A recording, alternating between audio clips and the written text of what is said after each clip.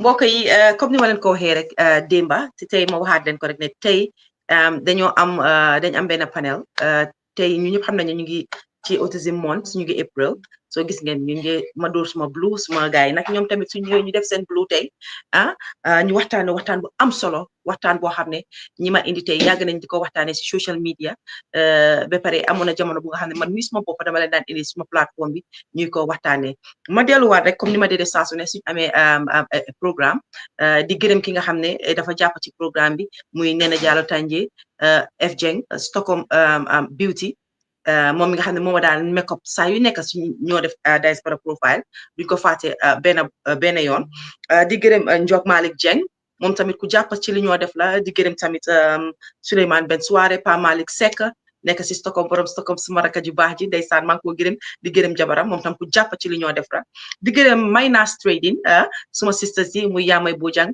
ak kii ni Nasise ñoom ñi nga xam ne tamit ñoom dañoo advertise ak ñun képp koo xam ne ñu ngi advertise ak ñun tam ñu ngi leen ay gërëm di gërëm waa seen famille formerly known as jëndal ma xam ngeen loolu soo leen bëggee seen bagage foo leen ko bëgg a seen si àdduna si rek jëndal ma services mooy seen famille ñoom ñoo leen ko senal Fay Biram market tamit ñoom tamit ñu ngi ci affaire si ñoom ñu ngi nekk Amérique nag ñoom tamit di béy seen waar ñoom ñu ngi def liggéey bu rafet ñoom tamit si jënd ak jaay bi bàyyiwuñu tam annual services GP by Adama Danso moom tamit nekk ci Norway soo leen amee bagage ku yónnee ko from Norway to Gambia wala Gambia to Norway rek contact leen ko di ngeen ko gis ñun ñëpp dañ leen advertiser di ngeen leen gis ci screen bi su ko defee nag ñu lifin fàtte wuñ tamit suñ main sponsor di Global Properties moom gis ngeen ñu bañ commencé Diaspora Profile season 1 ba season 2 ñu ngi ànd ak ñun te léegi tey nag season 2 jeex ñu dugga si season 3 ku leen waxoon ne Diaspora Profile na dem season 1 2 ba ñoo dugga si 3 nga ne déedéet waaye lépp ak yéen la yéen mi ngeen xam ne yéen a si jàppa di ñu support financially ak xam nga rek di ñu call di wax ak ñun di suñ defee koo xam ne am nañ fa mistake sax da ngeen ñu dee ne ok defee leen ni moo tax nag ñuy ciree gërëm saa su ne ku ci mel ni Juka Cissé ku ci mel ni Nene Freda Gomez fàttewuñ Souleymane Ben Souare Ibrahima Niass ak Anti Tukulóor si parce que ñii bokk nañ si te ni ma ko dee waxee rek ci suuf la eguñ ci kaw maa ngi nuyu nag waa TikTok bàyyuma Ana Sarr si benn boor mu ngi ci biir nuyu naa ko maa ngi si sa gannaaw Ana jërëjëf kon nag ma dalal suma gan yi tey ñu ñëw waxtaanee tey autisme mu nekk lu am solo nit ñu bëree bari nag jàpp nañ ne xam nañ sax yëfi autisme bu baax a baax waaye tey indi ñaar ñoo xam ne ñoo ma ci ëpp xam-xam am nañ si expérience bu nga xam ne waxtaanee nañ ko ay ati at on social media so tey ñoom laa indi man am na doon expert man lu ma mun rek mooy indi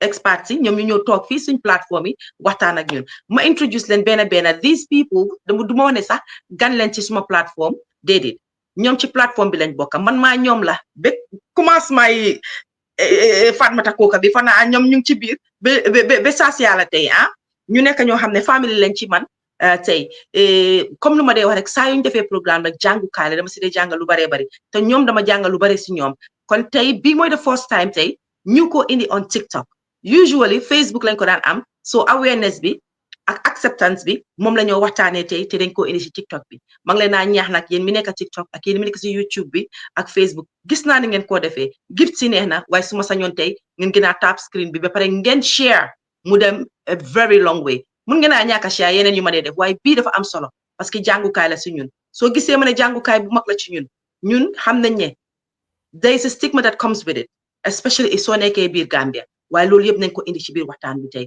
ma dalal nag suma gan yi benn ma bàyyi Hadi mu introduce boppam from foofu ma wàcca dem ci benn Hadi aca welcome to our platform Diaspora Profile Hadi loo bëgg a laaka olof ndax English ndax soose ndax joola ndax karoninka olof nañ laaka olof di nga laaka olof Hadi dama foog ne dégguloo olof nag ba nga ñëwee haay tey ma tooñ la nag Hadi mbaa woon nañ la suma jikko bala ngaa ñëw Fatoumata jarul tooñ man kay lañ laaka olof rek mbaa bokkuloo si doom yi de ne mami I want some water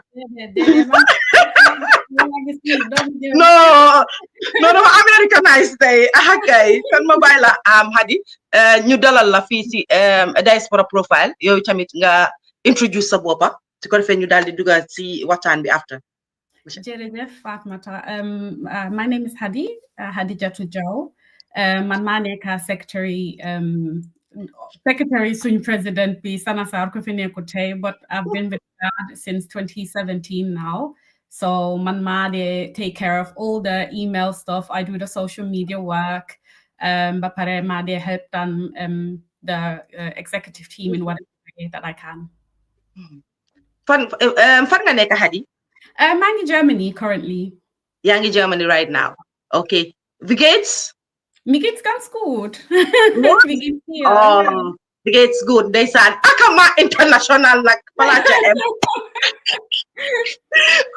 ma daal di introduce nag suma boss suma xarit yaayi Venus kenn si yaayi Venus yi muy Seynabou Diop yow tamit welcome si sa kër waati dalalaat nañ la kon Seynabou ñu bàyyi la nga introduce sa boppa jërëjëf Fatoumata asalaamaaleykum maa ngi nuyu ku nekk ak suñ ñu support throughout the years ak yow Fatoumata fii moom suñ place la ku ñu xam rek xamee nañu si show yi Fatoumata Kooka bi so maa ngi tudd Seynabou Diop maa ngi dëkk Atlanta Georgia man maay vice chairperson ni GAD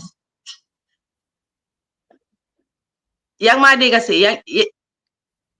waaw maa ngi laa dégg okay thank you Sey xam naa bi ngeen dugg si biir waxtaan bi rek dinañ dem deep into lan mooy GAD ak yooyu noonu yëpp because nit ñi war nañoo xam all right ma indi nag suma caameñ bu ñaawul bi nga xam ne dafa ñëw Sweden every time te duma seet si ñëwut jabar bi ñëwut xam na ne fii naa ko wax tey live ñëpp dégg mel ni yëpp dama leen bàyyi dama amoon jëkkat sax si këram jëkkat ji maa ko xëy fase lii laa def tey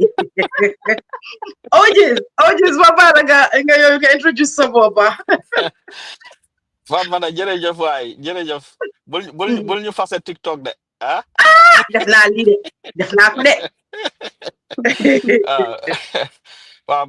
my name is August Paul Mendy maa ngi based in the UK Manchester so my God I don't know how to even introduce myself here. Basically, I deal with all the technical stuff to do with GAD regarding the project, especially the education. Yeah. Things. Yeah. Thank you guys. Thank you. Waroon nañu panel bi nag boo leen gisee xam naa ne gis ngeen flyer bi am na ñu ci nekkut waaye dinañ ñu join si kanam suñu mënta join si kanam because li warta nekk waxtaani benn fan dina nekk waxtaani ay fan so ko leen ci gisu tey rek xam ne di ngeen ko gis ëllëg wala ngeen gis ko beneen yoon suñ paree fii balañ fay jógee dinañ leen wax kañ la ñoo ñëwaat ak waxtaani autisme Seynabou bala ma duga ci lu baree bare bëggoon naa rek nga wax nit ñi yëfi GAD tuuti rek Seynabou GAD dañ bëgg a xam rek lan mooy GAD the definition tuuti a little bit of GAD rek loolu rek lañ bëgg a xam Sey Wow, so GAD mu ngi stand for Gambia Association for Autism and Developmental Disabilities. Now, the name may be a little bit too long.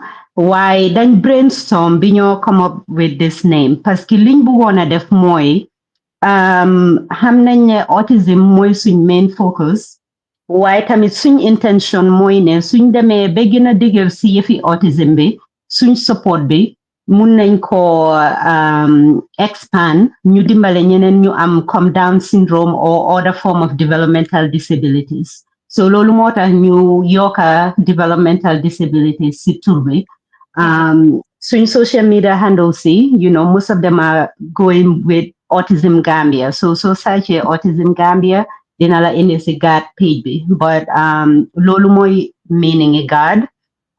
Ñu ngi form GAD about 5 years now. Why prior to officially forming GAD, actually it was in 2019, being registered as a non-profit organization. Why prior to that we had a team. Then that did have autism awareness on Facebook. We started it in 2009, actually. So it's been a while. Depuis bu ñoo def awareness bi, waaye mu tollu fu nga xam ne waxtaan bi dëgg la neex na, waaye tamit ñu dellu seet ne lan lañ mun a def. Ñu ngi continuer di am awareness conversation bi, nit yaa ngi aware, then ñu ngi reach out di seek ndimbal. Lan lañ mun a def pour mun a delloo ndimbal si ñu nga xam ne especially ñoo xam ne ñoo nekk Gambia parce que ñun suñ ci most of us nekkuñ Gambia yàlla dimbale nañu ñu ngi dëkk yoo xam ne suñ doom yi am nañ access to resources so ñun noonu lañ formé a team ñu si team bi nag du nekku nekk am doom bu nekk on the spectrum Sana Sarr mooy seen président bi moom amul doom on the spectrum Hadi suñ secretary bi mom amul doom sa but their vested interest si fi autism ak jàppale families ak xale yu nekk on the spectrum loolu moo leen indi si team bi pour jàppale ñu. Okay, thank you so much. Tey Hadi ñëpp xam nañ ne ñu ngi ci waxtaani autism. Of course xam naa weer bi waaye nga wax nit ñi si weer bi ak kañ lañ ko dee war a toog waxtaanee ak lu tax ñu ko dee waxtaan ak lan moo indi mu nekk si biir April su fekkee mun nga ko tënka. How masalan my history of April? Why they chose this month as every month when they dedicate to something so that it could be. I think Autism Awareness Day is on the 2nd of April. More than you dedicate the month to April. So that awareness, because autism at the moment, we know that autism diagnoses are steadily rising. So lolota let's make awareness. It's an international thing. It's in the UK, the US, everywhere.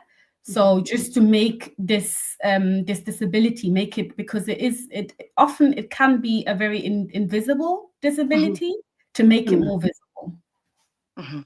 Okay, okay.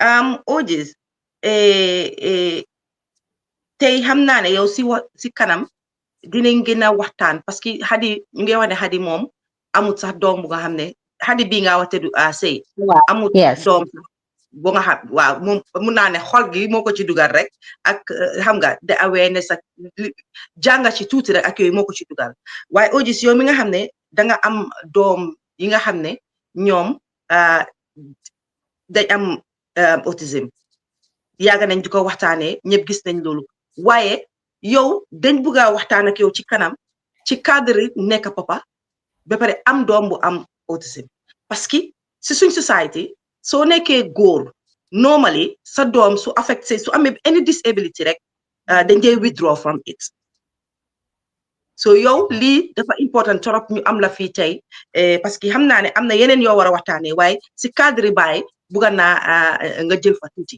soo mënee dugga foofu tuuti naka la def ak ndax yow da nga bokk si bi mu xewee rek nga gaaw a accept ndax naka nga ko dundee daal en tant que baay. Fatoumata jërëjëf jërëjëf I think lii lu important la because the role of papa yi si life yi seen doom yi especially suñ amee autism dafa important trop. Man, actually, my experience dates back to, I could put it to over 20 years now. So you're talking about 2003, Bunjake, I'm the official diagnosis in December. And the good thing is, in a way, I would say the good thing is, man ma demon ak smodombi at the Winnicott Center in Manchester here, which is the unit bo hamne fofu lañ dé diagnose xalé yi. But before that, we have struggled for months and maybe a year plus, and then done them see GPB all the time. They report some of the things that we were seeing, things that were very unusual. Man masuma jabar ared ñoko daan di def, but I became central to the whole thing. Man ma daan yobu Josie boy, so suma ñëwé ma brief ared on what was happening, and then dama ko embrace from day one, because dama realize on like this is very, very challenging, because so I mean xale boo xam ne was non-verbal, and the only way we were communicating ak yow mooy pour mu aggressive, which is what was happening. He was very, very unsafe to be in any environment that daan daw too much. So yaa ngi understand the physical constraint boom indi, and also xam nga jigéen rek, sometimes jigéen can be very emotional. And wow, and but I was very central to it, and I didn't take my eyes off it. Dama daan ñëw ma dugga fu nekka, looking for support, but also I get into the habit of reading about it more. While what becomes an eye opener for me as a dad was when I become a school governor around that time. New attachment at a school boo hamne was the pre-up where foofu la xale yi ñoo xam ne ñu ngi am autism or suspect of autism, foofu lañ laan daan di yóbbu, dafa gën a ubbi suma bot. But I was very, very determined, Fatmata, to answer your question. I was very, very determined, and I was never going to give up. I think a lot of people, hamne Manchester, a lot of people have reached out to me over the years and still continue to do so. It's not just Gambians, but other nationalities, because I just became a role model to my whole family. And I make sure that I bring everybody on board, putting you understand the challenge that we have ahead. And man ma suma jabar wi dañ ko just songa rek, and you continue. And what I have done is I have mentored other parents, other dads, whether Gambian, whether Nigerians, whether Ghanaians, or even just the normal indigenous people that I have supported down the years, putting you understand being the role of a father in all of this stuff, because it can be a crisis point, but if it is not properly managed, families usually have break up, and I have seen it myself in practice, professionally, where dads have been largely absent due to low no. So it wasn't easy. It wasn't easy. You have to embrace it. Then you worry, ñu ngi noba seen doom yi, Gambians included, Papa yang fa, gaa ngee daw, ñu ngee dem. They have to stay in. Easy wood, but doom bi yéen a ko jur, yéen ñaana ko jur. So you all have to take responsibility, So foofu la Thank rek, you. I was determined and I was never going to give up. And to this day, you know, we are still there, but we have made remarkable progress down the years. And I think it's down to being committed, you know, to Thank the you. whole cause. And we are seeing ñu ngi reap the fruits of that labor now, definitely. I can Thank tell you you that. so much.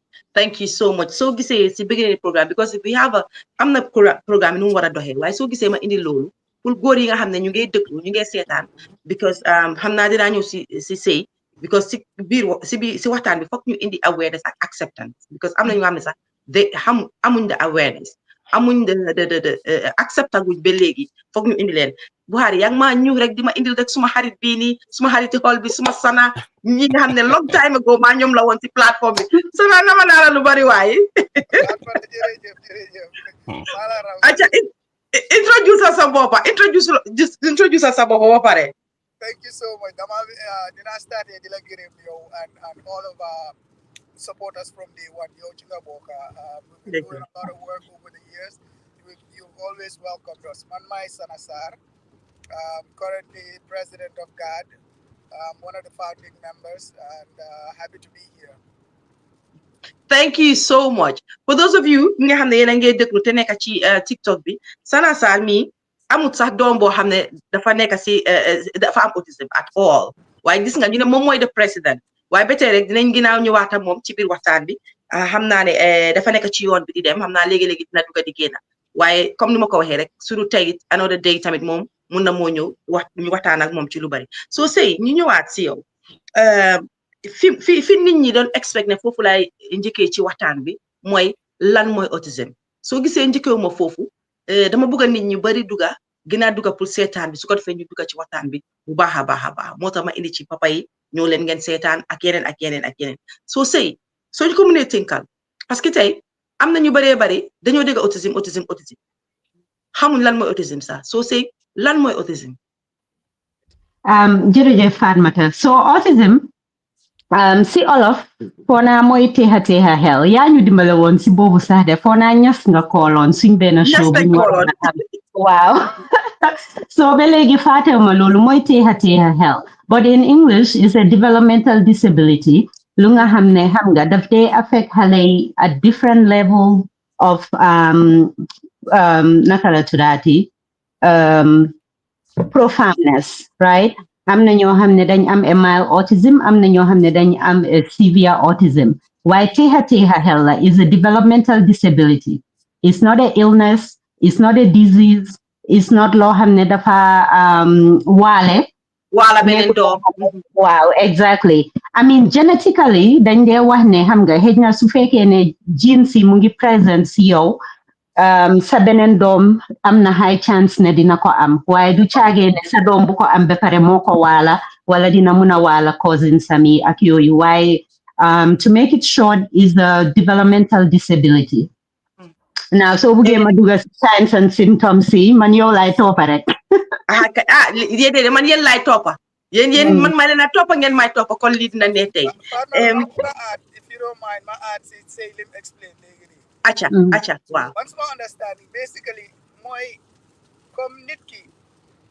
sa xel bi ni mu dee doxee ni mu dee woogee dafa xaw a utee ak liñ ñu bari niñ dee woogee so niñ miin dee dem so su fekkee ne comme nit a ngee ñu bari ñu ngee déggee 1 2 3 dañ na yow dégg yaa ngee dégga 1 3 sa xel bi dana skip 2 bi so niñ dee doxalee ak niñ dee understandee ak niñ dee gisee àdduna bi moo looloo utee ak li nga xam ne moom la nit ñi miin si nit ñu bari so man basically small understanding mooy loolu nekku ne teexa bi like dafa am lu yaaxu or something dafa just utee rek daa gisee àdduna si ak ñeneen ñi ñoo gisee àdduna ok thank you ba tey loolu am na solo lool léegi sëy ñu ñëwaat si yore bala maa ñëwaat si Xadi parce que tey mënuñoo ñëw waxtaan bi te duñ duga tuuti ci biir waxtaan bi mooy foog ñu indi ñu waxtaanee seen story yi yéen loolu dafa important moo tax ma ne lii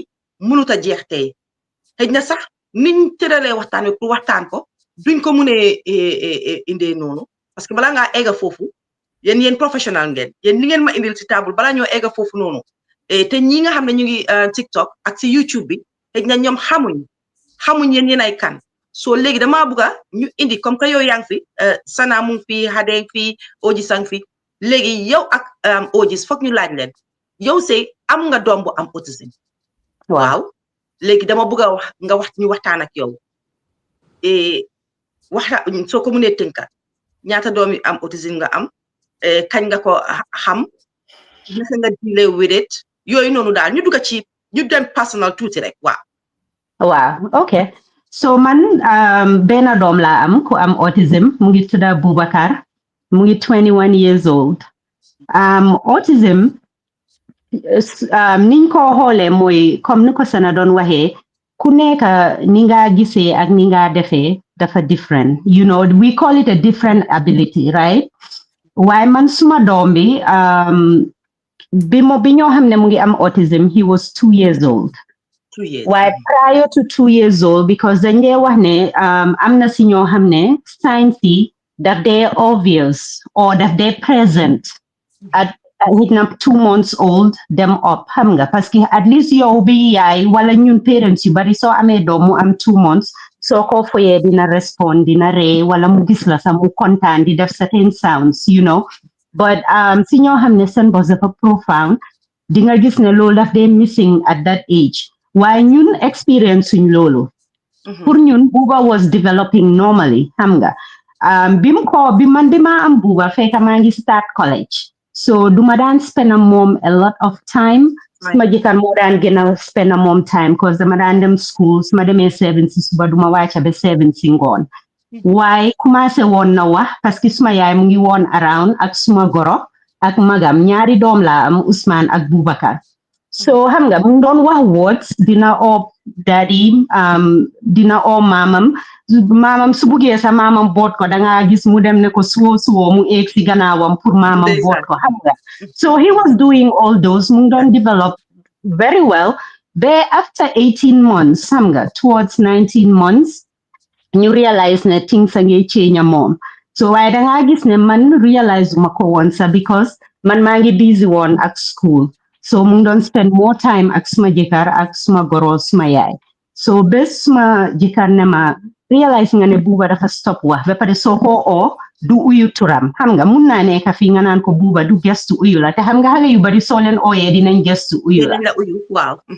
exactly wala nga engage leen foosa ñu foya yow waaye another thing tamit lu present on mooy not only dafa stop wax stop di uyu soo ko ooyee waaye dina taxaw si bunti cabinet bi di ibi bunta bi di tëj di def repetitive behavior xam nga okay and these are signs that we should look out for yes so xam nga so things started changing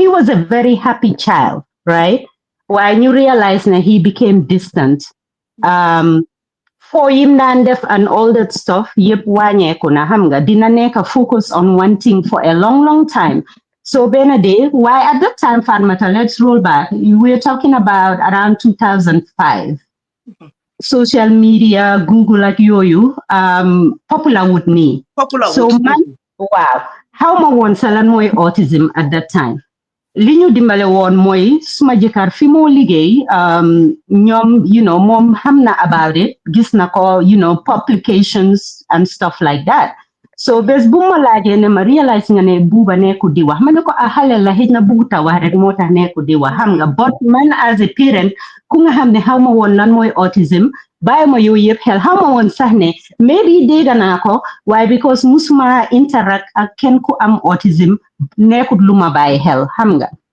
so moom suma jëkkër si boppam moo yóbbu Buuba si pediatrician bi xam nga explainal ko changes yu mu gis ci moom ak waaw exactly so bi mu ko explainalee lucky for us at that time suñ pediatrician bi tamit dafa am twins ñoom ñaar yëpp ñu ngi woon on the spectrum so because suma jëkkër explainalee xam nga changes yi nekk di gis ci Buuba si la ñu refer fu ñu defaral ko diagnosis so by the time ñuy dem through all the process mu ngi 2 years old at that time they called it pervasive developmental disorder not otherwise specified. It was called PDD-NOS because he was too young. And the fact that I'm on a speech, mu lose speech, they were not sure that autism and developmental delay rek la xam nga. So lolu motax ñu defoon ko under that umbrella of PDD-NOS. Boom ame 2. Then he officially got the diagnosis at 4. While lolu yep taxude biñ ko diagnosed at 2, before mu am 3, enroll nañ ko in a preschool pour mu commencer di am therapy and all that stuff. Once through all that journey, it was a drastic change for us because nekkul ne dañ notice ne depuis bu mu nekkee xaleel nekkul di def eye contact, soo ko foyee du respond xam nga mu ngi lose interest in certain things and stuff. Ñun yooyu present toon si beginning bi. So xam nga dafa mel ni loo xam ne daf ko dab after 18 months. Then ñun we have to relearn everything, adjust our life xam nga. Realize ne okay sa doom bi nekkul di wax nekkul di respond. At first ñun dañ foogoon da hearing am bi nekkul di dégga loolu moo tax du dee respond. So fala suñ diagnosis bi commencé ñu dem hearing test bi gaay nañu mu ngi dégga perfectly 100% dafa jotut hearing am bi. Yes. So you're being young because li nga wax ni very young, a young mother. Amuloo experience comme ni ko waxee musuloo koo dégga fen jékki-jékki rek li ñëw dal sa kaw. Sëñ ndeysaan sa jëkkat ñu ko gërëm di ko sant bu baax a baax parce que du góor ñi ñëpp a mun li nga lim mun tey ak ñoom Augis ñi ñëpp ñoom Sana ñu ko gërëm bu baax a baax waaye yow personally naka nga ko dundee woon as a mother? Yeah, it was very tough, Fatoumata. Wow, ba léegi su ma ko xelaatee sax I get emotional parce que xam nga rek yaay bu nekk soo juree sa doom yaa ngi envision future bi ak sa doom bi, right? Man at that time, like I said, how ma woon luy autism. So biñ demee through all the tests, it's a long process pour ñu diagnose halal autism fii nii, right? But then once we went through all the process, gars yi tegalal ñu results yi xam nga ne ñu okay seen doom bi dafa am autism, lii mooy autism xam nga su fee léegi dafa need therapy. But condition am ni moo demee mun naa am du musa independent in life du mun a defal boppam yu bari in life xam nga you were tembo yaa ngi si sa early 20s so you know yaa ngi am such a big ambition yaa ngi start am doom yaa ngi am ambitions pour sa doom and all that stuff. Then ñun at that time ay papers ay booklets xam nga lañ ñu jox pour ñu study what is autism and stuff. So it was a very, very tough. First 2 years, the diagnosis of me was very tough for me. To be honest with you, I cried every day, Ramadan joy. Parce not only sadness, but I felt like I was lost. Parce que lu nga xam ne la yow si sa boppa da nga war a jàng okay lii dab na suma doom bi lii mooy lan laa war a def pour dimbale ko xam nga lan laa ko mun a man as a parent. But not only that, and sometimes yaa ngi xelaat ndax dafa am lu ma def wrong ndax bi ma biiree dama waroon a def lii te defuma ko xam nga and you just think about so many things ba nga xam ne you know and I think ne as a parent the initial diagnosis dang dee faate sa boppa because the whys xam nga lu tax ak lan laa mun a def ak lan laa waroon a mun a def ba lii du am moo dee consume sa xelaat bi xam nga and benn day I snapped out of it. I'm like, you know what man condition bu ma nekk nii suma si génnu du ma mun a help suma doom bi foog man ma strong man ma you know mun a dëgër ma mun koo dimbale moom xam nga te ba pare tamit natu yàlla moo ko dee technique you know natu yàlla moo ko dee technique so pour man bés you know maa ngi drive suma moto bi ma jooy ba soona bu ma noppee ma ne you know what man dama mel ni ku gëmut yàlla you know yàlla moo ma teg lii there's a reason lu tax mu teg ma ko so dama nit pour gëm ko ma strong ma seet naka laa mun a dimbale suma doom bi. I know it's hard to ask, but I have to ask. At some point, because I'm not going to send message, she mom dafa went for withdrawal. The day biñ ko waxee ne ko doomam bi dafa am autism, she went for withdrawal. Am na jamono boo xam ne mu ne doomam bi dafa tëdd si lal bi ak moom sax dafa mel ni ku avoid xale bi daf day dem tëddee beneen boor because she didn't know what to do. Yow did you go for withdrawal? Egg na stage withdraw nga woon ndax lan? No, man dealt through withdrawal, but I went through not withdrawal per se, but I think it's emotional fatigue on my end. you will withdraw. Okay, I'm now withdrawal, but not from my child. From your It's child. from maybe social events, you know, because I'm gonna again I saw call them through the last thing on your mind, more social event. More than you body so the journey is very lonely, you know, because am na yode them true ko understand rek dafa fonda danga isolate sa bopa wala amatulo interest in a relationship with that person or with your friends and your families xam nga. So man dem na through lol where I just wanted to focus on me and my child and I withdrew from everything else around me xam nga.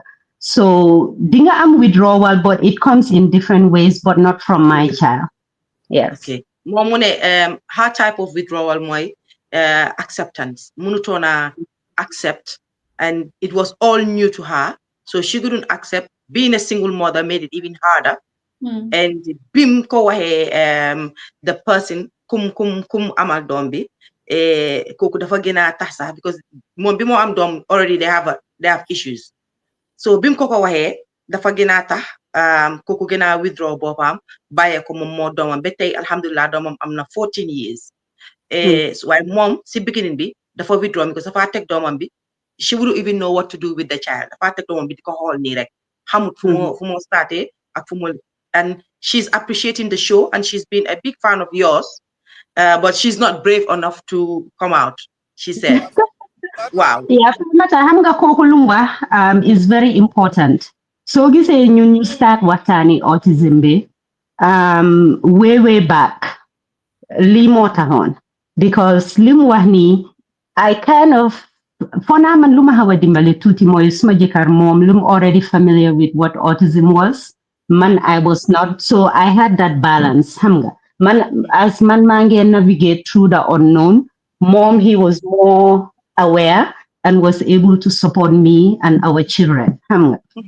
So lo mota, so ko said lo, the moment you am social media platform, even before Facebook, fuma dem hell, man been diagnosed buba. The first thing, actually not the first thing, maybe a year later to the second year. Because I'm experienced bunga hamne share one nali before then them on to an event. Tehamga autism is not a physical disability. Most of the people on the spectrum, Solen Gise, mashallah, they are so handsome or so beautiful. Dolen Gisanga Fonda, any form of disability. Hamga. So more than then they fonda ki dafa hamadi wala yarunko or something because they're not seeing beyond the physical, of the physical beauty of the person. So manda madama suma dombi to an event. Time bobu nonu mungi obsessed with meat pie. So mo am si event be am kudon leka meat pie mu dem rek jël meat pie bi si plate koku bi. So koku pomah ko hamga. Ki domi kanala. Sanga. So tombe man mange wacha si sisterzi and I just ma tombe ak lolu mu ko boma ba pare ne ki domi kan la mu nangu mi payam be si lohom. But the way she said it ak reaction and everything, as a parent I got very emotional. Ma jël buba ma dem mom si cabinet bi ma joy be then ma packs ma bagasi ma ñibi man non la gene si event bi. But then how old was Buba then? He was that was in 2008, so he was 5. Well, kan moy def lolu halal because halal sa normally muna mo jeke def lolu with or without autism or without any disability. Halal muna mo jeke rek ñew def lolu. So who would do that? But anyways, so he was 5. So the people nak ma realize ne bima ñibe ma realize ne that's not the solution. I'm like, okay, it's either ma waxtane buba conditionam with people wala ma talks ma kir duma dema mom fen xam nga. But tamit ma realize ne sometimes niki lo hamut because hejna mom ngi fonda buba hale bu hamadi la rek ñew jël mi taayal xam nga. So depuis after lolu anywhere fuma dem kuma laaj naka xale yi ma ne la ñu ngi fine buba dafa am Ousmane mu ngi okay waaye xam nga buba dafa am autism. Then they will ask me lan mooy autism. So fuma dem programme man dama waxtaane autism ba ñipsi. Then Facebook so you you prepared society, you prepare people, your Yes. Gambian community, you prepared them Yes. before Yes. nga ñëwaat sa doom in public, right? Exactly. Yes, because xam nga rek so waxtaanuta because at that time xam nga ñu bari xamuñ lan mooy autism. So fu ma wax ne buuba dañ ko diagnose with autism dañ ma dee laaj lan mooy autism. Then ma go into man tamit the little bit I know ma share ko ak ñoom because one thing lu ma adamant mooy du ma nëbba suma doom bi. Te tamit su ma waree dem feena fii Europe la. So either kenn dem kenn toog wala ñun ñaareeb ñu toog xam nga or sometimes conditions dina call for ñun ñëpp ñu ànda you know te suñ community bi nit ñi bari nañ yërmande waaye xam nga moo tax man dama dee wax ne autism awareness dafa war a dem acceptance dafa war a ànd ak awareness nit ki loo xam rek ngay mun a accept soo ko xamutee doo ko mun a accept especially disabilities like autism lu nga xam ne it's not physical doo ko dee mun a gis xam nga so noonu la waxtaan bi commencé and loolu moo tax ñu indi woon ko Facebook depuis 2009 parce que ñu ngi wax ne ok dañ nit pour jàngal suñ society lan mooy autism te waxtaan yu ndaw yooyu ñu ngi ko daan def xeebuñ ko parce que tey am na ñoo xam ne ñu ngi am doom yu am 2 am 4 am 6 xam nga ñu ngi ñoo wax ne dañ leen daan gis Facebook soo leen daan def seen autism programme bi ñu yundu rek romba but then their kid get diagnosed they remember us and then they come back and they reach out xam nga yeah so loo moo tax man maay dee waxtaanee autism loo moo tax ñuy advocate for autism awareness xam nga and it just became bigger than we expected so we really are thankful si ñu nga xam ne ñoo ñu support through the years. Thank you so much. We're going to take a little break. Then suñ dellu si waatee ñun we will talk to Hadi mi nga xam ne moom amul doom of course boo xam ne is affected amul doom sax but dinañ bëgg a xam lan moo tax mu dugga si nii because normally especially Gambian society doo dee gis nit mu bokk ci dara fekk rek mu dal ko o fekk so dinañ waxtaan Hadi but we'll take a little break but pour wax leen tamit ne nit ñi ñu ngi leen a support ci TikTok bi and you see this is good ne ñu ngi ko indi TikTok I remember I think last year I came across a platform bu dee talk about autism but they do it in Sarahule and I like that they do it in Sarahule because ñoom dañ ko indi ñu ne egoon naa fa peut-être suma cousin dafa dee dem Fanta maa ngi koo gërëm ñoom ñu ne ñu indi ko si Sarahule seen doom yi ñu ngi koo dunda waaye seen mbokk yi acceptuñ Sarahule comme laakakat digga du dee gaaw a accept façon gu mel ni so ñoom ñu daal di ko indi nag di ko waxtaanee si Sarahule and I really like that te dinaa leen invite benn time and I think some of them live in America and we'll take it in English because ñoom war nañ see mun a bokka because I think it's like autism soninke lañ ko tuddoon I don't remember but I gis naa benn platform fii tam on TikTok mu ngi def autism and motherhood and mu ngi bind ne it's really hard to talk about this really so you see there are a lot of people there why awareness be on TikTok I don't think it's that big comme yéen seen bos bi nu mu bigee woon si Facebook bi so I'm glad ne we are bringing it now to TikTok pour nit ñi gën a xam I'm glad ne Sana is part of it and I'm glad ne Hadi is part of it to tell people that you don't have to have a child who is affected or you don't even have to have a child to be part of this. So guys, yéen mi nekk si TikTok bi maa ngi leen ko ñaan normally autism month bi we say light it blue so I want to see blue hearts light it blue. Buhari, let's take a break and when we come back we talk to Hadi.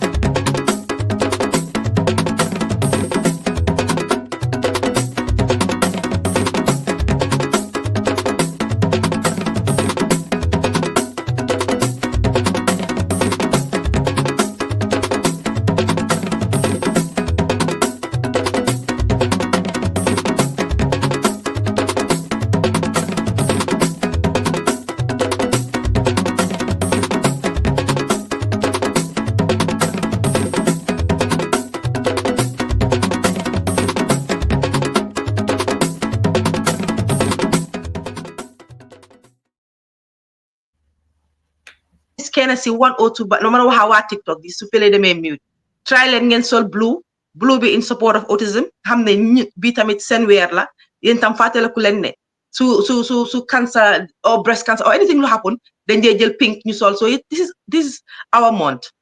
It is our month. So let's go to Hadi. Jërëjëf bu Hadi, thank you so much. I'm seeing faces. Okay, thank you. If you want to see faces of those who are on my platform, you can go to Facebook because I'm not a TikTok. You know, you get voices right. So you can go to Facebook, Fatoumata Rahman Koka's page, or get them YouTube, Raaki TV. So let me Raaki TV. I'm not sure if people can or you can Elite Media. I'm not sure, but tap in on Raaki TV. Okay, Hadi. Wa TikTok jelantene no blue de. Say waa TikTok jëlante nañoo blue de ñu ngi door blue bi bu baax a baax like it blue. kontaan nañ. waaw kontaan nañ. Hadi yow ñi amuloo doom right? Déedéet. Okay. Lan moo la dugal si yëfi autism nga bokk si benn nekk part of this team? Very good question. Man, Bima start, I think Nasana was the one that actually introduced me to the team. He said, oh, we have this really good team that's doing something on autism. At the time, I had no conscious contact to autism. I doubt I even knew what autism was about. And I just thought, oh, okay, I guess I can volunteer my time. So I was just looking to volunteer. And then when I got into it, I was like, oh, okay, this is something lo hamne in Gambia. Xam nga nit soo demee ba nga read description of autism ba xam lan mooy autism rek la ngaa toog ne man foog naa ne Gambia ki ma xamoon de kii mun naa am ne xëj na autism la amoon si laa ne ok kon lii nekkut ne loo xam ne amuñ ko wala nekkut si suñ society wala moo tax ma ne ok then I guess lii I will go into it and be even more excited to help noonu laa si duggee nii. So bi nga si duggee lan nga si jànga loo xam ne tax na sax ba nga extend ko like you talk to people about it now especially those little groups or sa ay mbokk ak lan nga si jànga bi nga duggee si group. A lot. Fatoumata, the thing is, man, bima duga maa ngi wax ne I had no contact to autism. Thank you, Nancy. Thank you, Yoba. A few years later, suma sister mu am doom and very similar Conley say explain mom tam domam bi bim demé ba am a year and a half mu start the regress and we could notice signs of autism and he got diagnosed very early. He was still under 2 when he got diagnosed, but it was because she was able to talk to me about it. I am actually active with God. I probably have knowledge about it. So we spoke about it. For me, sometimes I think yala dal moment in this paski I didn't even know what autism was about. I was like, oh, I'm not affected by this. But in the end, I ended up being affected. And I think a lot of people, it's the same. You don't have to have a child on the autism spectrum to help. Yermande nga wara am rek. Yermande ba pare wara xamne tamit ñun we live in a society where ku doomi ku nekk sa doom la. Sa doomi mbokk sa doom la. So lutax loo xam ne dafa affect doomi jàmbur yi man mënuma see active. Just because man aw ma doom wala affect ma. Wow. Mu gis nga de yàlla nim dee jaarale affaire am laay yàlla mooy buur mooy Karim yaa ngi ñëw dugga si comme ni nga ko waxee xamuloo sax ne dina musa dali kenn koo xam ne di nga ko xam far nag mu ñëw dal sa mbokka direct mu ñëw dal ko xam nga yàlla fa prepare noonu it made it easy parce que xam nga ko woon parce que bokka nga si groupe bi ba extend bu nga xam ne dal na sa mbokka dafa easy because yow mun nga ko ne okay this is a sign we talk about these things da so yàlla daf la ko yombalal daal so thank you so much and appreciate nañ ni nga si bokka ni nga gis nga ni maa gis nii Hadi man pour man si suma xol bi dama si bokka nii business de man maay président bi man maay président bi ni nga maa gis nii dama gëm ne maay président yi gaat ni maa gis nii maa sana ñoo ko de nii waaye président man ba sleeping président la Very good. Yo, yeah, it's in silent president, babe. Good. So, Sana, being the president, you're president, of course, and your time it amulodom, the spectrum. Why? Yangsi, your time it pulling out a story too, because these people, you know, they have to be familiar with yep, balanyo muna duga si watan you disa disi. I say, mangi hala jahase affaire tuti. Ini mo ko ninko warna inde, dama ko change. It's okay. Yes, wow. Perfect. Because nini they wara ham ñii ñan la lan moo tax ñuy ko waxtaanee kan la ci dal ak kan la ci dalul ak nee ni understand nga all right Sana yow président nga nekk président te normally ñun suñ Gambian mentality bi or perception bi ñu dee am mooy balaa nga ne nit yaa ngi ko jox mu nekk a president or a leader dafa war a am experience dafa war a nekk dafa bokk a part of it léegi yow naka nga si duggee ba egga to the role of being the president of God. waaw man Fatoumata first of all naa la wax ne yaa ngi ci biir ci biir a biir ci biir a biir and anybody who wants to join God lii jëluñ ko akimu ko kenn moom ko ku ñëw tey yaa ngi bokk as well as or sa voice is as strong as koo xam ne mu ngi fa from day one. That's just an invitation to anybody who have anything to contribute nga ñëw on board. With that said, man naka laa join association bi foog naa man maa say we were classmates in high school. I can't say that we were the closest. We had a mutual appreciation and respect for each other. Why, man, I've always been one to, jump in and volunteer and been involved in volunteer organization since high school, from Lender Hand Society to, blood drives and things like that. So, first of all, inspired by Say, who, like I said, Nyobokon High School, why is the last person I would have expected them, why I'm the strength and the voice to just come out like the champion she is. Because so I remember saying, so holy it's always respectful, always quiet. Oh, yes. So she's the kind of person that back then, Monga expect me, she'd be the one to cry and just go and knock it to Plasam. That's what, so just seeing her talk about something, Lohamne, yun hamun ko won. Big down what time, so just say, Halep, Kide, Dafa Amrap, or Nakala to that. Dafa Amrap, or Kiam, Dafda Leka Jahatu, be more beer, or Gelaula, or all sorts of explanations to random you have a. So for me, here was somebody saying something that actually makes sense to me. They contacted me and said, look, this is what I want to get. Mangewa about autism, but I want to formalize it into an organization. Officially can do X, Y, and Z. And straight away, there was no hesitation. I jumped in, and for me, easy.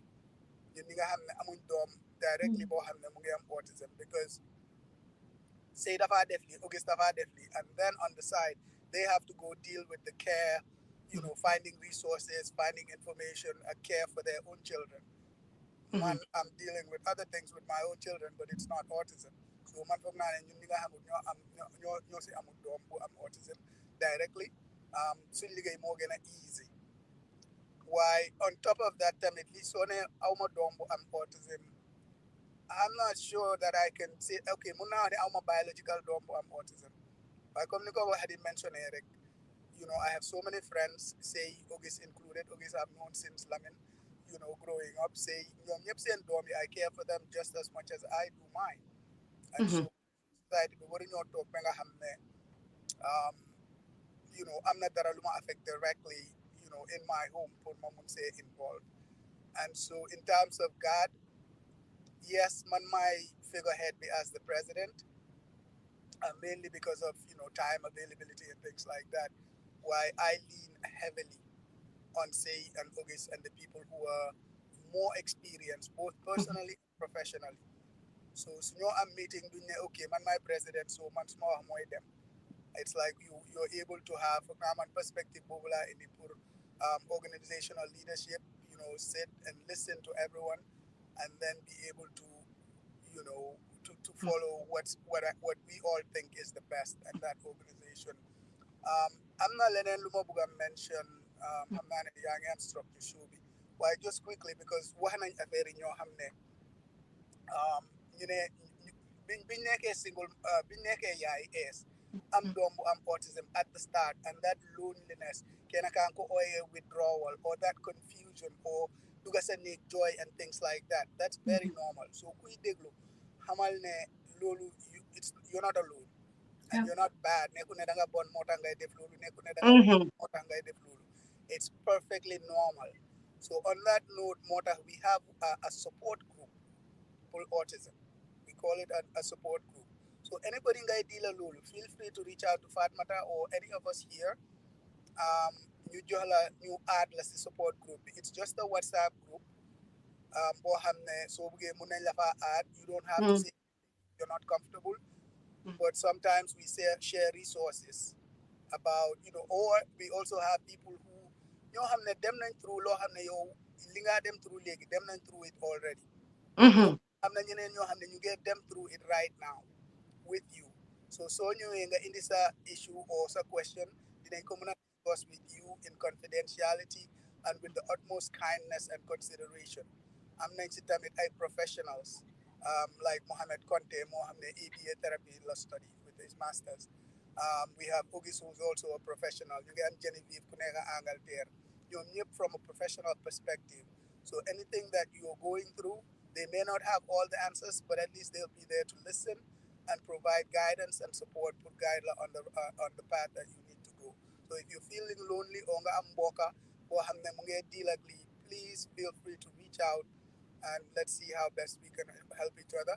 But one more thing Luma mentioned, when people you're listening, please donate. That guy gave a donate for cause. Then donate. Wow, donation be very important. Yeah, we'll talk about what we use the money for, like we have a classroom and all of that. But just so let me start donate legi, that's most welcome. But please, the support group is absolutely is there for everyone to come in. Thank you. Say if you can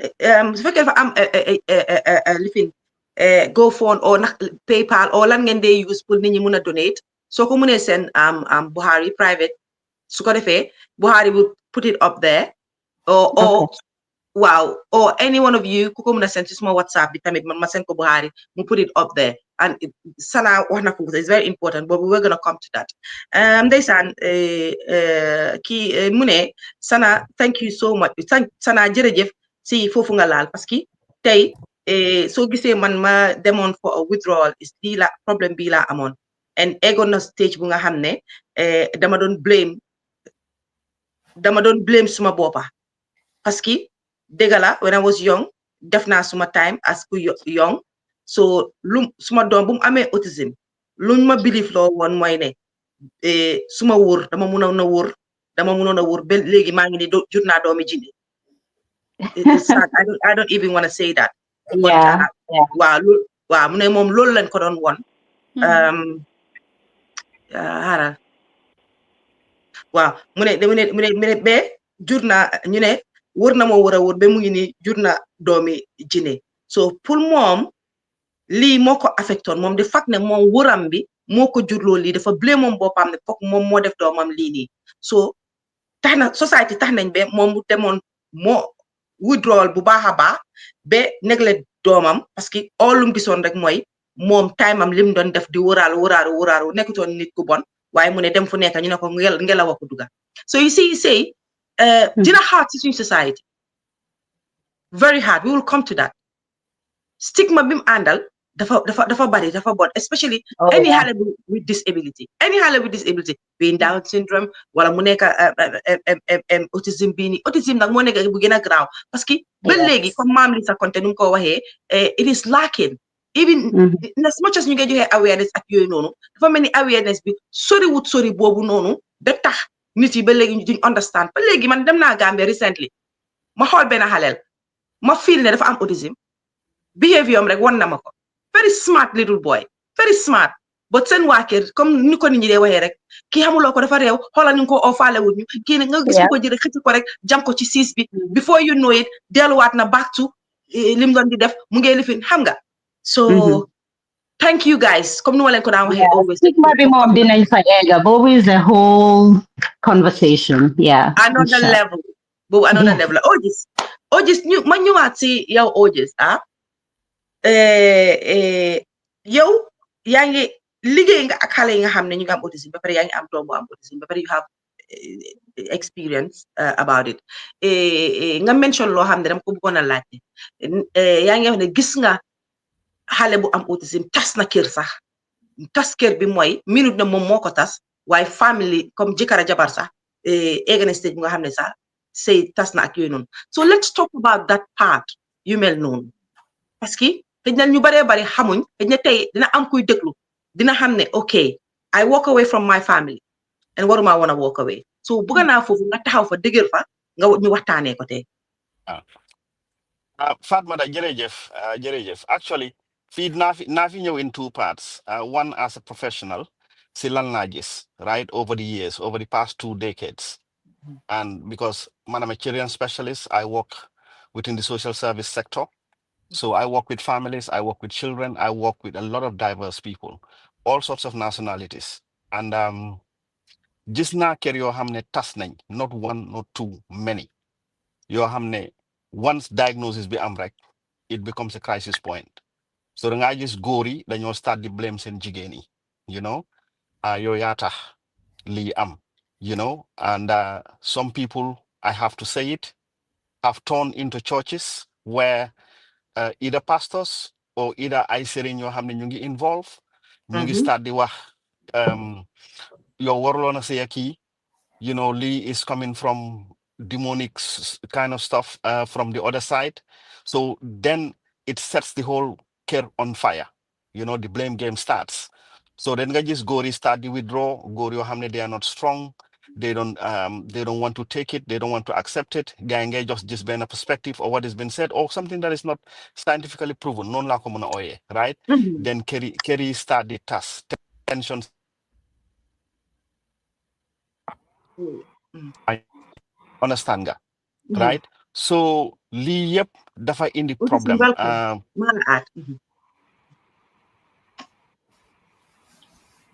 Acha Ujis, acha. Yeah, sorry, yan ang madiga. Sorry. Wow. So yii yëpp dafa sa network bi la daf dee dem di ñëw. Okay.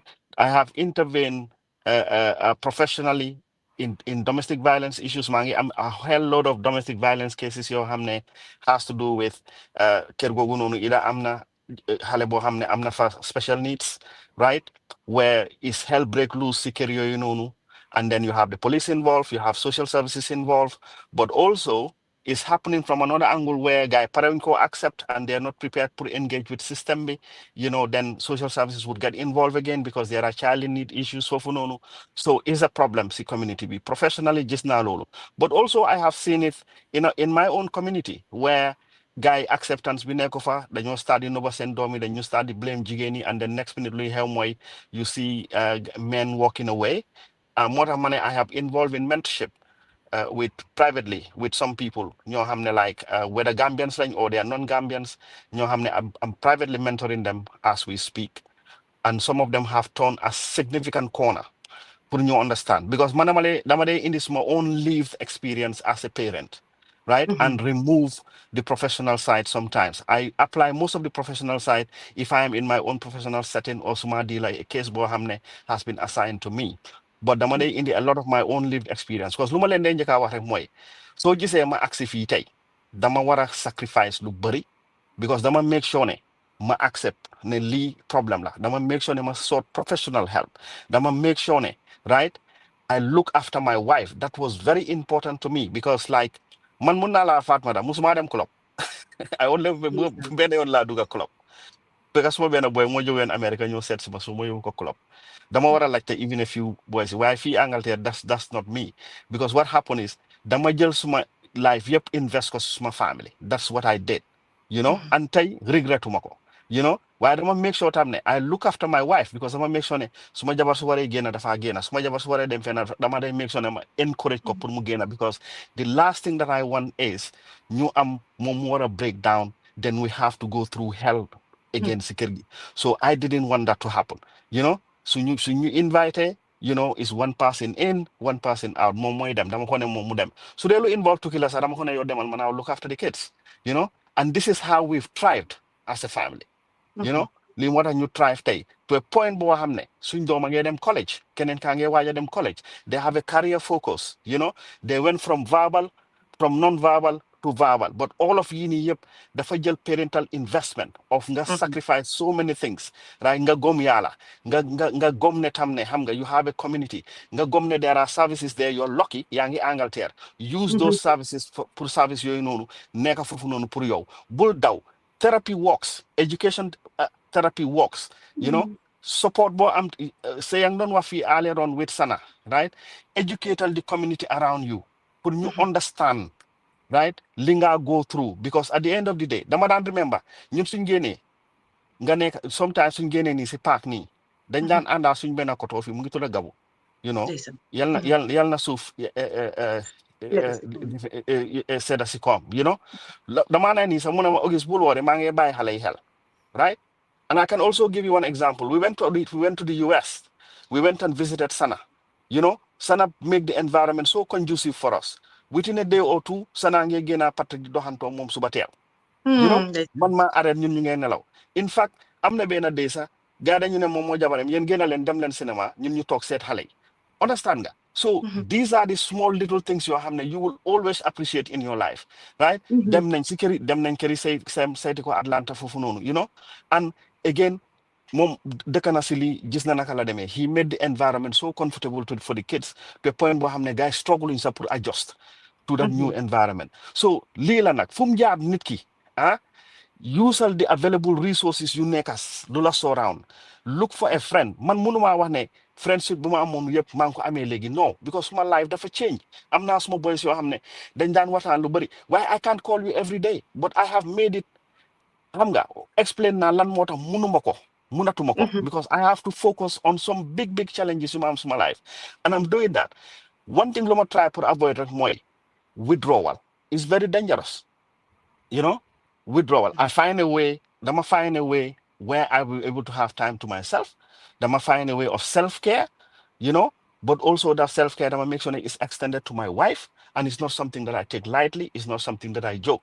I look at my wife's mileage in terms of nelaw, in terms of rest, in terms of well-being, fan la duga, fan la lan la wara def ak yoy nonu yep. These are things I monitor religiously, you know, because we're in this together and nañ ko journey together. So non la wara demee si kër yi. Break up yi nii yëpp amul benn njëriñ because you're just running away from something loo xam ne it will come down to haunt you in the future. Naxante yi nii yëpp ne demal si sëriñ bi nga fay ko li o demal si pastor bi nga fay ko yi yëpp waxuma ne bul uti ñaan utal ñaan, but use the professionals that you have as well, because yii yëpp dafa gën a create tension. Na ngaa dem fee na keneen wax la dara nga ñëw jotee sa jabar, you know, ci loo xam ne yow mënuloo proof loolu noonu. Why not nga engage with reality?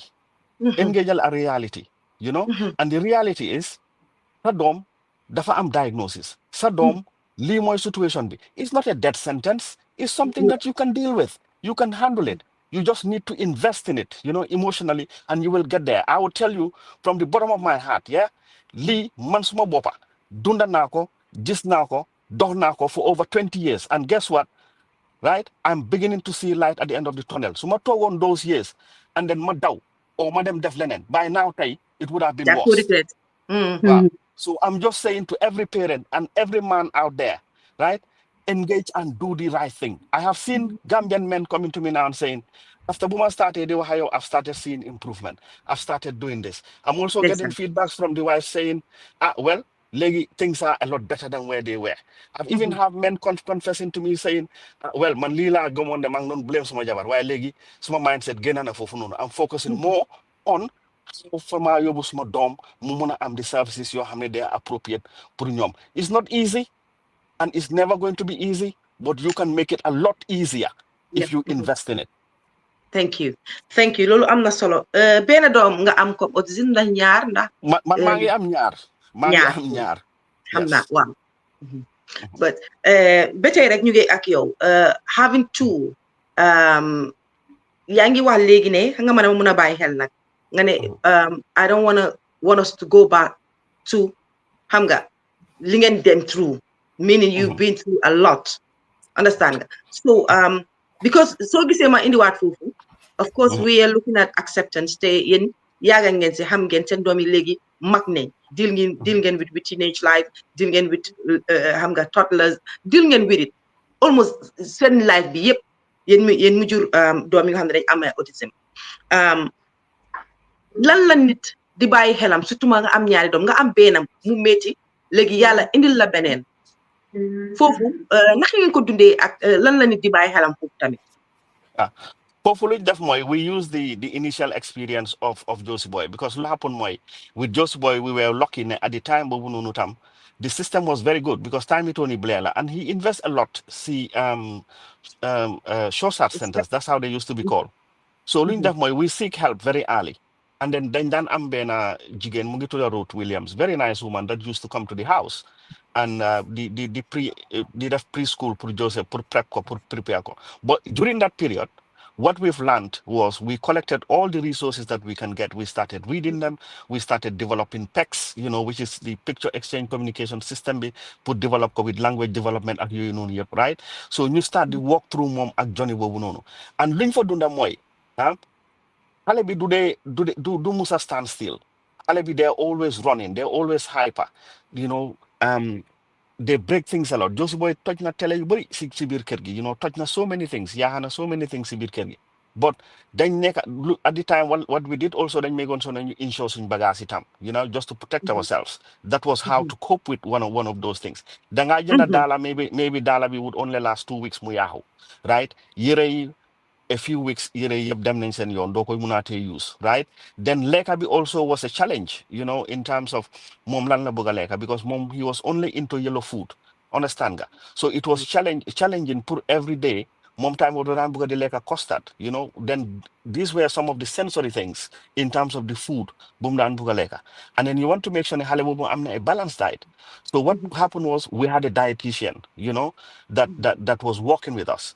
But also then start on the gel malo, the cola, the def cola bu yellow, the cocoa, and gradually you start the win from that yellowy stuff. Wow. You see? Wow. But not just yellowy stuff, but also the clothing as well, because school uniform was black. So mom dafa fogon ne mom yere bu black rek la wara sol. Understand nga? So yep challenge la won. And Lee has an impact on behavior. But one of these things also you have to John a big challenge moy nelaw. So nelaw bi guddi was a very, very big problem because doo mun a nelaw guddi. Daf dee nekk di am night tantrums. So sometimes you can wake up 4 or 5 times in the night. Imagine if you do that by the time it's borset na. So wow, so doo mun a tee nelaw. So you have to make sure ne this is where the self-care comes in, because fu mu jaar nga readjust sa bopp nga prepare pour si wàcca school tam. Because su wàccee school tam mu ngi si beneen mood boo xam ne you have to work with him si mood boobu. Then we had Patrick, xam nga ñëw teg si ñaari xale. And then we had to go through all of these things. And we found ourselves in A&E a couple of times where, guy dañoo top them dull somewhere, guy gaañu am head injuries here and there. You end up in A&E, you have to explain yourself, as you know the social care system fii nii duñ dee caaxaane yooyu noonu, but they understand nañ ne xale yi that was a problem. But even Yobulen Lopitan is a challenge. Yobulen dentist is a challenge. So we had a special need dentist. And again, this is where parents should be very smart around fan lañoo dugal seen doom yi ak the services that they're looking for as far as xale yi is concerned. Why it's never easy. It was never easy. But luñ def rek mooy dañ nekk di manage lii. But da nga gis ne Patrick ak Josu Boy sax they are different. They're completely different. And seen diagnosis system is different. Because ñun Patrick daf day am moom night terrorism would happen during the fireworks season. So fireworks season be started from October right down to after Christmas. He becomes very, very difficult even to this day. Very, very difficult to regulate ko. So dañ war a ut air defenders si kër gi, dañ war a change setini kër gi, dañ war a change suñ rido yi, xam nga. Nuñ ko dee manager in the community becomes completely different during the winter period. You also go into the summer period, then you have to readjust lolo because dina buga tela ew. Understand nga, right? Even Sanasa realized no lolo buñ fa nekkee ne the boy sticks to his routine, 7 o'clock jog na. So stuff like this. Waaw loo xam ne la ñun dañ ko si dee gunge. So man mu neex ma mu naxari ma su jógee damaa jóg ak moom. Waaw léegi ñu ngi koy jàngal su ma la déggee dafa mel ni it takes patience as well. Su ko amul patient tamit mënuloo amee doom bu am autism, because da nga nit patient dëgg because am na parents yu nga xam ne su xale ba tojee TV timpan nañ la fële, xam nga dóor nañ la fii def nañ, so patient daf si bokk. So yéen muy déglu patient doguma la foofu waaye I'll come back to you. We have someone on TikTok koo xam ne join nañu mooy autism and motherhood. So ñu déglu ko tuuti. I think she wants to contribute towards the program. Autism and motherhood. Ibil sa mic bi please. And thanks for coming, for joining us. Are you there? Yeah, hello. Hello. Hello, sister. Okay, hi. Hi, how are you? Fine, fine. Are you Gambian or? Yes, I'm in the Gambia here. Oh, you're in the Gambia. Okay. It's not all about So all of Bel like. Okay. So gis naa nga def autism and sister motherhood. So yéen seen lifin bi Gambia la nekka. Yes, in the Gambia here. Seen organisation bi. And say mus ngeen a dégga ñoom. Kan la sister naka nga tudda? Naka nga tudda? Halima. Oh, Alima. Sister said I mentioned to link up to you where it was difficult to get you. Ndeysaan mu ne say try na ba sona pour link with you but it was very difficult to link with you say. Oh, former try Facebook na? No, we're in the same group. That. Oh, interesting. Okay. Okay. Okay. Okay. Brother Sona, how are you? Good. Okay. All right. So welcome. Da nga bëggoon a contribute dara si suñ programme bi. Yeah, when I was listening to Sister Tenabu, I had to go. I have to log off for a while because I was completely emotional and get off. Because No. Mango I feel who feels it knows it, right? Do you have a child? Do you have a child under the spectrum? Oh, I have 3 in the spectrum. Wow. Okay. Yeah, I have 3. And you live in Gambia with them. Ñoom ñëpp Gambia nga leen amee. Exactly. The girl is 12, the boy is 9, and the other one is also 7. Okay. So mostly the girl mom do moko in the social media due to some personal reasons. Mom be on the moko on the social media. So mostly I talk about the 2 boys. Okay. But it's a big challenge the parents are going through in the Gambia here. What motivates people like us to add our voice is due to the lack of awareness and the misconception people have about autism in the Gambia. It's very sad. Being a mother, a lonely mother, because the society avoids you. They stigmatizing, the way people judge you. And and we have to accept in good faith. Autistic I used to work in a bank, but I couldn't continue. I had to quit. Listen. I had to quit the university. I had to stop everything. My entire life is just to these kids. You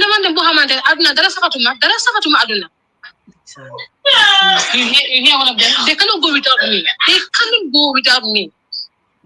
Do you mind if we ask few questions? Okay. All right. Anything law bugu to answer, like, don't go into it. And I think anybody who knows me know that I will not ask questions that I'm not supposed to ask. I know better not to.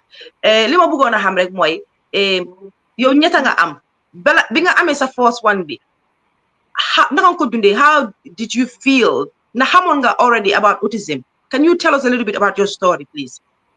The girl one, before I knew about autism, it took me time because then I don't even know what autism was all about. So the madam did decide they give something like speech delay. Speech delay, yes. Yeah, more than 5 years. The dan wax nursery rhymes, ABCs, you know, where do I can? What's the first dombi? Well, my 12. So Nina Mahama Satan the money we spend on my God. So mom that after 5 years, Mukumas Mudoduwa, Danka. So along the line, Buma made this the 9 years. So Google and research Maggie's autism. What autism? So no read about autism there, no. But my family was in denial with me throughout all these years. Listen. Last year, or year for last family agreed with me. I remember I've been single fighting autism in my family, in my community. I've been advocating for more than 10 years. No one can listen to me. No one can understand me. When they beat them up, I'll cry, beat my child in the house. My mom, calm them down, whatever it is. He told me, so I'll just get, if it is a boy, I'll just get in the house. I'll cry, what's his face? I'll cry along with him in the house and Magina. So, the best thing is I have to quit my job. Because I can't leave my kids to people who may kill my child and my bag. I can't do it. So their life is important to me. If it is one or two is better. Why three? How can I leave all these 3 kids in the hands of maid or any ordinary family who doesn't even believe what is autism? So even the maid, to have somebody to have their patience is difficult. It's difficult, yeah. No, Gambi, oh my God. It's tough. It's tough. It's hard. This is the 5th television in my house. I'm not going to talk to service. Me, my life is just free. I don't worry anything anymore now. My life is different.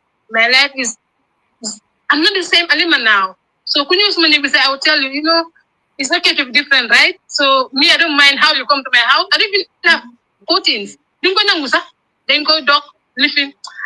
I'm sorry. I don't want to go too much. No, it's okay. So if I can piggyback there, li alimadiwa man understand nako. If you come to my house, it's sparsely decorated because I'm special need. Sometimes didn't go into yaha. Alhamdulillah, legi buba Roma na stage bubu. Why mom doma mi si stage bubu lañ neka. Hamga. Man buba wow is 21 now, but when he was younger, we dealt with eloping hamga daf day daw all the time. Dafayaha all the time. Decorative pillows, mom, forget it. Daf ko mom blow rek la baña gis sa butam, texture, senire, I will go buy a full box of, summer t-shirts and stuff. I don't know what it is with cotton. Of course, so next thing you know, nga dega tep mu hoti ko yep fona sami hoti bidal moko sidene. But going back to Alimalungwa, certain decorations or setups do ko muna def sa sanik, hamga. So lolu fatali rek ne anybody ko hamne yang si environment bo hamne yang support wala yangi dika ak ko hamne domam munge go through this. Don't be judgmental, hamga. There are certain conditions and living numel situation more than force like that. Man, for the longest, helatu masa def ay decoration yundaw at yoyu sumanek, no? I have my couch, I have my TV, I keep the place clean, we are good, So it's very challenging and judgmental. Another thing that is very important, Moi, the denial. Because Fatoumata, to be honest with you, is a lot of parents now that are accepting sendomi, something is not right, hamga, because lately with social media, YouTube, TikTok and stuff, whether you like it or not, things about developmental disabilities will pop up on your timeline. You also fake am dombu ndaw ngay bay hell di nga commencé di make the connection. Say maybe 1 minute like Buhari, mun nga put a number up because people are asking, I'm not going to contribute to watch the show. Is it okay saying you even line and then if people want to call, they call in? Yes, absolutely. So that here is the number. If anyone wants to call on WhatsApp, you can call this number. For those of you who are on TikTok, Manglena Nyan, because I'm not new send request, up. I don't want to send accept change in Watanbi. So if you want to join us on TikTok about this program, regular like Jilte. Bindal manema I want to join because of Lily. Of course, dina mëna accept ku ñew tamit content ci ñi wax ci ñom ak yoy waye bëgguma ku ñew change waxtaan bi ñu nekk di def ni lo rek lay ñaan parce que def ñu fay gëna yagal and Lee is something lo xamne we are trying to create awareness. We're talking about acceptance and awareness. So ma ngi leena ñaan rek nekku ne dama baña jëm kenn waye ma ngi gis ñuy lifin surtout maa ngi ñaan suma mbokki sénégalais sëriñ sangam li tay du affaire sëriñ ñaan lañ leen ngir yalla rek may leen ñu bi tay ok légui sister Fatma waaw ci yow la bëgg ñu wax sa Alima, is it Alima, right? Yes, li gëna sad about people like us is our mental health being is a worry. I've been the whole day in the clinic today because of my migraine. Won't stop to put in my bed because of constant meltdowns and throwing tantrums. You have if you go through my videos of this particular motherhood, you see some of my videos, some of what you do, or the name. So you realize that because like they are in different levels. Wow, like Alima. If you don't want to answer, don't answer. Is your husband sa jëkkër tamit mung fa ak yow? Or are you a single mother? Yes, I live with my husband. Okay, you're not a single mother. Alhamdulillah. Parce que dem be am bena ñaar ba ñetta koku tamit ñu ko jaajëfal diko wax jërëjëf mom tamit parce que obviously that means that he's part of your life. Okay. Now you said da nga bay sa liggéey bi ak yépp ñu xam Gambia ni mel sey dina ñëw si yeen ak Gambia ak nga fa gaar duggé dina ñëw si kanam waaye Alima ma laaj ko tuuti ñu xam tamit Gambia ni mel nga bay sa liggéey bay lépp. How did you cope with all that?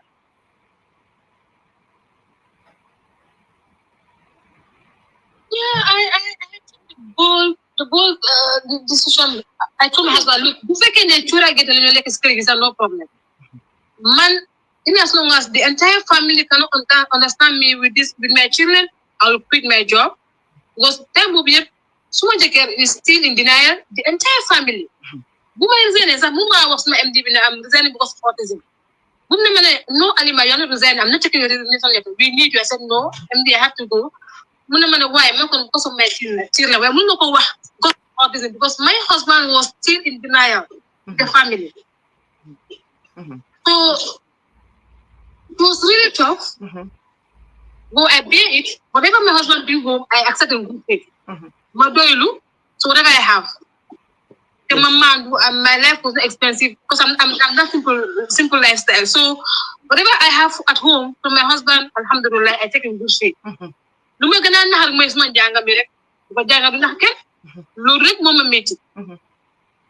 sometimes when I see my mates, some of them today, some of them are head of departments, some of them are branch managers today. So I say, they feel, my God, today I'm still struggling with my children. But God will never put something under you are going through something. Why Yalla is testing me more. 1, 2, 3. Alhamdulillah. I pray to God to open doors for these children. Amen. Struggle be yaga na.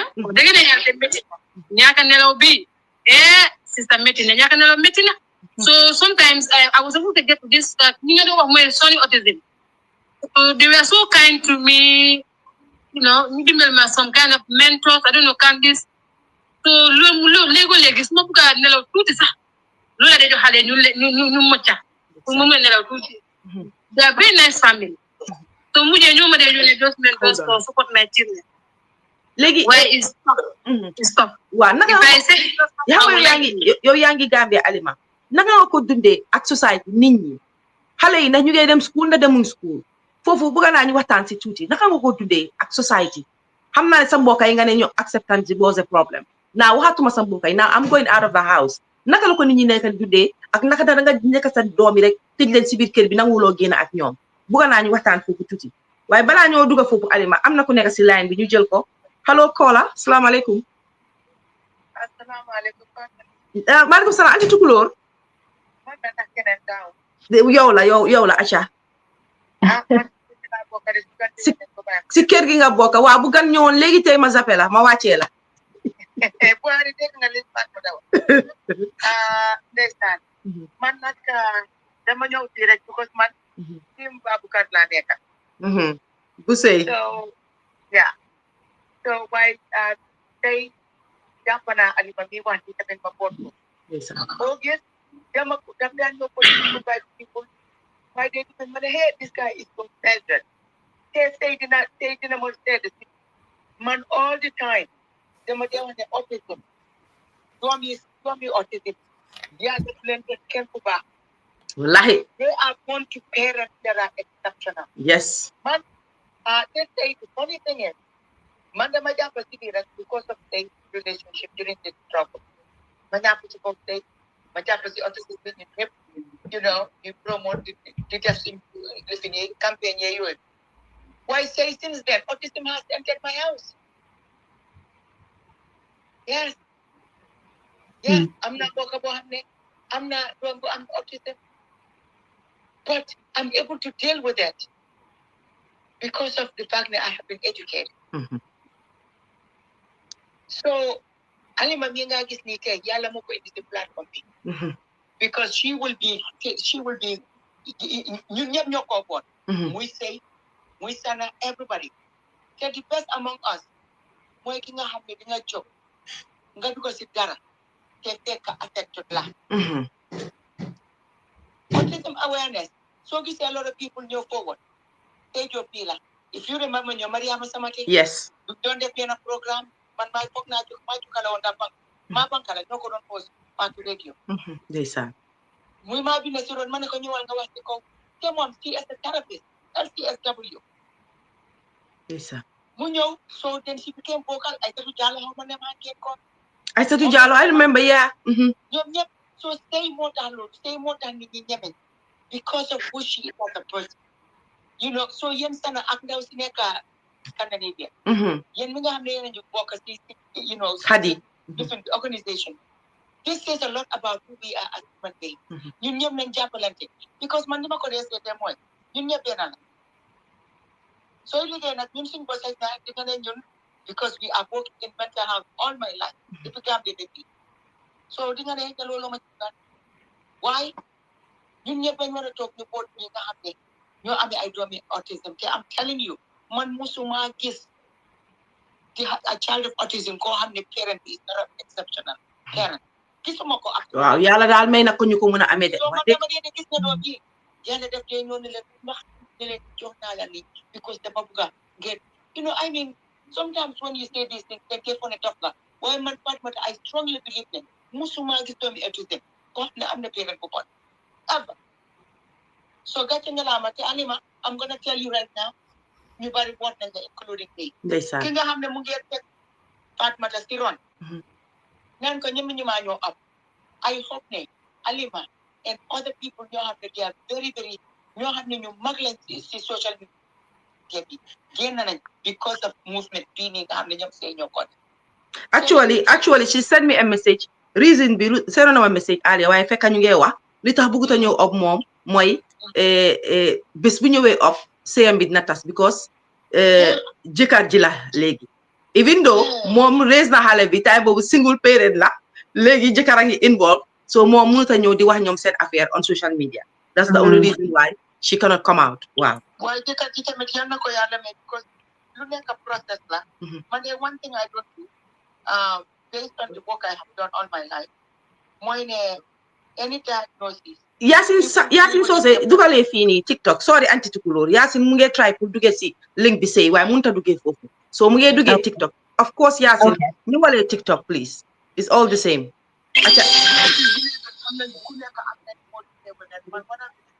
I will never do more play with the best point parade. Dinañ mëna ñëw so when they are but this person can run. I have to join you. Please.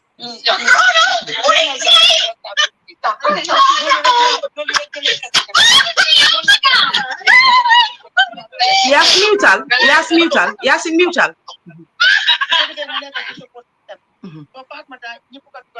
Wow. Why? Thank you. Thank you so much, Auntie Tukulor. Jàmbaar ci jàmbaar yi nga billahi bàyyi loo ñu si benn boor yow lépp loo xam ne ñu ngi ci rek Gambian ci rek yaa ngi si jërëjëf Auntie Tukulor yal na la yàlla fay binda la tiyaabu baree bari Auntie Tukulor soo bëggee get in touch with Alima demal ci TikTok bi mu fa moom moo binda autism and motherhood ok naka la tuddaati ñu lifin am na lu ma doon bëgg a wax de si Alima laa nekkoon sax de am na lu ma ko laajoon Alima remember nga yi ma la laajoon yëpp bala Auntie Tukulor di ñëw Alima yaa ngi ko laaj ndax xale mi ñi ngi dem school waaw pare naka la ko society bi si boppam tamit go jërëjëf Hadi remember nga yi ma la laajoon yëpp Alima Wow, ngenda suma xale ñi dem school. Wow, ak society naka la ko gisee because we're talking about Gambia. Society naka la gisee ndax yaa ngi génn ak sa doom yi ndax da nga lokk xale yi si biir kër bi ak yooyu noonu wax ñu tuuti rek. I'm not part of those new def loolu noonu. Ami, give us a okay, I'm coming. Sorry. No, it's okay. This is your platform. Platform bi yéen a ko moom. Let me come back, please. Let me come back, please. Let me come back.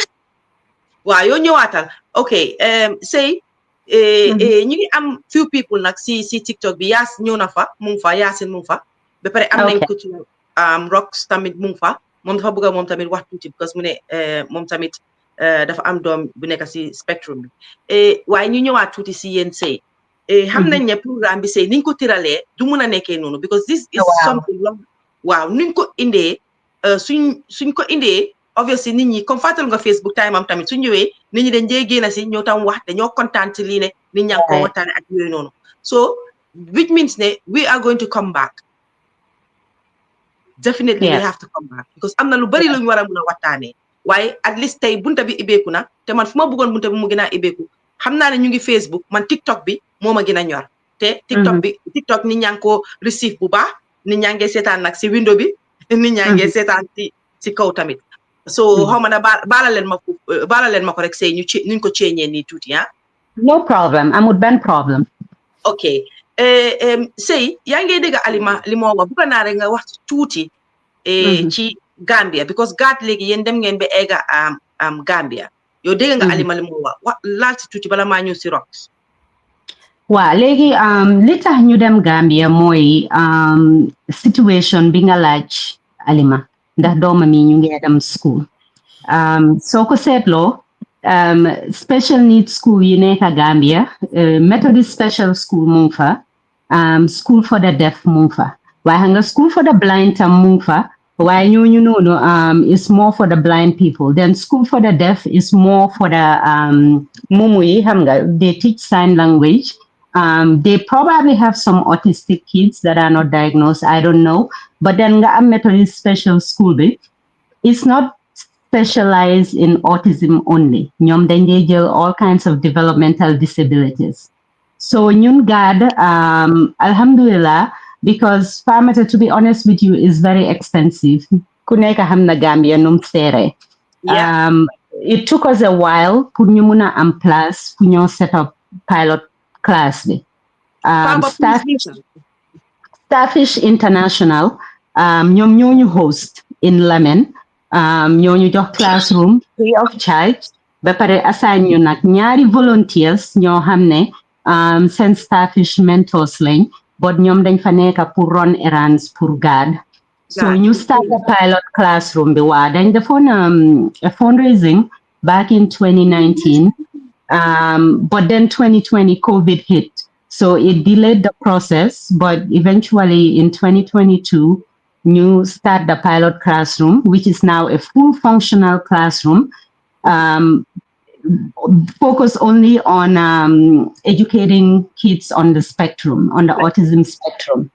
Right now, ñu ngi am ñetti teachers, ñu ngi am 4 students, parce que danga understand ne the pace may be a little bit slow, wante autism classroom doo ko muna overcrowd with students because every halal is unique, is different.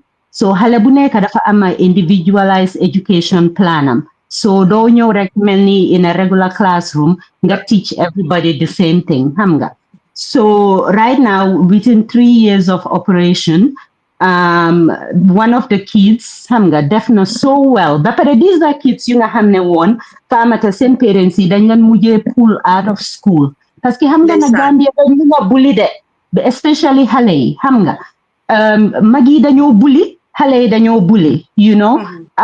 Te bullying become in different forms. Danga tuuy kii ñorut kii nii, xam nga, it's just dafa ugly.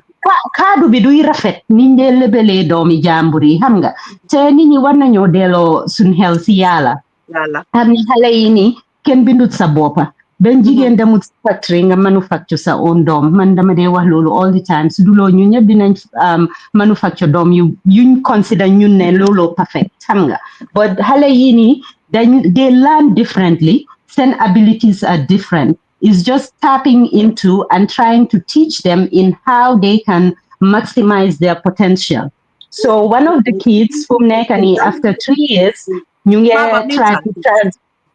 try to transition into vocational school. The school is in Lamin at the Starfish International. Hamga Gambia some problem bi modi neka transportation hamga going from point A to point B. Why my point here is ne so gise news established fofu nonu.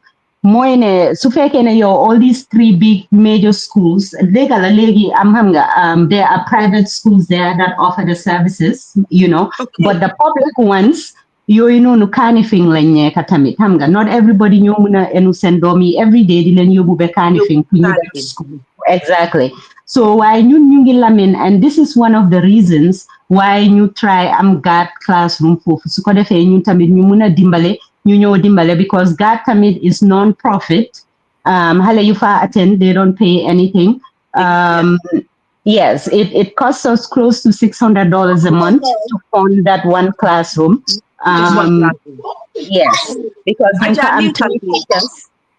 ñu fa am 3 teachers ñun ñoo dee providal xale yi seen breakfast ak lunch you know su ñëwee school so honestly we only did a fundraising once mooy in 2019 then after loolu noonu all the funding comes from the executive team of GAD ñoom ñoo dee fund the classroom but is an excellent August will elaborate on that later because he's our education director you know but going to your question mooy ne ñun xale yuñ fa am 2 of them actually ñoom dañ stop on them school completely so when GAD opened we took them in after you know knew them through the official diagnosis and everything you know and we feel really good about it because we gave them an opportunity and it's one of those kids staying nga xam ne def na so well ñu ngi walk into transitioning him to a vocational school pour mu learn skills within just a 3-year period yes wow thank you to Starfish parce que ñoom tamit jàppal nañ ci seen liggéey bi bu baax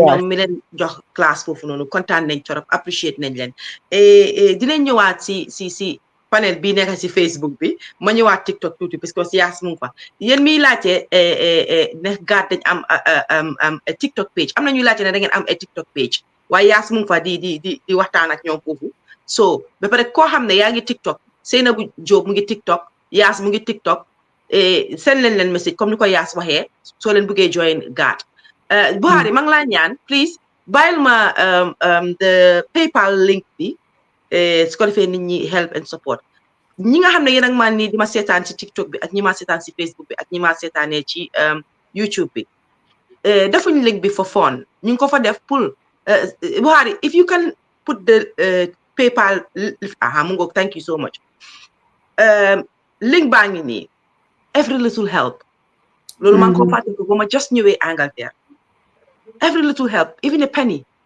pound dollar lu waay mun dugal ko foofu because it will go a long way dégg nga seen wax it's the same email on Zelle so bëggee send Zelle is the same email address exactly su fekkee yaa ngi America Zelle the same email address la say war ngeen a am Wave Gambia war ngeen a because am na ñu nekk Gambia they want to help too so war ngeen a am Wave war ngeen a am lu baree bari pour nit ñi dee mën a dugal fu ñoo mën a am dugalee xaalis so ñiy seetaan tey te bugg a Fatoumata Rahman Coker te gis ne Fatoumata Rahman Coker li moo def am na solo ci society ni ngeen ma mun a fee ñu bari dañ ma ne yónnee message ne Fatoumata naka lañ laa dimbalee man Europe laa nekk kenn mënu maa dimbale si internet su ma demee Gambia nag dee leen maa seet foofu noonu internet no problem waaye Europe bi laa nekk kenn mënu maa dimbale si internet waaye tey li ngeen ma mun a dimbale ak ñi nga xam ne over the years dañ ma dee seen message ne ma ñaata nga ñoo charge pour yaa ngi ñu ñëw tàggal suñu mbokk ak yooyu noonu tey this is the moment xam naa ne yéen ñu bari yéen a ngee seetaanee through the window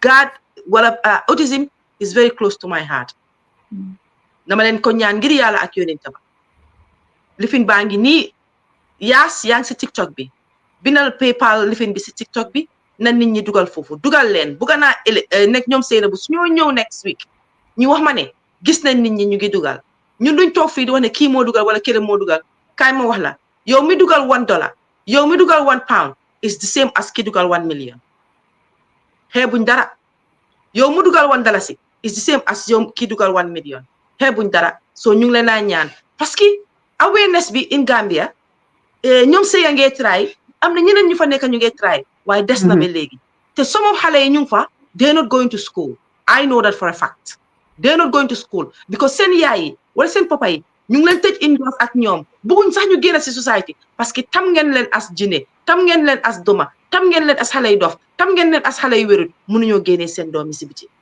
autism nag dañ ko diagnose sa doom mënuloo jékkee-jékkee rek nga yow because say I see people who do that they see seen doom yi ñu nekk si dara rek ñu ne suma doom bi dafa am autism soo nekkee rek si Europe bi bul caaxaanee sa boppa sa doom su amee autism te nga feel ko there are signs jëlal sa doom bul ko nasaxee bul ko ragalee society bul ko fiilee tuuti bul toog di wax ne su ma demee suñu waxee ne dafa am autism nag wala lii passé nañ stage boobu noonu people are aware nit ñi léegi seen boppa yi dafa fees society accept na daf dee nekk ne xëy na ñun yaay yi wala papa yi ñoo acceptable waaye society most nit si society accept nañ léegi ne nit war naa mun a am a disability so ñu ngi leen naa ñaax soo leen buggee ñoom join ñoom sëy join nañ leen ñoom ñu gën leen laa mun a wax waaye ba tey rek man li gën a important si man rek mooy PayPal bi funding bi dugal leen because bugga naa tey ñu toog benn bés ñu dégg ñoom gaat ne tabax nañ school nekkul ne dañ leen abal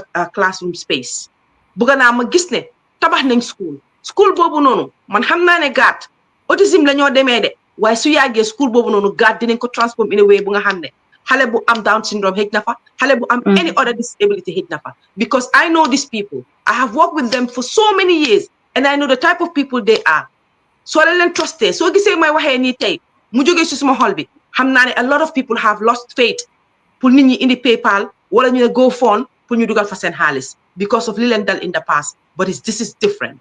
These are people that are very responsible. These are people that have been funding that with their own money from their pocket for the longest time ever, and they did not ask anyone for a penny. So mang leen naa ñaax ku bëgg a Fatoumata Rahman ku gëm ci li muy liggéey ku gëm ci li may def mang laa ñaax every little help loolu laa bëggoon a wax ak yéen Buhari bàyyil ma fa loolu pour nit ñi gis ko duñ am excuse wax ma ne aw ma nu ma dugalee xaalis si PayPal wala aw ma nu ma mën a defee ok léegi ñu ñëw ci Rox ibil sa lifin bi waaw thank you welcome Rox thank you welcome Assalamualaikum Sister Fatou. Alaikum salam. Manda, like I'm having mixed feelings. Rox may matuti 1 minute like JC Mune, how much is the amount to run the classroom? I missed that one. I think JC want to help. JC communicator ak Yas mu si TikTok bi. Hejna JC dafa bëgg dimbale. Yeah, it's about $600 a month because we have 3 teachers and then we provide meals, the supplies, the cleaning supplies and everything. Everything that is 100% inclusive and the service is free for the kids. Thank you so much. $600 a month. $600 a month. So ñu ngi la ñaan JC, come on. Jërëjëf. Let me see a lot of JCs. Acha ñëw leen.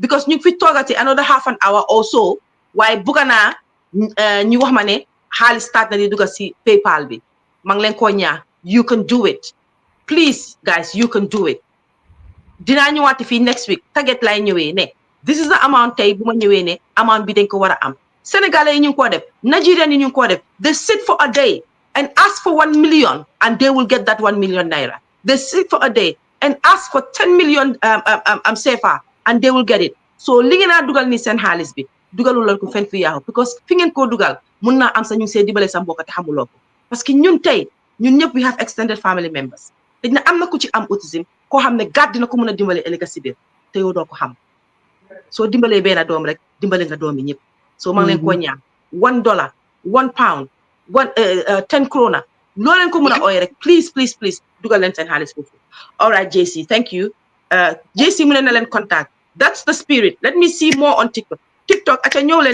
leen TikTok nañ ñëw aca Rox ñëwal Fatoumata kontaan naa torop si ni nga ma accepté suma request right man dëgg la have been dealing with autism like for 19 years. Suma Tawi Ahmed. Mom, I'm 20 this October, inshallah. Then Rakam Jamil, I'm 15 years old. And then I'm diagnosed with autism. Man, angle therapy okay. Like if you can fully remember, sometime last year, Mangla contact your Fatoumata, Mangla your name message. Because you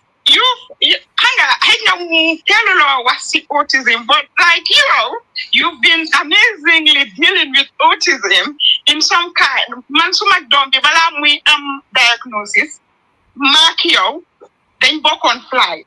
Yes, right? You get them Gambia, that was like 17 years ago. Like because of Yandi's behavior, I'm sitting flight for my control, but it was so hard. Yes, you know, you were like sat next to me, and do you know, literally you were there, like the support, you know, throughout the flight. Wow. And bring that Age airport. I'm gonna new there. I'm like a motor agency flight, like a van kind of. Mine put join ma.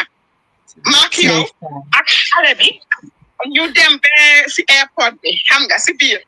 You know, so that no, that might touch so much so that wherever some woman like this, because man, I'm not very social media, regular door sadi do get TikTok, why Facebook man why do my daily no, because of Hanga Haley.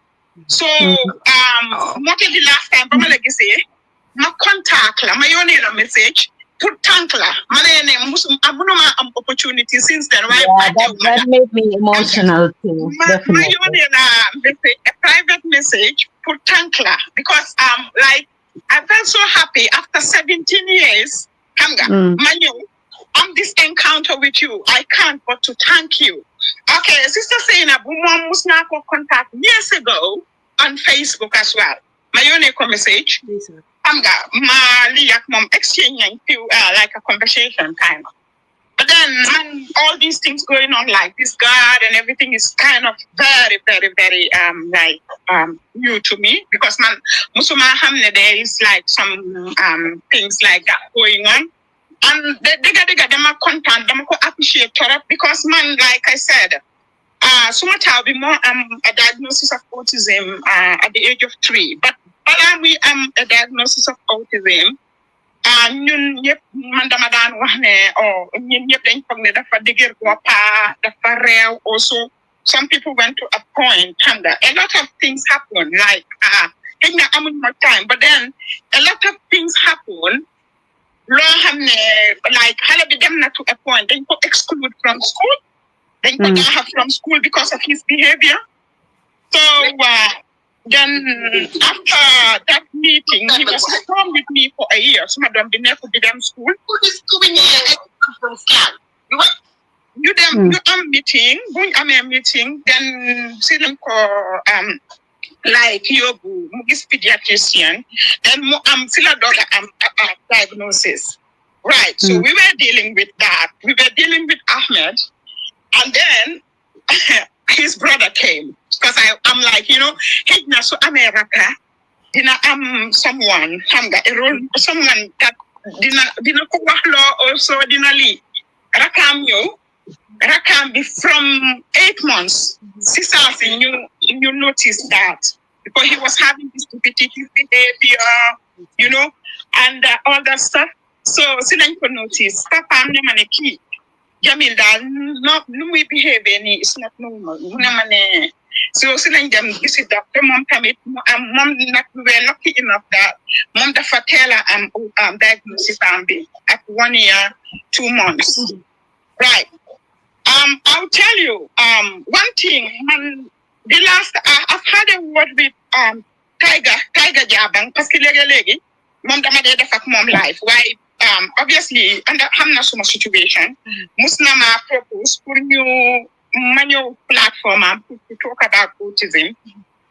why, like I said, I am very, very busy, mom. Like I am single, like a single mom dealing with them now. Yes, unfortunately, Max and Papa didn't go like 9 years ago, which their condition is a contributing factor. You know, Mata brother, the brother that was talking, Angleterre fee. I was so touched, you know, because I can't, but just to thank him, you know, it's hard. You can't blame the father as well, kind of, because some of them, they find it hard to accept it. It's also accept it. Don't want to give the halai. So it led to a lot of relationship breakup. And also, not only that relationship, but the next relationship, the same. So, lady, man, at the moment, I am married, but my husband lives in Senegal. Because that is the option I took. Like, I chose like, do man take a mom because of I always find out that like it is hard to make a relationship in that. Yeah. So and I have a lot of things to share, but then platform ma give chance to other people. But then dega content na te bugana lini send come God and all that stuff. Dina buga join autism learner rek dina ko wax yaay ñu koy deal ñu ko nekk di deal moy serigne ñu ko faj autism it's a life this is life, this is their life. You have to accept that this is how it is, you know. All you need to do is to support them. Like Mansuma Domi, like even their teachers and the professionals involved in their life, they will come to me and say, oh, Sergio, how are you able to, these boys, you can see that they have discipline, even though, despite same condition, but then I guess they yaru. But always, so much you always welcome us with a smile. And you are dealing with two. And you are alone dealing with this. You know, nakanga maintain li. Mansuma domi lana. They are special.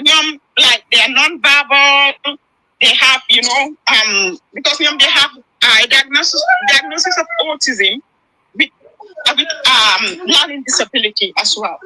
So they are non-verbal, and but then they don't have.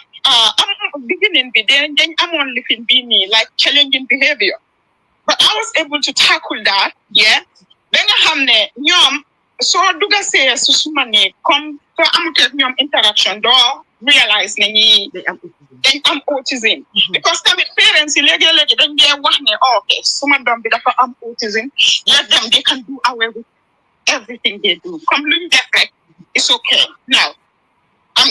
You need to, as a parent, put boundaries as well.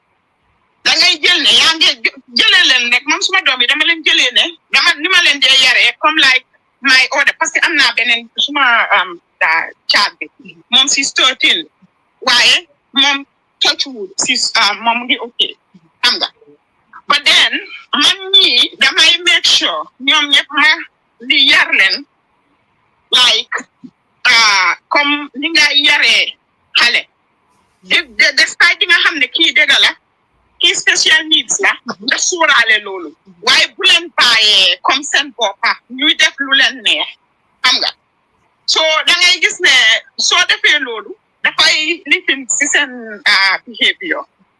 So man, damalen kini, man, I am kind of damalen, dama put boundaries. That's na leg, you're free munti them. Then they comment lolo no, then they want ni same behavior. Then I guess then a good home training. Then so parents if we want the smart down with the autism, them koi buy mulini dore mamman them madore mayu why hamna naka like put boundaries, you know, like come bagi the parents young want kid in a and all that stuff man. Man jabil time bobu nonu ken ñeme ñu tok tek sa téléphone parce parce que dafay jël téléphone bi rek you bite on it screen bi yëpp mu lii nii wala slippers nii anything soft daf koy lekka. Zeyna téye sa mic bi Zeyna. Oh. Wow. Mu jël lifin mu jël how do you call it again things from the floor di ko lekka mouthing you know do a lot of things waaye lu nekka danga ko dafa am noo koy handle bul dóore bul yuuxu xam nga waaye man su gaay di lifin yooyu noonu dangay toog nga wax ak ñoom even though bul wax ne ñi duñ dee wax soo duñ déggal li may wax man I communicate with them damay wax ak ñoom xam nga so unlike comme lu brother wax text bi tamit it helped me a lot xam nga picture exchange communication boobu noonu text card nga xam ne like send stuff you guys they use si biir néeg bi yëpp xam nga most of the things dama dee jël a photo of them like moto bi send jackets yi send daala yi xam nga send everything brush everything damay cups everything damay jël a photo of them fruits you guys they use lekka you guys they lii yëpp dama dee jël a photo so ma def ko si biir boobu noonu okay so ñoom noonu laa leen dee lii su gaay ñëwee to me dama dee xam ne am na luñ bugga léegi dañoo ñëw indil ma book bi suñ ko indee ñu ibbi ko gaay they point what they want xam nga they point what they want xam nga we'll do it ba pare su ma waree génn ak ñoom dama leen ñëw ibbil book bi xam nga leen ne fi lii la ñuy def after that ñu ngee dem defi lii xam nga so they would know ba pare they knew like su gaay accès génn ay jógee school ñëw xam nañ ne dañ war a jël seen daala yi su gaay jëlee seen daala yi sànni ko like anyhow they knew like when I said Jamil pack your shoes xam na ne dafa war a ekkati daalaam bi mu pack ko si suuraat bi kawas bi mu fóol ko dugal ko si wash basket bi jacketaam bi xam na ne daf ko war a aj xam nga so man dama feel na tamit nga bàyyi leen at some point nga involve leen at some point ñuy defaral seen boppa bii nii gis na ko dama demoon noppatu ji gis nga ñëw na wër si ma waaye pour naa tamit severity la am nañu am mild am nañu ñoom nag tamit they are at the serious one end xam nga ñoom they are fala gaay ne ñoom ñu ngi si lii bi waaye sis comme li may wax rek comme li may lii nii suma sister si mooy comme buñ leen dee bàyyi ne gaay dañ am autism nii nga bàyyee leen seen boppa nga put boundaries ba pare nañ xam ne maa ngi repeat that benn sëriñ bu la kenn nax ne sëriñ mun na koo faj benn sëriñ munu koo faj xam nga man I am a nurse nursing laa jànga depuis Gambia ma ñëw fii nii pour bu ma ñëwee fii ma def suma overseas nursing program ba ma am suma PIN I've been practicing as a nurse for 22 years but I had to stop give up my job like for the past 2 years liggéeyuma xam nga dama stop suma liggéey to look after them because dama feel ne tamit parents tamit nañ jox suñ doom yi lii bi time bi nañ leen jox time xam nga nañ leen jox attention dëgg la xaalis neex na waaye lii bi family is waaw yow jëlal a break waaw kontaan naa torop Rox waaye Rox trial nga nekk in touch with ñoom say Rox, anybody that wants to get in touch, send an email autismgambia@gmail.com. Our secretary Bimode handle all the communication and she's very, very diligent in responding. Kubuga join support group, we just email us a phone number before with your name, autismgambia@gmail.com. Or you can text me on WhatsApp, Hamga. My number 678-615-5708. Text me on WhatsApp, wala email, then we will add you to the group. Bapare Hamga support group bitam. Then there Zoom calls where we'll just Hamga, then you'll pick a topic. Bunga hamne parents yi mom lañ buga discuss at that time duñ ko dé in the social media nak but dañoo am Zoom call ñu nekk fa as just parents supporting each other. We talk about the topic, you invite, we am nañ ñoo xam ne ñoom professionally, that's what they do as a job, dealing with kids on the spectrum or adults on the spectrum xam nga so ñoom ñu ngi si support group bi tam so dañ leen dee invite suñu amee di Zoom seminars ñu ñëw ñun parents yi neen nekk fa ñu waxtaan ñu supportante because at the end of the day tam loolu mooy benefit support group bi xam nga so at autismgambia@gmail.com anything you need to know about GAD or any information you want about GAD just send an email to autismgambia@gmail.com. Then dinañ la contact. Yeah. Fatoumata, if I can just interject. I think we really just flew over li Roxwa. Like what you did, this is why we do what we do. Yes. Like you have been, this is allyship. It's activism. People always talk about allyship or dimbalele new support. This is what support is. Nga am yermande gis correct. Just for the sake of just for the sake of being a human, and look how much it touched her. Yo, fate won nga sax situation bi. Remember 17 years ago for her. Like imagine ñata years ago. So impactful the betay mo. So every single I've experienced support group meetings. That's the same thing that comes up, like the kindness of people, like the hold up, that continue. So thank you so much. I have to give you your flowers for that, really. Thank you. I will receive. Receive. Judgmental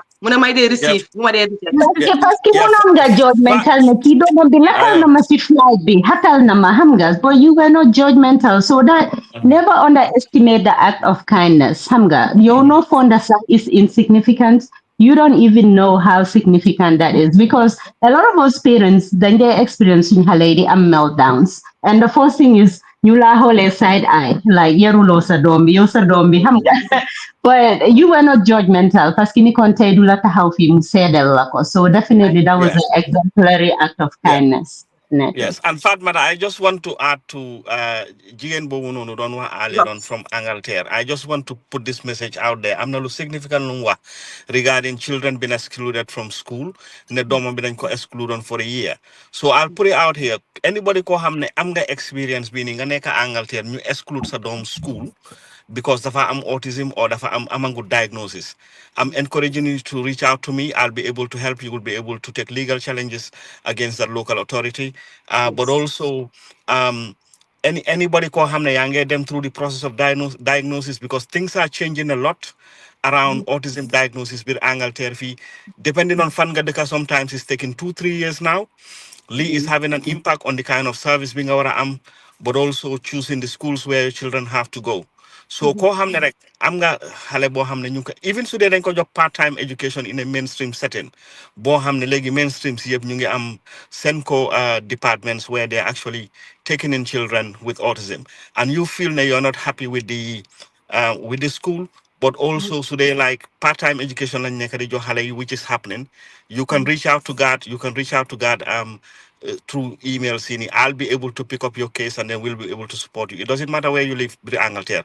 We will deal with it. Yes, August is a case worker in Angleterre representing a lot of families. So, Gambian Sifaneka, seize the opportunity, please. Thank you. So, I'm the new light. 1 minute. Now? Okay. Wow, 1 minute. Okay. Wow. I just get my carry on. Wow, I'm the new light. I'm getting in touch with August. So then they may see email vitamin. So then send I'm sure they will be able to. Just send your number. And I want the reason today. August need.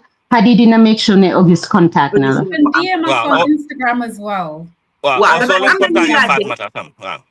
Wow. I'm my boss. Got it. Mungen ma contact. Mungen ma contact. Link. Mungen buka gat ma joh let ko. Pulen ma ci heb. Bepare. Am na kuy laajte ne. Oh, just na yangi TikTok because I'm not new buga gis TikTok bitamit, you know. So yeah, I'm not who is talking. Did I make sure after today I'll go and join TikTok? For now, you have to. You have to. Yes. Come on, guys. Light it blue. Light it blue, guys. Rox, ma mail rek ben 1 minute nga wax am na la doon bëgg wax nga wax ko ba pare rek ma jël keneen parce que line baa ngi yàlla gudda te am na ñu nekk sis, that was what Lola Bugona launch, Brother August, because there are a lot of things we might discuss among. Please, among friends, Fatoumata. So, come, so, dinaa la seen number am. Please. waaw xaaral ma ngi la follow léegi nii su ko defee man dinaa la seen number am bi. Wow, please, yeah. Wow, naa la ko seen. Wow, reach out ñu wax, yes. Yeah. Wow.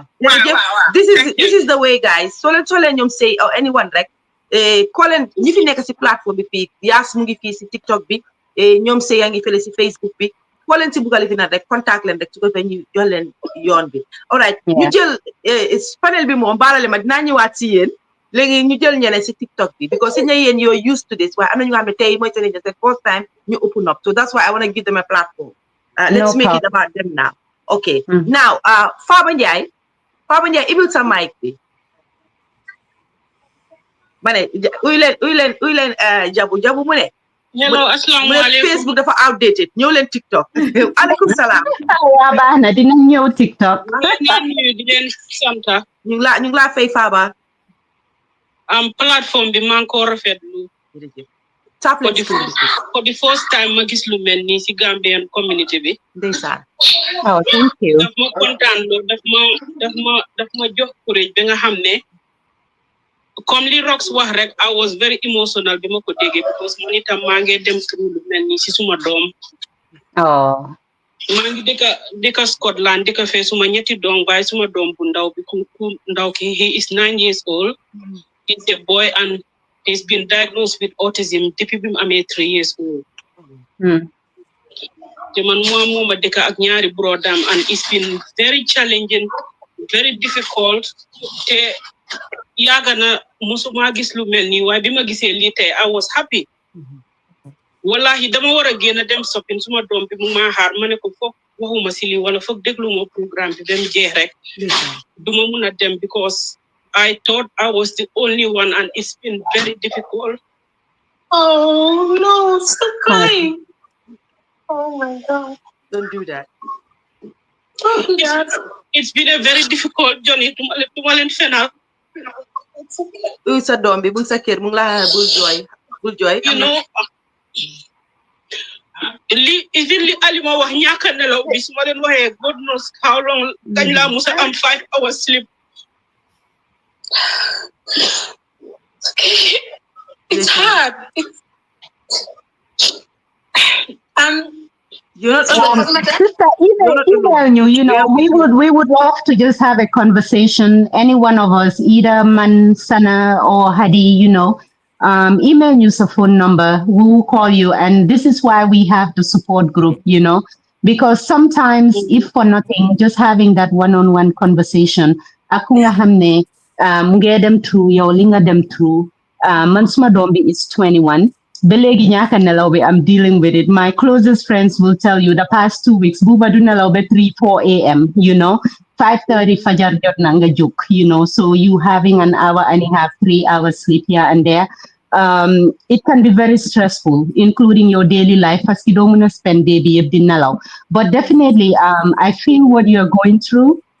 And we can just talk and see how we can support you or support each other, you know. At number bang, you know, PayPal, living email address, bobu.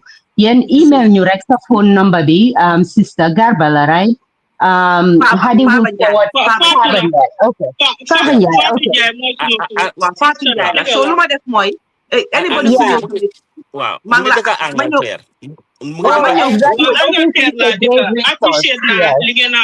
Honestly, I have a very good network of friends around me. They help out, they check on me.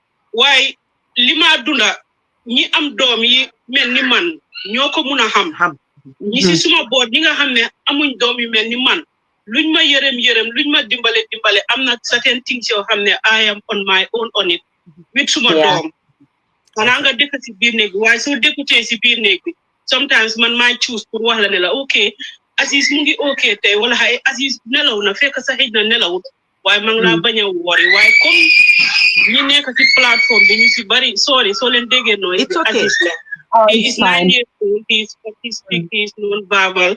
Some days are okay, some days are not. Honestly, I'm not a very good circle of friends around me. Unfortunately, I'm no longer married to their dad. Mangi say ko hamne ngi Gambia. Why I'm living on my own, munatuma ligay because of Aziz. For the past 3 years, ligay mo. every now and again dama jaayan ku jënd fi jaay defar saabu jaay defar li jaay su te nga duga ci dara Aziz ya hako nga baay nga ut leneen waaye musuma discourage on anything musuma give up on him no matter what I will always be there as long as I'm alive suma jule lima de njëkk ñaan yàlla mu may ma ko mooy fan bu dama am ko because of sumay doom especially Aziz mi nga xam ne daf man ni gisul kenn ku mooy man léegi yow looy def mooy Faba am na ku fi nekk mu ngi tudda Yaas kontaagal kooku follow ko if not tamit soo ko gisutee bindal ma sa number xam naa ne suñu nekkul friend daf day difficult pour nit send la a message so kaay moo la a message the messaging system bu nekk TikTok soo ma sendee message one du dee accept da nga am pour send ma message 3 times dafa hi 3 times boobu la message bi dee egsi si man bul worry Faba bye for we okay with that. Wow, bye correct, bye ko Faba. Wow. So yéen mu nekk TikTok ma ñëw just 1 minute yéen mu nekk TikTok su leen bëggee send message pour ngeen mun a am contact yi gars yi wala téléphone number xam naa ne nekkuma friends ak yéen da ngeen a send message hi 3 times that's the TikTok rule soo ko sendee 3 times finally ñëw si man su ñëwee si man nag dinaa mun a correspond ak yow ma jox leen number ñu August jox leen God naka ngeen a mun a try ba mun a get in touch with people ñu nekk si God am na loo doon di wax August aca ñëwal foofu noonu balaa Faba lu ma bëgg a xawma Fat ba I didn't get the name correctly moom mu ngi dëkk Scotland Fatou Ndiaye Fatou Ndiaye mooy suma maa ngi dëkk Glasgow waaw Fatou Ndiaye Fatou Ndiaye mooy suma tur Well, I'll be able to work with you. Anyway, anybody who knows me around Scotland, Glasgow, Fatu Bala Mahame, as Sumato, Wanjai Moisma Santa. Why Suma don't be autism, Mungi to the Abu Aziz file, so Aziz Lake to the OA. He's Faba, just don't give full names, just first name is okay. Okay. Faba, did I work with you? Even though you're in Scotland, it's not a big deal. Sorry, I take that noise, Aziz. It's okay. We're okay with it.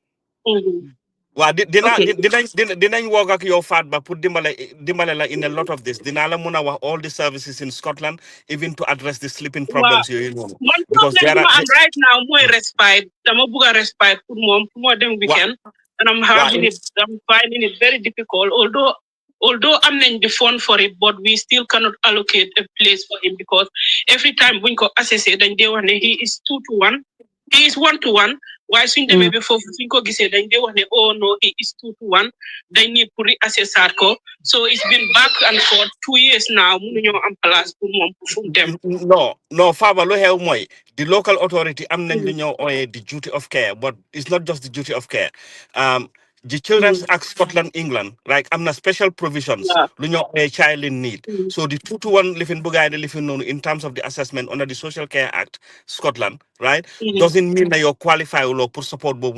You have to push it because I'm the right to go to the tribunal and then seek legal redress around some of you. So we can work with that. Don't worry. Thank you. Thank you, Faba. Send my message. Thank you very much, everybody. Thank you. I'm sorry for my breakdown. It's okay. Oh, no, it's okay. Don't apologize. Yeah.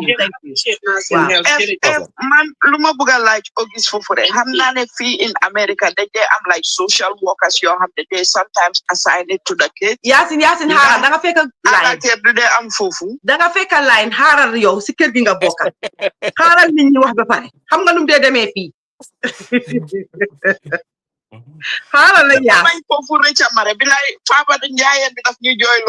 Wow. Okay, danga buga ma answer lu Fatoumata legi na. Wa answer ko xam nga mom yaruut dafa ñëw rek jump nit ñi yaruut. Waaw lu xew mooy soo amee xam nga soo amee xale bu am special needs bu njëkk luñ daan def fii mooy dañ dee am the special resource team within the local authority. So ñoom dañ dee assign somebody that works with the family. Why due to changes since 2016 they've removed that department. But every guy léegi dañ dee am social workers yoo xam ne they specialize actually in disability because man suma boppam maa ngi teach some of the social workers at the University of Salford understand nga so they specialize léegi in disability so ñoom dañ dee mun a xam everything that they can be able to do in terms of service provisions but lu si important mooy is voluntary pour yow nga seek service bi ñoom intervention is only necessary if there are safeguarding lu involves yëfi xale bi so lii yëpp people should understand ne dafa voluntary yow yaa war a dem seek help and they will come in but also schools yi dañ dee def referral there are a lot of agencies yoo xam ne tam dañ dee war a def referral but that service is there ba pare lu si important mooy lu bëri lu ñu si xamul mooy loi baa wax ne dañ la war a dimbale so fu loi bi wax ne dañ la war a dimbale gars yi teg nañ fa xaalis jos waxuñ ko si gémmiñ rek dañ si binda waaw dañ si at xale bu nekk am na budget with the local authorities suñu amee special needs they have a budget that follows them until they turn 16 and then when they also turn 25. Thank you so much Ojit Yacine dégg nga loolu Yacine léegi follow ma ma jox la suma number ma jox la number gars yi man maay the president of GAD even though follow nga ma waaye follow waat ma unfollow ma nga follow ma Yacine te bul eggaati suñu lifin bi di ñu yaatu programme bi Zeynab unmutal Zeynab amane maa ngi leen nuyu waaw ñu laa fay yokkal sa baat tuuti rek Zeynab na ñu dégg la waaw maa ngi leen nuyu di leen di kontaan ñu mani tamit maa ngi ci baal waaye man nekk ma la parce que dégguñ la bu baax ma seen daal suma mic bi la waaw fi mu nekk ñu ngi laa dégg nañ la mane suma doom bi am na 20 alhamdulillah fi mu nekk moom am moderate learning la am autism learning disability ak autism yëpp la am ok so man dama ko dunda ñi bi jooyee dama toog fi man kenn ma jooy waaye duma jooy suma wax parce que dem naa turu loo xam ne dafa jàgg man fii la juddoo am na léegi 20 years yëpp suñu pérén laa ko dunda mën naa sona boo xam ne dem naa fi to the extent ne dama mel ni ku xoom rek ko wan duma lóbbu li nga xam ne dëgg la dafa amoon benn time boo xam ne sax dafa dem de parce que local authorities soo amako fii kayit duñ la dimbale comme que man yaayam amaguma kayit duñ ko dimbale fii dooru fi am benefit même am 7 years ci la ko sogal parce que time boobu la door a am man suma kayit ñu nekk si noonu struggle boobu ñu diagnose ko before ma jot suma kayit bi lañ ko diagnose waaye mënu soxna am dara am na wéy bu ma dem ba muy daan am disability allowance maa ngi wax moom parce que ngi am expérience man moom tamit mu déglu suma gis mën nga déglu ko waaw suma problème bi ma amoon waaye ñu dem ba léegi nag ba before am loolu noonu gars yi am diagnose ko ak yooyu noonu nekkutoon di am dara dama am pour liggéey pour di ko support ak nekk single parent di ko support si jàngam ak lu nekk waaye gars yaa ngi ko doon monitor di seet na lan lañ ko diagnose te indi ñu diagnose ko am autisme bi waaw waaye li ma dunda fii single parent papa mu ngi Gambia man maa ngi fii waaw mu ngi Gambia man maa ngi fii li ma dunda foog naa ne dama dee wax rek ne ku nekk sa bos nga xam waaye fu mu nekk ni kii mag la dama li jànq bi doon wax ne dafa train doomam bi mun ta wax kii moom mun naa wax mun naa def lu nekk di ko gis soo gisee di nga xam ne dafa am autisme waaye soo ko seetlu bu baax te doo ko xam parce que dama ko try pour train ko moom itamit mu independent depuis suma génnee fii laa ko bàyyi dafa demal boppam dina ma demal shopping yu bari mu ma koo defal léegi bi mu magee nii te loolu man maa ko def si moom not ne autorités yi su ma leen toppoon dañoo wane waaw bu ko bàyyi mu génn bu ko nii dama try di ko monitor di dem di ko yóoni demee si bitik bi ma toppa ko taxaw si biti ne ko dama jëndal ma meew dama jëndal ma li muy def loolu noonu waaye dunda naa fi loo xam ne fii jaru sax di ñëw ci plateforme bi di ko wax na feneen suñ dajee dinaa mun a gën a ëpp waaye bëgguma wax sax yëpp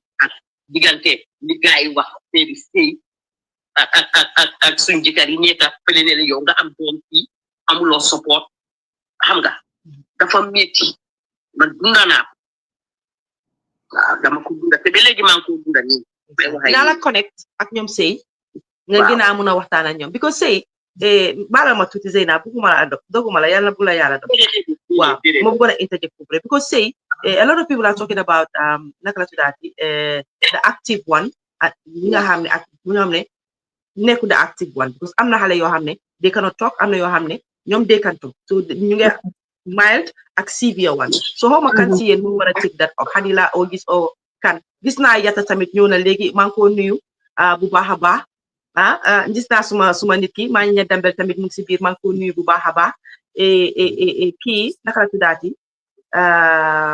gis naa Aysatu tamit ñëw na Aysatu dag naan bokk si plateforme bi on Facebook Aysatu gis naa ko léegi TikTok moom tam dugal si na so kontaan naa ne am nañ ci full team tey te ñu ngi waxtaanee affaire ci open bi but dégg ngeen ni wax foofu noonu am na ñu nga xam ne ñu ngi wax dee active am na ñu nga xam ne ñoom du ñuy wax so ngeen laal foofu tuuti su ko defee ñu may yaa baax pour mu ñëw Zeynab dinaa la connect ak gars yi pour nga gën a mën a waxtaan parce que yaa ngi wane am na yoo bugg a wax ak am na yoo bugg a wax fii and it is understandable. Okay. Well, thank you.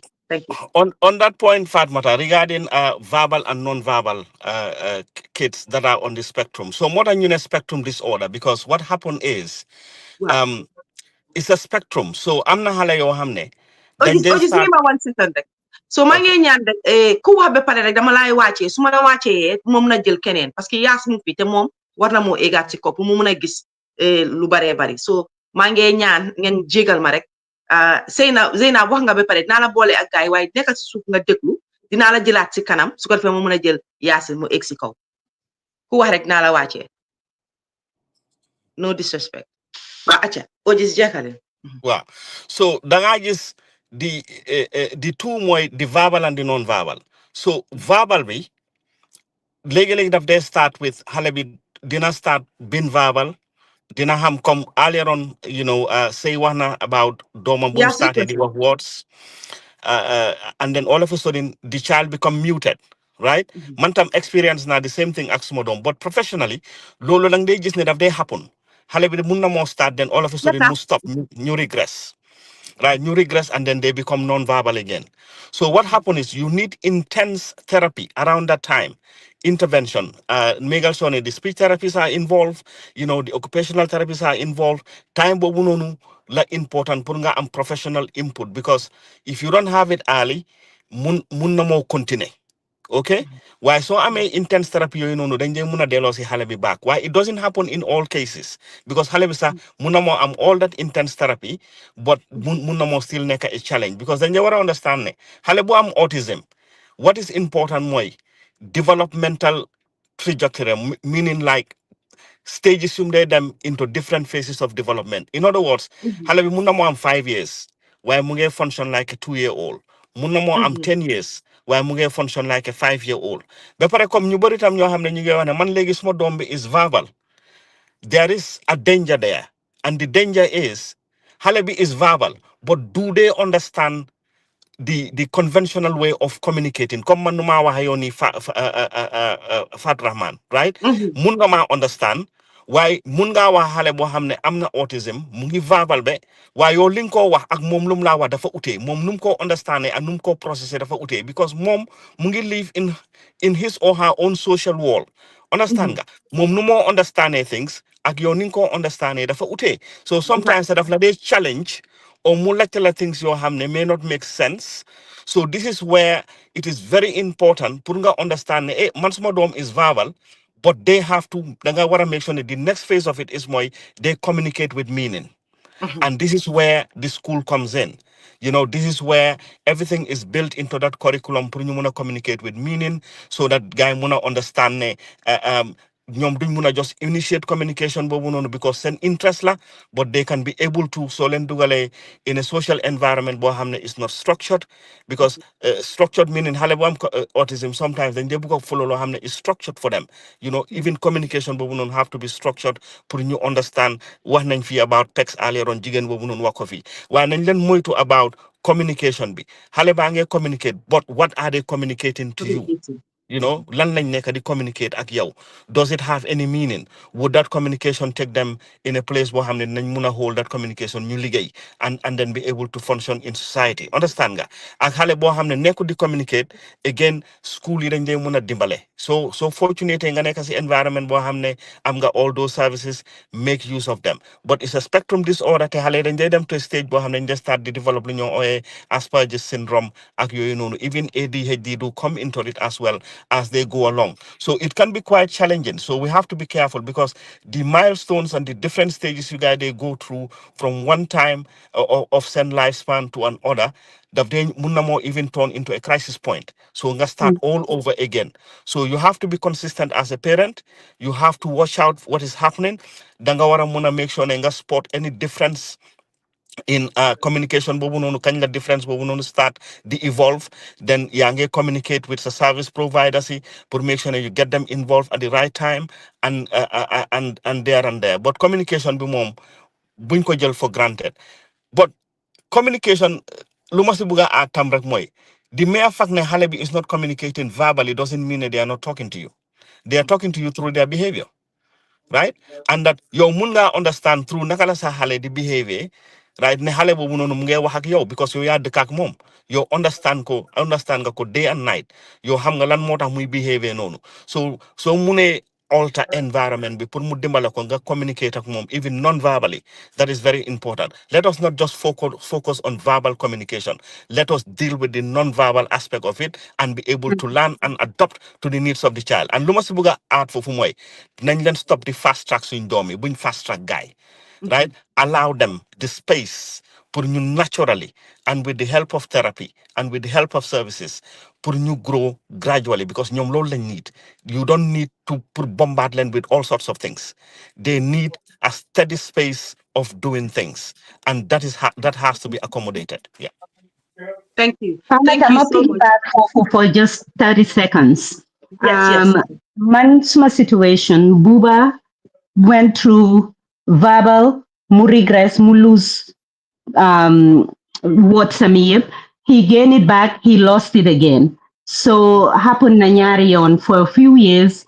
Then léegi daf dee wax waaye lu mu bugga rek lam dee wax. Like August was saying, what are they communicating? He's not completely non-verbal, but he's selectively verbal. Ba pare, second thing lu ma bugga elaborate foofu mooy su fekkee ne yow sa doom is non-verbal, that doesn't mean they're stupid. That doesn't mean they don't understand. Parce que foofu la frustration bi dee ñëwee yenn behavior issues dee ñëw because xale bi understand na everything. They're smart in their own ways. Xale bi understand na everything that's happening in the environment. Talk to them like you will talk to your atypical child. Bulen baby torop, bulen treat like ay dof yu xamul dara lañ xam nga. Talk to them, treat them normally. Bilaay di nga gis development boo xam ne si ñoom man léegi dama toog fii ma yóoni Buuba with 2-3 sentence assignments demal si kaw indil ma suma post bi indil ma li he will go do it and bring it back but he would have a conversation with me waaye lu mu bugga xam na naka lam koo waxee dina ñëw mu wax ma ko but understanding am boobu is perfect loo ko wax mun na ko understand for the most part, you know. So just because your child is not non-verbal doesn't mean ne munuta understand. They're very smart. So teach them, talk to them. How they will learn things will be slow. Why will give up, will get frustrated because they absorb everything that's happening around them. Come similar to Rox don wax earlier. Thank you. Yes. Ñu jëlaat keneen xadit naa ñëwaat si yow tuuti ñu jëlaat keneen yaayi fanaa yaayi Bakary la or something like that. Lifi na sa mic bi. Hello. Nuyu nañ la. Fatoumata, naka ngeen def? Ñu ngi okay. Waaw ñu ngi fine, alhamdulillah. Maa ngi nuyu ñëpp di nuyu sama brother Auguste. Fay nañ la. Di wax ne kàddu yi rafet nañ and it's a very very important topic boo xam ne comme ñun Gambians yi dama dee ne dañ ko dee ragale discuss. I have an almost 5-year-old who's on the spectrum while he's mild. Very intelligent, mashallah. But then lu ma bëgg a wax rek mooy ñun Gambians we need to look into autism because a lot of ñun we're not aware of it. Man, not to be honest, I'm very fortunate because I'm done living with special needs. So at a very early stage, I'm a year and a half, I started seeing the signs. My contacts with nursery and then the local authority they are very, very good. The help was there, speech therapists be involved, and then people from Senas and everybody else. But then Rumabuga warek moy Gambians dañ am pour understand ne dom do ko de jënda su doon ne da nga jënda dom ku nekk dina dem jënda a perfect child. Yes, ken bugut nga jënd nga am dom bo xamne dafa am disability. Man duma ko oye disability la rek dama ko dee wax ne rek it's a challenge. Ba pare dañ am pour understand tamit ne yàlla loo anta rek la dee teg loo anta lu du la ko musa teg soo gisee mu jox la a special needs soo déggee ñu ne special needs child you are special moo tax nga am that special child and they are all special in their own ways. waaye ngi toog yow yaa ngi complain di mer ne suma doom nii ak nii ak nii am na nit koo xam ne su doon ne pour jënda la dina dem jënda that special needs child mu indi ko just pour mu am lu ñoo wax ne kii doomam am naa doom. So nañ ci sant yàlla I know like it can be very, very difficult def dee metti torop sax xam nga with some parents especially su fekkee ne yaa ngi nekk si comme net support network bi nga am understanding the word about autism xamuñ anything with regards to autism ba pare Gambians si nañ bàyyi they make small comments. Sometimes yaa ngi make very little comments towards somebody's child. You xamuloo kooku lan la moo dunda xamuloo behind closed doors how they make them feel. yaa ngi understand def they metti léegi-léegi nga génna comme dem si society bi nga gis ñuy comment on little things like comme man suma doom bi almost 5 bente mu ngi on nappies hay kii moom so mu ngi sol nappi bente kii moom defut nii and they don't know the challenge that you are going through behind closed doors xëy na try ka ba soona waaw waaye xam nga ñu ngi dëkk si society boo xam ne they tell you point blank man fii wax dëgg ñi ma dee dimbale ña dee wax am na ñoo xam ne ñu ne man suma doom bi dem na ba 8 am na ko xam ne dem na ba 10 before mu génna on nappies yaa ngi understand so you just have to be patient. ñu nañ leen bàyyi suñ doomi ñoom tam ñu flow man wax dëgg suma doom bi du dee wax waaye benn def di pic waaye léegi mu ngi understand with speech therapist he has improved from when he was 2 to now. Wax dëgg dama dee comment nursery bi every time ak local authorities involved because from where he started to now mu ngi improve so much.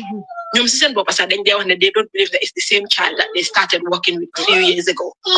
So these little comments yuñ dee def yow sa doom bi deful nii ba amul léegi-léegi nga gis ko xam ne sax daf laa diagnose sa doom bi tax even yow nga diagnose so xam nga dañ dee war dee bàyyi loolu noonu yow kii deful nii lu tax kii di def lii li tax kii ba pare that stigmatization ñuy wax si ron di ngunu instead of ñu come out ñu help la ñu support ñu talk about it or ñu wax ak yow or ñu laajte man I would rather you come to me nga ask dan ngay ngunu si ron yaa ngi understand instead of ñu def loolu they would rather they make small comments yoo xam ne it's hurtful sometimes xëy na you can be somebody ko xam ne am nga confidence mun nga ko brave out si kanam nit ki waaye behind closed doors it's mentally derailing. It's very, very disturbs our mental health because gis nga autism ak xam ne am xale bi nekk si spectrum bi or any form of disability it's daf dee sonal sa mental health your parents bi even family members aunties uncles and everybody around so loolu tamit nañ koy bàyyi xel ñu come together ñuy support man wax dëgg I have a very supportive family du ma fen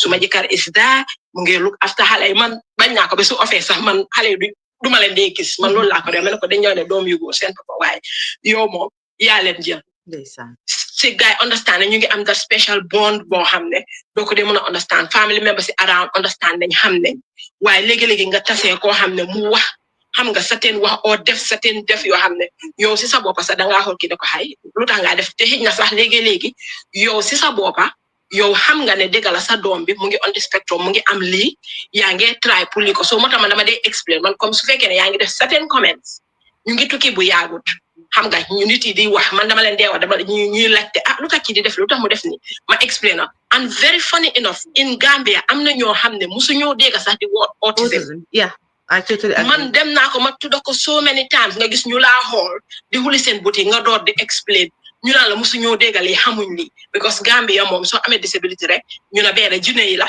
bi nga biiree dang doon dox o doo daan sol lu jot da nga expose sa boppa da nga tasee ak junne yi xam nga yaa ngi understand o doma nga o sa family nii ak nii without even realize ne lii feebar bu yàlla bu la yàlla teg la rek in their own way te soo seetee one of the most influential people in the world ñu bari they are autistic and they are doing very very well. Everyone have some form of autism in them. Dafa des rek ñun ñëpp la foog naa man dama leen gis ñëpp a ko am. Danga gis ñi nga xam ne ñu ngi nekk top people ñi nga xam ne ñooy borom xaalis yi most of them they are autistic comme gis nu mu ko waxee. It's just the small talks and man always dama dee wax loolu ne man su ma dee xool about suma child man dama dee comment August I look up to August. August knows me very well. I go for him for advice whether legal or anything mom he knows me very very well. Ñoo dëkk benn Manchester. Démb rek da tey rek maa ngi wax ak jabaram di ko tooñ. So I look up to people like him.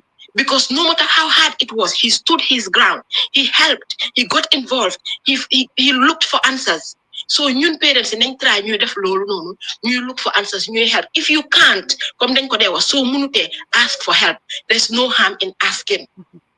Su nit ñëwee mu laajte mu ask for help si yow bul ko judge. Bul ko judge bul dem toog nga joo ko maybe they've had enough. Am na ñoo xam ne mun nañoo cope. Am na ñoo xam ne they cannot. Am na ñoo xam ne mun nañoo téye lu bari ñu am naxar ñu téye ko ñu cope with them waaye am na ñeneen ñoo xam ne lu tuuti rek it breaks them down and loolu moo tax comme jamono bu ñu nekk ni a lot of us Gambians ñu ngi am mental health issues a lot of us are battling with mental health te sometimes sax ñun duñ ko dee realize xëy na léegi luñ dooree di jàng ñu ngi dugg into the health care factors health sector ñu ngi xam a lot of things léegi nga gis nit ki ñu ne hey kii dafa am mental health issues waaye ndax di nga ko ñemee approach ne ko demal nga dem seek help. If we need help, go for it. The help is out there. Come August num ko waxe. Fi mom if you go and ask for help, what take it is there. Ba pare léegi dama dee gis ne comme ñun fuñ dëkk ni Angleterre comme because of luñ dee wax ne léegi nga wax ñu naan la lu ndaw rek nga gis ko la wax ne da nga raciste da nga gis ne tubaab bi léegi duñu dee bëgg a dimbale they want us to come forward. Yeah. Dañ dee bëgg ñun ñu come forward because bëgguñoo step boundaries nga gisee ko ne they are racist or ñu ngi dem further than they are expected to go. Yeah. So if you don't ask for the help, you don't get then the help will never be there. You don't get it. Man mo wax diga ne yàlla I've asked for the help and it's there. The mashallah from when I started getting the help to now wax dëgg mënuma see complain. The network is there. I know where I can go to ask for help. If you don't know, you ask around. So fekkee ne da nga feel ne xëy na soo laajte sa moromi Gambian du la wax the right direction du la point the right direction go dugal si internet bi yàlla def na léegi ñu ngi internet foo dugal nga laajte questions demal si school bi they have school nurses they have physiotherapists in the school so demee si anyone si teacher si dinañ la point to the right direction as to what you need to do and where to go for help. Wow, man lii rek moo nekkoon suma contribution. I am very very happy and I'll be happy to join GAD because I think this is a learning curve. Ñun ñëpp dinañ mun a jànga ñu mayante help ñu support. If anybody wants to reach out, I'm happy to help and I'm happy to reach out as well for support because foog naa ne ñun moms yi we all need the support. Yow comme xam nga August te yaa ngi communicator moom yow mun nga go through August. Thank you so much for coming up. Okay, jërëjëf Fatoumata, thank you. We need this. Thank you so much. Thank you. Guys, xam naa yéenay bëgg a wax dara say may ma tuuti bu leen faate ñu delluwaat ci suñ xaalis biñ nit PayPal nañ leen ca delluwaat extend na time bi 1.5 hours lañ fi woon a toog toogal nañ leen si 3 hours so bu leen nangu suñ 3 hours buñ fi toog nii mu nekk si Mali fon ku ma bëgg rek maa ngi ne dembe sas naa la sas naa Yaasin Njaay sas naa Leena Njaay maam li sa konte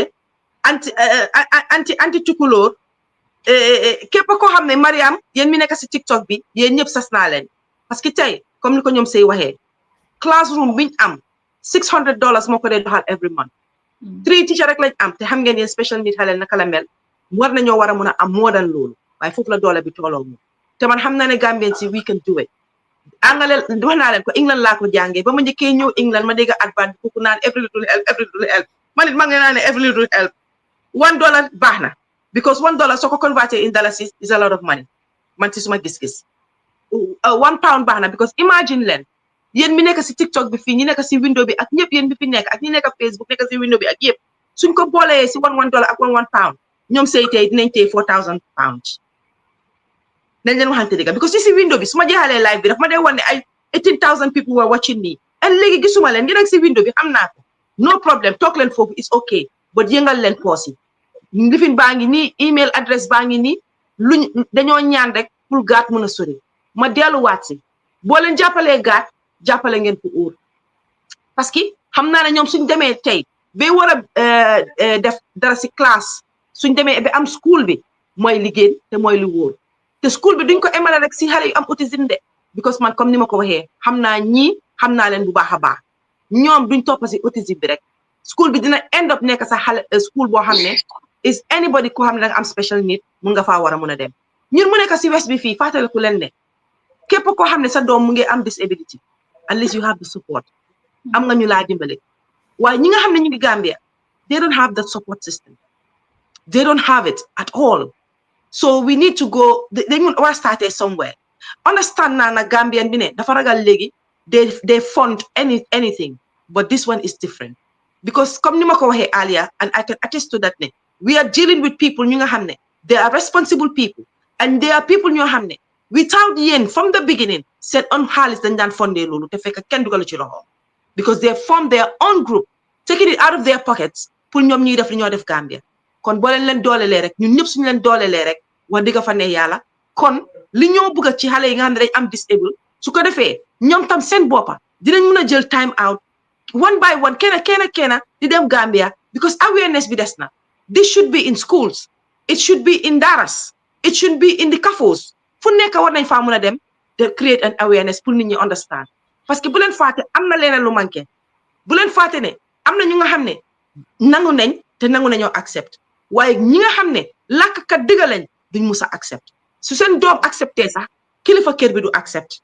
kon we need ñi nga xam ne tey am nañ ci xam-xam buñ toogee waxtaana nit rek wax ak yow di nga dem ne oh suma set lii moo ko dal oh suma doom lii moo ko dal waaye loolu nag mënut a nekka su fekkee dugaluñ suñ loxoy suñ biir poos so maa ngi leen koo ñaax képp koo ne bugga nga Fatoumata Rahman Kuka rek te over the years follow ngeen ma yéen a ngi follow suma liggéey gis lu maa def te mu neex leen te ngeen fi ne suma liggéey set na fii mooy time bi for the payment yéen a ma daan laaj de ñaata lañ la dee fay maa ngi leen koo répétal fii zéro kenn du ma dee fay ñaata lañ laa may maa ngi leen ko wax fii zéro ñi dee wax ne dañ maa jënd internet maa ngi Europe moo tax ngeen maa offer internet xam ngeen ne soo leen pere ma ne déedéet jërëjëf léegi nekkuma Gambia xaalis si internet bi dugalal leen ma ko si gaat léegi ñu bàyyi tuut mu wax man tuut bi xam na maam ban maam tuuta waaye su waxee laay mun a am tuut acca Rahman ma ngi laa nuyu fay nañ la la leen a nuyu yéen ñëpp boo ma ne xëy na I don't know am sure ne xëy na xam nga so maam tuut xam nga na sakan waaye maam tuut John ok tuut John la akay waaw ma leen a nuyu yëpp di leen a rafetal seen waxtaan bii nii jërëjëf kontaan naa si te foog naa di mu nekk suma first time gis waxtaan yi autism si TikTok si sun askan dafa nekk lu nga xam ne nag dafa necessary trop te suma sañoon ay mission ñu am more discussions around really parce que rate of autism is going up I'm not even nationwide I'm not in America wide even worldwide may increase te xamun exactly la ray cause bi waaye xam ne ne it could be genetics coupled with environmental factor ak yeneen ak yeneen man mi suma family moom ay dama foog ne autism runs in our family because my child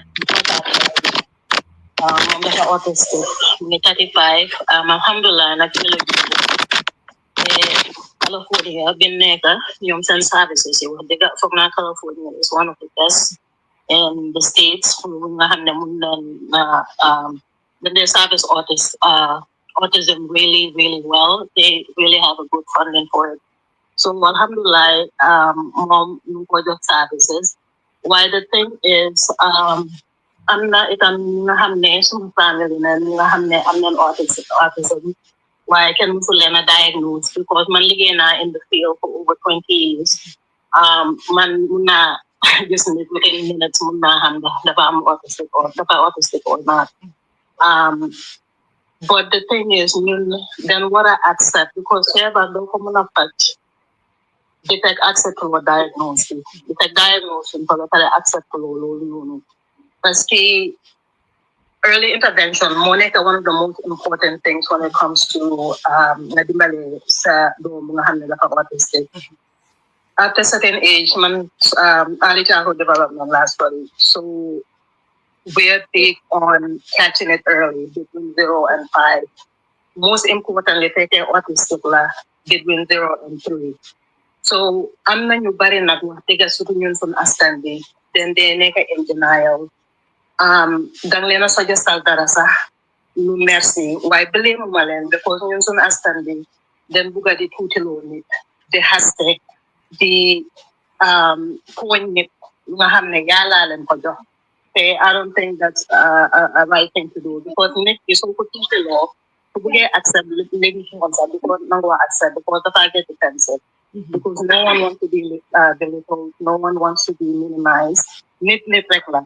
Te man ñi am disability I don't even like to use that word. I think they're differently able because man liggéeyal naa ñi nga xam ne dana am autistic then autistic from ages 3 all the way to 30 something because my sister is 30 something. So the very coach na adult who are autistic in the work world, ba nga xam ne mun ngeen a integrate the liggéey seen liggéey ma leen a coach. So possibilities are endless. Elon Musk, Albert Einstein, they're all in the spectrum. Yes. So just because they're not diagnosed with autism doesn't mean anything. While the problem is more, learning the full dimbale kukununu. Because they're differently able. So Senjanga is different. Nindejanga is different. So since they're differently able, for juggling skills you need and you don't understand legal understanding that way you muna janga. Why sun len ko jangale lu nga xamne ñom sen system bi understand wu to lolu dum ko muna jëlé té am na ñu nga xamne they autistic why they one of the smartest people in this world bari na sax man am na ku ma doon liggéeyal he was like 22 but kooku noonu so waxee da ngaa foog ne xëy na dafa dem the University of Greatness like he is so smart why problem am mooy social skills why loolu yëpp nu leen a train pour ñu xam ne noonu diine ak within the community suñ génnee pour dem liggéey wala génn ak dem sa mool bi dem doxantu or whatever just social skills yéen soxla pour ñu mën a integrate parce que ñun si jamono bi nga xam ne itam xaw ma yeneen di tey de waaye xam naa fii ni si states bi just last week, how many week before last, I'm not who autistic who policy rayon because of a P1 pattern. So, even social awareness because who can never call policy because so because of behaviors and we understand we feel like we know guys in it. So police react. So it's important to this awareness, to sensitize me, to encourage them to give early diagnosis. That way, you will learn to where they can benefit from it. Because they learn differently, but they are very smart. The this don't autistic. Very important way self-care. Because there is no way you're going to be there for that child or children. Because mellow is one of the most important things. So it's very important. It's very difficult for me just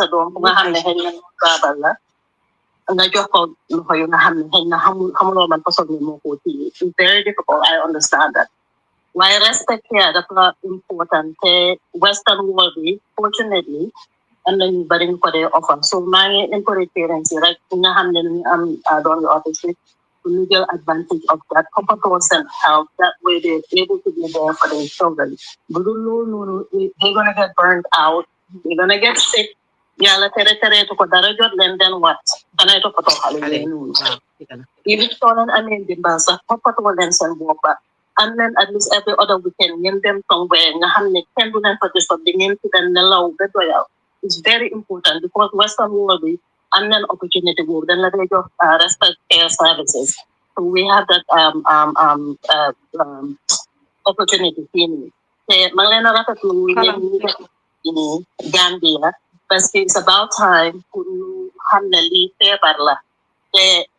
Febar nit ñu rek ne yàlla neema doom bu am febar bi wala no one chooses that te li ma bëgg nit ñi fàttaliku mooy itam febar mun naa dal ko nekka am na mag ñi nga xam ne dara jotul leen ñu dem car crash am disability nga xam ne mën ko def dara wasa mënuñ ko ba pare leen rek last li ma bëgg a wax xam naa ñu bare ngeen xaar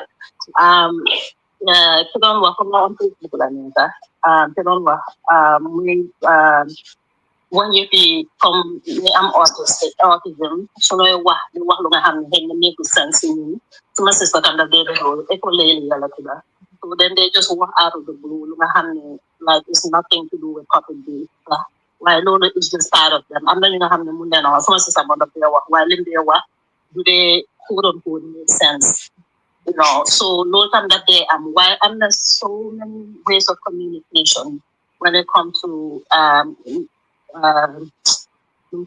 gadgets yi apps yi dimbale nga xam ne de non-verbal pour ñu mun a communicate because just because mun loo wax verbally doesn't mean you're not smart or you are incapable of communicating. People can communicate greatly from the nga xam ne de deaf, you know, they communicate greatly, they just communicate differently. So same thing nga xam ne if that one someone says that one you know moom itam am na doom bu autism. So I think I know example. Well, I think I know example. But thank you. Yeah, why man leen rafetlu wax jërëjëf ci seen programme bi I wish on ngeen di ko continue. I know this is Autism Awareness Month. Wow. I hopefully di ngeen ko amaat jërëjëf jërëjëf dinañ ko amaat lii moom duñ ko sobee fii. Thank you so much. Time bi nag moom lifin na xooj nañu jeex na bu yàgga dañ leen may 1.5 hour extra waaye am ñu may ñaari nit yi nga xam ne waxuñ yaa si yow moom si kër gi nga bokk yow mu xaaral ak foofu ndeysaan ki ma doon bugg a may sax keneen kii fana dafa wàcc anyways ñu may fana Jalzi ibi sa mic bi Jalzi ibi sa mic bi su ko defee Sarah tamit nañ ko may waaye li am na solo trop waxtaan yoo tan am na solo maa ngi jégalu yéen panel bi yéen a ngi toog lu yaaga waaye TikTok nii la de. am na li important na Fatoumata nii la baaxee sax because nit yaa tax ñu ñëw xam nga so. waaw li tax mu gën a important sax mooy am na ñu nga xam ne bii mooy the first time ñu ñëw taxaw sax wax about it. waaw this is the first time so we needed this so ñu li fi Jalzi. Yeah, hello, assalamu alaikum. Alaikum salam. Panel bi ak all the viewers. Suma sister Sadio mu ngi fa woon moo nekk Rocks la tudda foog naa. Rocks waaw waaye foog naa wàcc na ñun ñoo bokkoon classe te suma xarit la woon and all that. And xam naa ne am na ñaari doom yu autism and also man tamit am na like a child who is 16 koo xam ne he's autistic. And you know, it's been a really rough ride. And you better you maham TikTok. I guess when you say like you know, that's what I'm doing autistic because yes, but they just a lot, but they and do a lot of stuff on TikTok now actually. So but I'm just programming my hand for the longest time. Of course, you might get hamden ko. Why I just a lot of other people maybe this is their first time hearing me. Yasin Jaya gives that they follow and a lot of other people, Lena and all that stuff. But you know, it's not for that. You know, I've get to the point where hamden is not something like hamden don't go over Rusi because of course the society wouldn't get that they meet it at the beginning denial would for the longest time. I'm going to comfort zone, you know, feel comfortable to talk about it. It take forever. Sometimes, right away, they are comfortable. And then you just have to accept it that way. You just take your time. Okay, it's time for you to really accept this and then embrace it. And really, so accept it is much easier for you, honestly. I'm not because it's stages. I'm blame or hamne bu dinga blame sa bop ndax li mako tek sama bopa ak yu bare fekk du yow yalla la xam nga so lu bari you know it's a topic bo hamne I don't even know how to say it because sometimes you get emotional about it why man dama sante yalla because suma dom bi fum starté ak legi fum neka alhamdulillah rabbil alamin have lot of progress in terms of speech ko hamne maybe du don wax initially be yalla def muy wax am nga with the speech therapist help like occupational health you know therapy and so many other things nga mu nge munal bopam you bari te mu nge dem regular school although probably he has a special program in the school you hamne is geared towards them where bari they munal join the general students through so many things that muy xale fii dama leen di wax dañ ko dee abuse because he's the kindest child ever xale yëpp a ko dee yóoni mu leen di toogal di leen mel ni suma yeneen doom yi su boobaa ma leen hey kii seen mag la bu leen ko def loolu waaye di nga gis ne it's like a progress koo xam ne foogoon ne party training sa doo mën a party train but dem na party train boppam so many things daal ba tey sax di nga xam ne am na disability but I mean like improve na a lot so dama just wax ni ñu bari de ñoo xam ne maybe they are discouraged ñu ko ne they will never get better. I'm not going to say they're ever going to get cured because maybe it's something that is not going to get cured. But pour ñu mëna défaral seen bopp lu bare loolu yëpp daf dee mëna am because suma doom bi lu mu dee mëna défaral boppam léegi compared to years ago it's much improvement right now mu ngi 11th grade. So of course now you're thinking about léegi su jeexalee high school what are we going to do? What's going to be the plan? Because xam naa ne am na lot of strength in him and mashallah he's very smart. Su bëggee dara loo xam ne focus am mu fa he's very smart with that loo xam ne amul ci interest moom mun loo faa def elam du ko dee faale sax and stuff like that but dama wax ni ñu tamit buñ blame seen boppa because I've been through that initially da nga nekk di blame sa boppa ne lii lu tax kanga yéen nga ne why lu tax man so many things waaye da nga xam ne yow da nga special moo tax yàlla may la ko so special te yàlla du la ko jox man noonu laa ko de gisee at this point ma ne boo gisee yàlla jox ñu doom yu mel nii dafa xam ne ñun mi mu antenne nañ ko and it's like a test ku nekk da nga am test in this world somehow yàlla xam da feebar lam laa teg ndax daf laa isil doom mu jël ko o nga teel a dee o nga am pepen ki nga teel na ñaaka ba dootu yàlla yow lii mu sa test so don't beat yourself up jéem ko accept daal soo ko munee xam naa ne it's not easy but soo ko accepté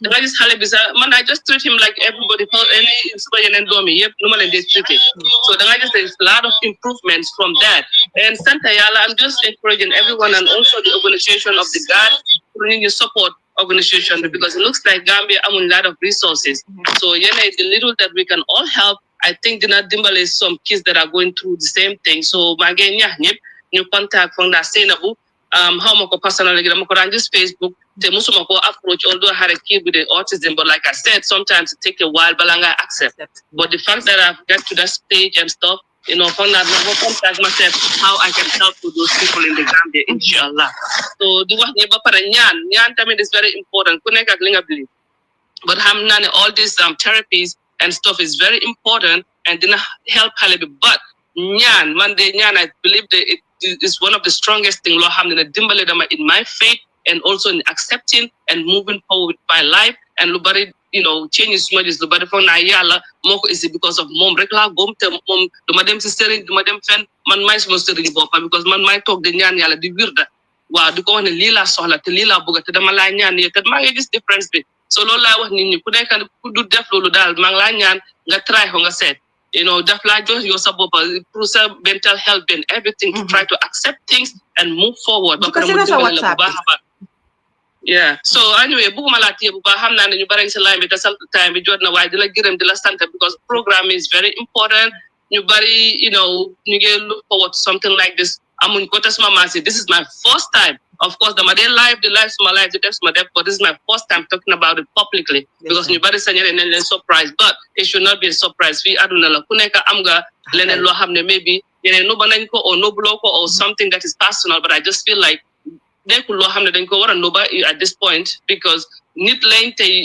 they are part of society te ñu ngi ñaan yàlla suñ yeneen doom yi luñ mun ñoom tam ñu mun ko te yëpp si loxo yàlla nekk di sant ñëpp di gërëm ñëpp ak yow Fatoumata tamit for this program yàlla la yàlla fay te li ngay def because ñu bari they're gonna come out and some of ñoo xam ne comfortable wuñ léegi dinañ gën a comfortable to come and talk about their children and what's going on and the help that they need and the support that they need the center suma family bi suma friends everybody supportive around me mashallah but sometimes of course ñu la xamut dañoo ne ta xale bi di ak ni yooyu noonu but overall I have a very, very, supportive system around me. So, Santa Yala Bembari. The Lord, thank you so much for allowing me to come over here and, talk about it. Thank you. So, yeah. Thank you so much. I appreciate it. Gis nga lii la ñoom say they create this platform pour nit ñi ñëw waxtaanee ko xam naa ne tey sax liñ fi jëlee tey sax expected we were gonna get all of this xam naa ne xalaatuñ ko gis nga ñoom ñun dañ ñëw nag ak suñu liste am fu ñu waroon a jaar ci waxtaan bi léegi bi si neexee rek may leen yéen say yéen taxaw leen fële yéen a ñoom Autism gis nga ñi fi tudda arrêt ñoo maa tooñ arrêt bu leen ko tudda fii ku bëgg suma xool jógee day mag na arrêt fii nii baax na Juka please PayPal yi lifin bi autism PayPal bi bindal ma ko si TikTok bi Juka gis naa ne ñëw nga te dama la si yaakaar yow moom mun nga ma ko bindala léegi laa gis ne léegi okay maa ngi si bugg a start some work am naa suma sister yu nekk si ron of course you guys don't even know but I know they can support a lot so yéen yëpp maa ngi leen di oo suma pare individual si ron naa leen call ngeen support God organization be because it looks like we, you know, they bugga di support Gambia, so don't have for support because I have so for you don't come pala more them agree no. But all of those two sisters, inshallah, you see run then you mabinal comment and stuff, you know, at least they will try to support that organization as much as they can because we know Senabu and all, you know, you get the bare see at you bare for nice time for other people you have they could do because y'all nala japale and everything. But thank you, Haram Pacha, and all the sisters, Sister F, Nala, Sister B, Sister Rox, and all of you guys. And I'm like, you like, Yasin came up, is that her? Yes, it is me. I think it's about time to me to talk about it, okay? I'm with that problem. I'm not again worried about it's okay. Thank you for coming out as well. Thank you. Thank you. I appreciate it. Thank you so much. Legi nak mom time bi dem na ah legi ñu may sira mu wax sira waxal yow yaas yow mom yaas yow kéku bare yow kulal sa site tek yaas yaasin sa soose yow kulal sa site tek acha sira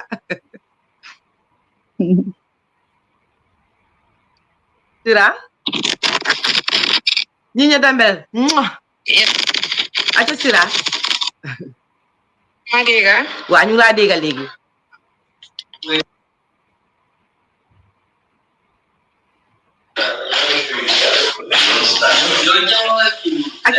Sira Sao. Hello. Yana Madiga. Wa ñu la dégal légui. Okay. Thank you so much for Madam Sam. And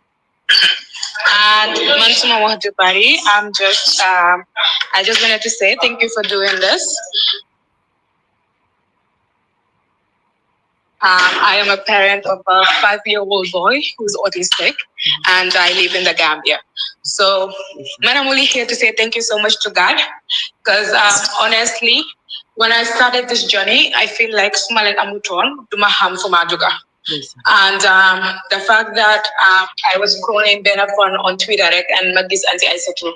And when I spoke to her, then Bolema Kugis, Bolema Senabu, Bolema Sana, and it has been amazing. And they have all helped me in tremendous ways. And I'm just here to say thank you to them and to every one of you here who now have the opportunity to contact them and talk to them. Please do. They cry with you and they'll help you as much as they can. And Alhamdulillah, I am grateful to them, and I'm grateful as to how far me and my child have come. And Santa Yarabembari, but also if I didn't have them and their support and Lima Jangal here. So thank you. I'm just here to say thank you to them. Thank you. And to all the mothers out there, I promise you it gets easier. It gets easier. Sira is doing an amazing job too. Yes, so that's all I want to say. Thank you, guys. Thank you, Sira. Thank you so much for your work as well, Sarah. Yeah, she took the advocacy to the ground in Gambia. You know, we work with her as well. Mom, she's with the Foundation for Autism Gambia, TFAG. So they just did the autism walk this past week. So yeah, we collaborate, you know. After Simbolo Moedole, Ben organization, because autism is broad. It's a lot of work. It requires a lot of human resources. So when they work together, collaborate, right? You know, even if you have an organization that's doing something on the side, we are always open for collaboration because mbolo moy dole. Te ñun ñep the same goal lañ am, the same mutual goal lañ am moy kuy dimbale Gambia, you know. Yeah. Thank you. Ñu jël Yaas parce que she was very patient. Wax naa ko lu nekk yëkka naa ko mu ngi patient rek. Yaas may naa la nag 30 seconds rek laa la may 30. Well, salaamaaleykum yéen ñëpp noo leen def. Man just thought I might jail, honestly, because man not just nekal fi gat like so anybody again once again anybody could book a message anybody could book a join in support group they just message ma have not the play them message request me but then I make sure the man go check and then I reply. And the lead MC Banner, so I'm sure they will do this again because I'm guessing that the rest of my team you know when you're going to or when you're on but li mo nekk waxtaane autism like ku nekk dafa ñëw ku nekk am lu moo xelal keneen ak keneen so yéen ñëpp jërëjëf for coming on this live and then hopefully next time ñu amaat leen 30 seconds thank you ñaata seconde nga jël ni yow jël nga moo gis naa xadi caati yaayam booba léegi yaa ngi ma jël la soo bëggee ma jël da ngaa send a request send naa invitation waaye demut so send ma request xam naa ne yaa ngi bëgg a wax dara send ma request ma jël la bu gaaw but say comme ni nga ko waxee rek xam naa ne dañoo plan pour ñëwaat fi beneen bés te du nekk benn bés dinañ ñëwaat parce que ko naa ne buñ toppa rek ne dañ koo def month biñ ko soxla rek noonu déedéet warta nekk fi April rek parce que xam nga loolu dama ko dee jooy all the time dama dee wax ne soo gisee Gambien bi dala leen dee réer parce que bi nga koy gis ñu koy def di ko defaat moo tax di ko faaten ba fàtte ko xam nga once every year pour war a ñëw di waxtaanee lu mel nii te gis ngeen tey lan lañ si achieve I think ne achieve nañ fi a lot of people ñoo leen share nañ seen experience parce que tey sëy ni doomam di def doomi Fatoumata Kuka war a ñoo expecté noonu la war a def doomi Ojis expecté so ñun ñëpp tey ñu ngi fay jàngalante parce que am nañu doomi sëy di defee fekkat doomi Hadi fekkut ko si wala doomi Fatoumata Kuka fekkut ko si wala doomi Ojis fekkut ko si so waaye dangaa gis ne man xitte suma doom mu ngee defee ni doomi sëy di defee su ko defee ma dal di jàng ci sëy tey nag soo leen gisee waxtaan bi yëpp am na foo xam ne foofu la ñuy tëjee pour yéen mi nekk fii tey si panel bi science yi it is very important because gis naa ñu ma doon seen so ma bëgg rek ñu remind nit ñi ñu jël 5 minutes rek remind nit ñi of sa science to look out for and pour xam wax leen tamit ne ñun mu fi toog di def benn disclaimer ñun mu fi toog waxuñ ne ñun ñooy de experts déedéet ñun mënuñoo diagnose doomi kenn déedéet ni ma dafa fekk loxol boromam waaye ñi fi toog nii dafa fekk ñoom dunda nañ ko for years dañoo ñëw rek share seen experience jox leen guidelines ba pare wan leen fan ngeen war a mun a dem pour ñu diagnose leen seen doom wala lii parce que bëgguma kenn ku ñu misunderstand loolu dama bëgg ñu sóoraale ko parce que si social media la ñoo waaye loolu dama bëgg ñu sóoraale ko so waaye ñu ngi leen naa ne jërëjëf ci déglu bi waaye it bu leen fàtte Buhari indilaat ma suma PayPal bi Autism Gambia soo leen defee email boobu di ngeen mun a dugal comme ni ma ko waxee rek lu waay am lum tuuti boo fa dugalee rek ñu dimbali $600 fi jamono toolu nii nekkut xaalis boo xam ne nit war na ko mun a génne every month di ko génne alhamdulilah ñii ñu ngi doon try te am na ñoo xam ne ñu ngi leen doon jàppale tamit parce que su ma ne luñ try am na ñu fi nekk tam di leen jàppale parce que am nañ seen ay nit ñu baax di gërëm ñooñu di leen sant parce que am na ñoo xam ne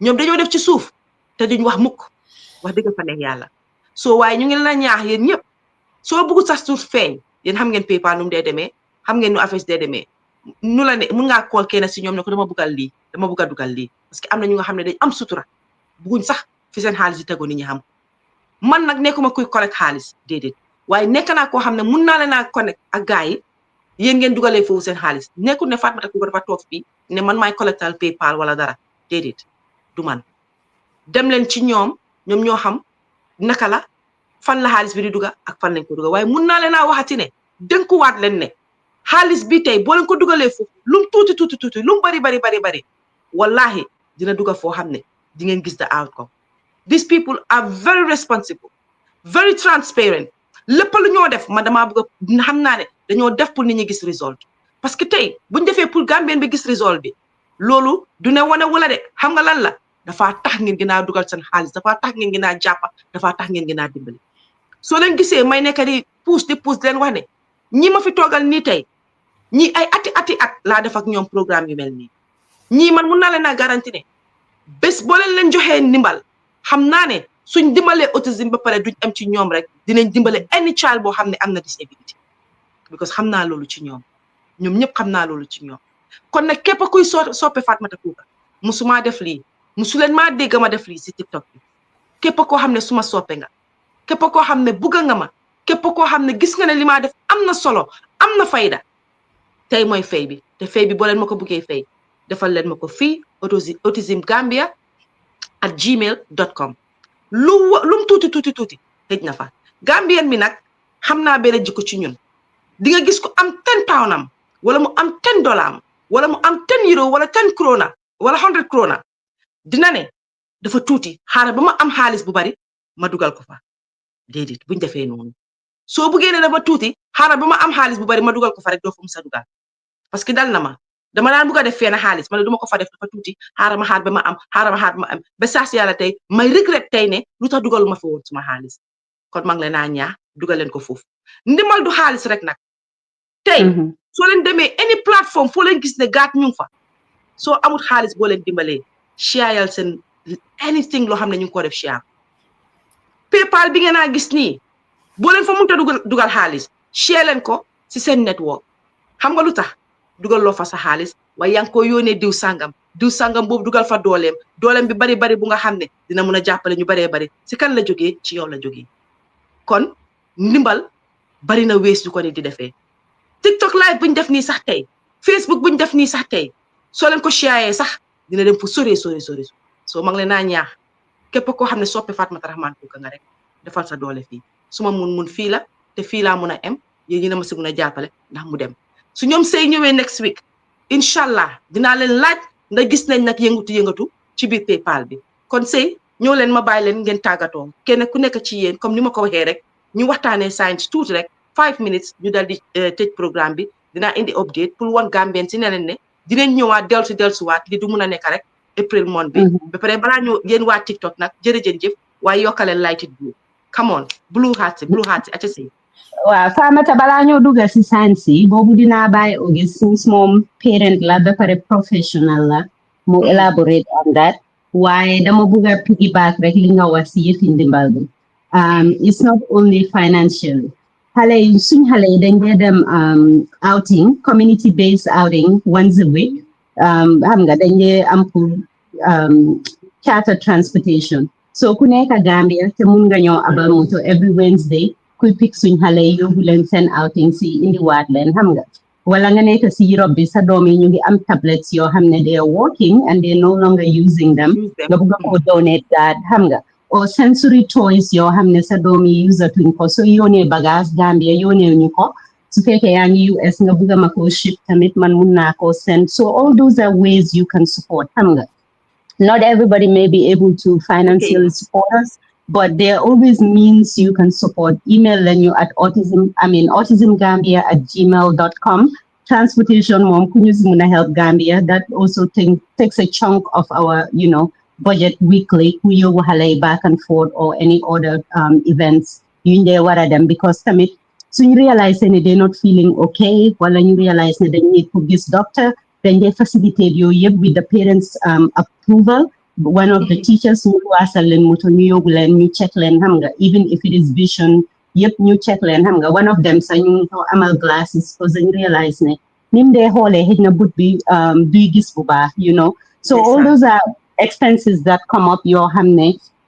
If anybody is in the Gambia, dimbale with transportation, that also will be great. Munna calls every Wednesday, mupigal nyo hale yobulen in the wildland. So there's different ways you can help if you would like, and dinañ ko appreciate tarop. So August Mabala regna just a few minutes on the signs and symptoms, please. Well, bala August di ñëw ñu may yaas mu ne léegi 5 seconds lañ ko war a may mu wax yaas 5 seconds. Dama just doole lu seyna bu doon wax pour ñumal bu ñoo nekk di lecte ni GAT is the only special needs school in Gambia boo xam ne moo nekk di defaral everything full boppam amul ndimbal from anywhere Seynabou Sana the rest of the team ñoo nekk di dugal seen xaalis and then pilot classroom bi ni yàgg na léegi ni ñu starté 2 teachers ba mën a am 3 teachers ba léegi ñu ngi si so di nga gis ne su fekkee ne dalasis la sax soo leen ko dugalee xamal ne yéen a ko dugal si loo xam ne dafa am njëriñ yéen a ko dugal si loo xam ne nekkul ne da ngeen see even dimbalee gaat waaye da ngeen si dimbalee ba dimbale si yéen seen bokkay because you never know Gambia is quite small so any single butut boo leen a dugal xam leen ne gaat yàgga dañ di dugal seen butut si ba mu ngee dem ba fu mu egga nii because GAT is the only special needs school classroom dañ amagum because man may wax school pour yàlla mi mun maa dégg bañ toog bañ am school the only special needs school boo xam ne moo nekk di defaral everything boppam xale yi dañoo ñëw for free laajuñ benn parent any visit. That's all. Thank you. 7 seconds nga def na bu mu la dalaat. Aja Ogis Aja.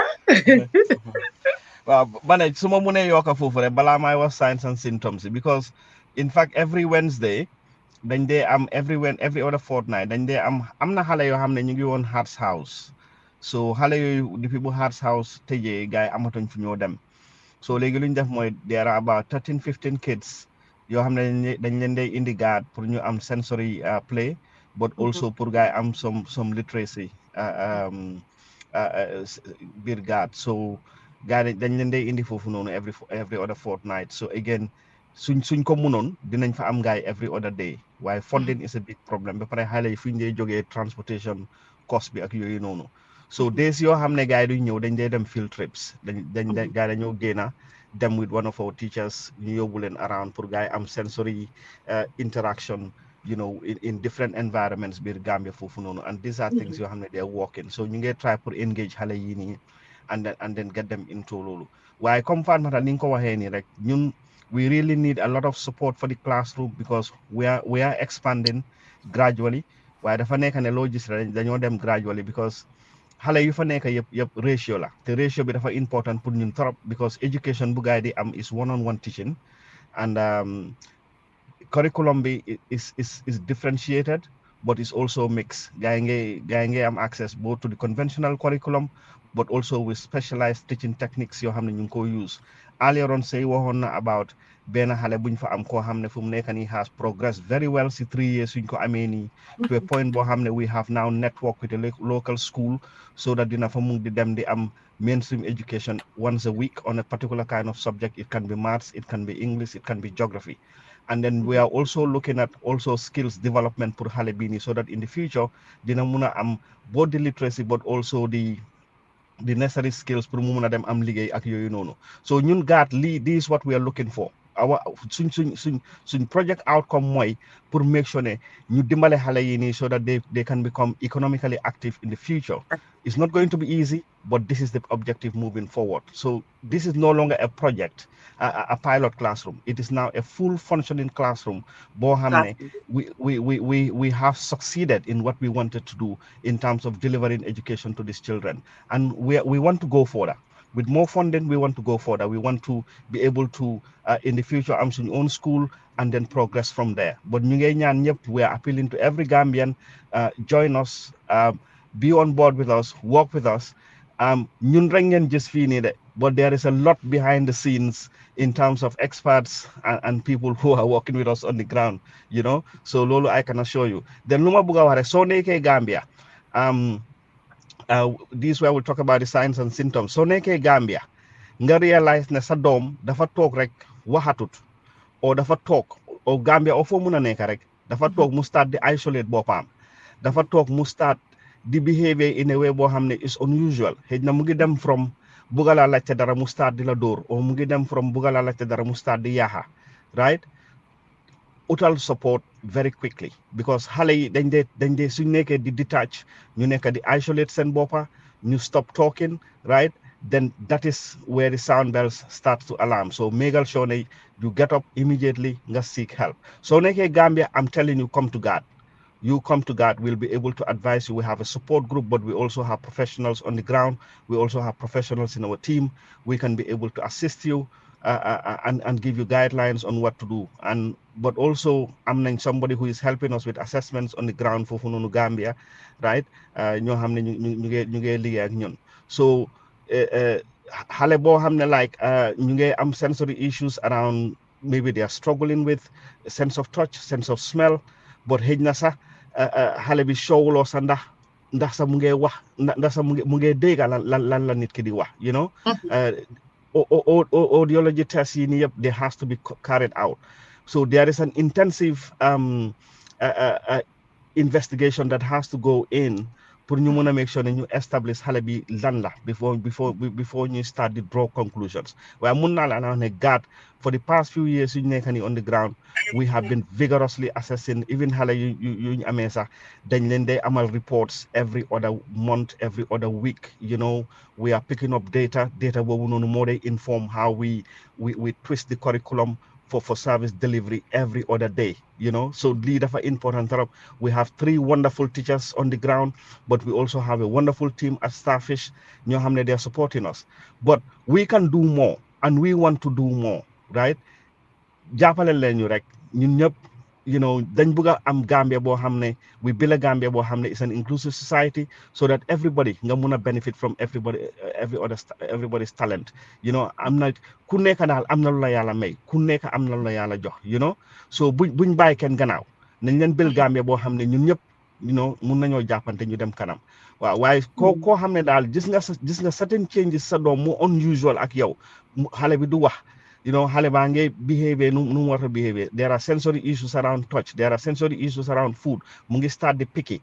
You know, mungi start the repeat bopam. Yo linga wahre mungi repeat. Or mungi ñew di japa sa loho, right? Or in fact amna hale yo xamne especially jigen dañ ko dee mask dañ ko dee noba doo ko dee teel a xam léegi diagnosis daf dee yéex trop si jigéen so these are other things yoo xam ne people have to pay attention to sometimes jigéen du dee wane signs until bañ am ay 12 so people should watch out for those so toogee ba nga gis sa doom mu ngi si yéena rek quickly so dee fii nga nekka Europe America anywhere go and seek immediate help soo nekkee Gambia tam sometimes the help may not be available but there are organizations on the ground now ko mun a approach ko but you can also come to us at GAD we are here and we'll work with you but one thing I can also assure you at GAD your privacy right confidentiality is number one for us and we don't joke with that. Thank you jërëjëf Ogis thank you so much Hadi yow tamit lan ngay tàggatoo foofu noonu. Hannah, always the flapping of the hands is the only other thing that I would add, yes. which is a very telling sign that autistic kids tend to do. So they contact me and I guess they flaps their hands. While if they're upset, they do it as well. While you stim, they make just random noises. Yours random, but they're trying to self-regulate as well. Exactly. But when they cover sen no pay. And ears, very noise sensitive, yes. light sensitive. Yeah. Correct. So in an environment where they are not familiar with the people that are there, sometimes fofu nga day amé tantrums and again this is where parents have to be careful. Fan nga wara yobu sa dom. It doesn't mean ne bul ko yobu, but xam nga xej na mom attention span within that environment could just be 5 minutes. So it's for you to measure that. So time be jotté startal di ko withdraw to avoid those tantrums popping up.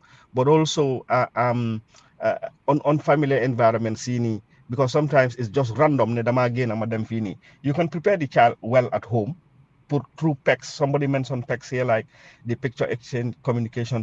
Ngawan halebi. So they McDonald's la. Netal and McDonald's, you have the picture at home. Ngawan koneko, you know, then you them tay McDonald's, and then there's a picture exchange communication. Yeah, mom. So then age McDonald's. This on the picture we pare. So understand and the McDonald's in them. So these are the things you have. They help pull calm situation be down.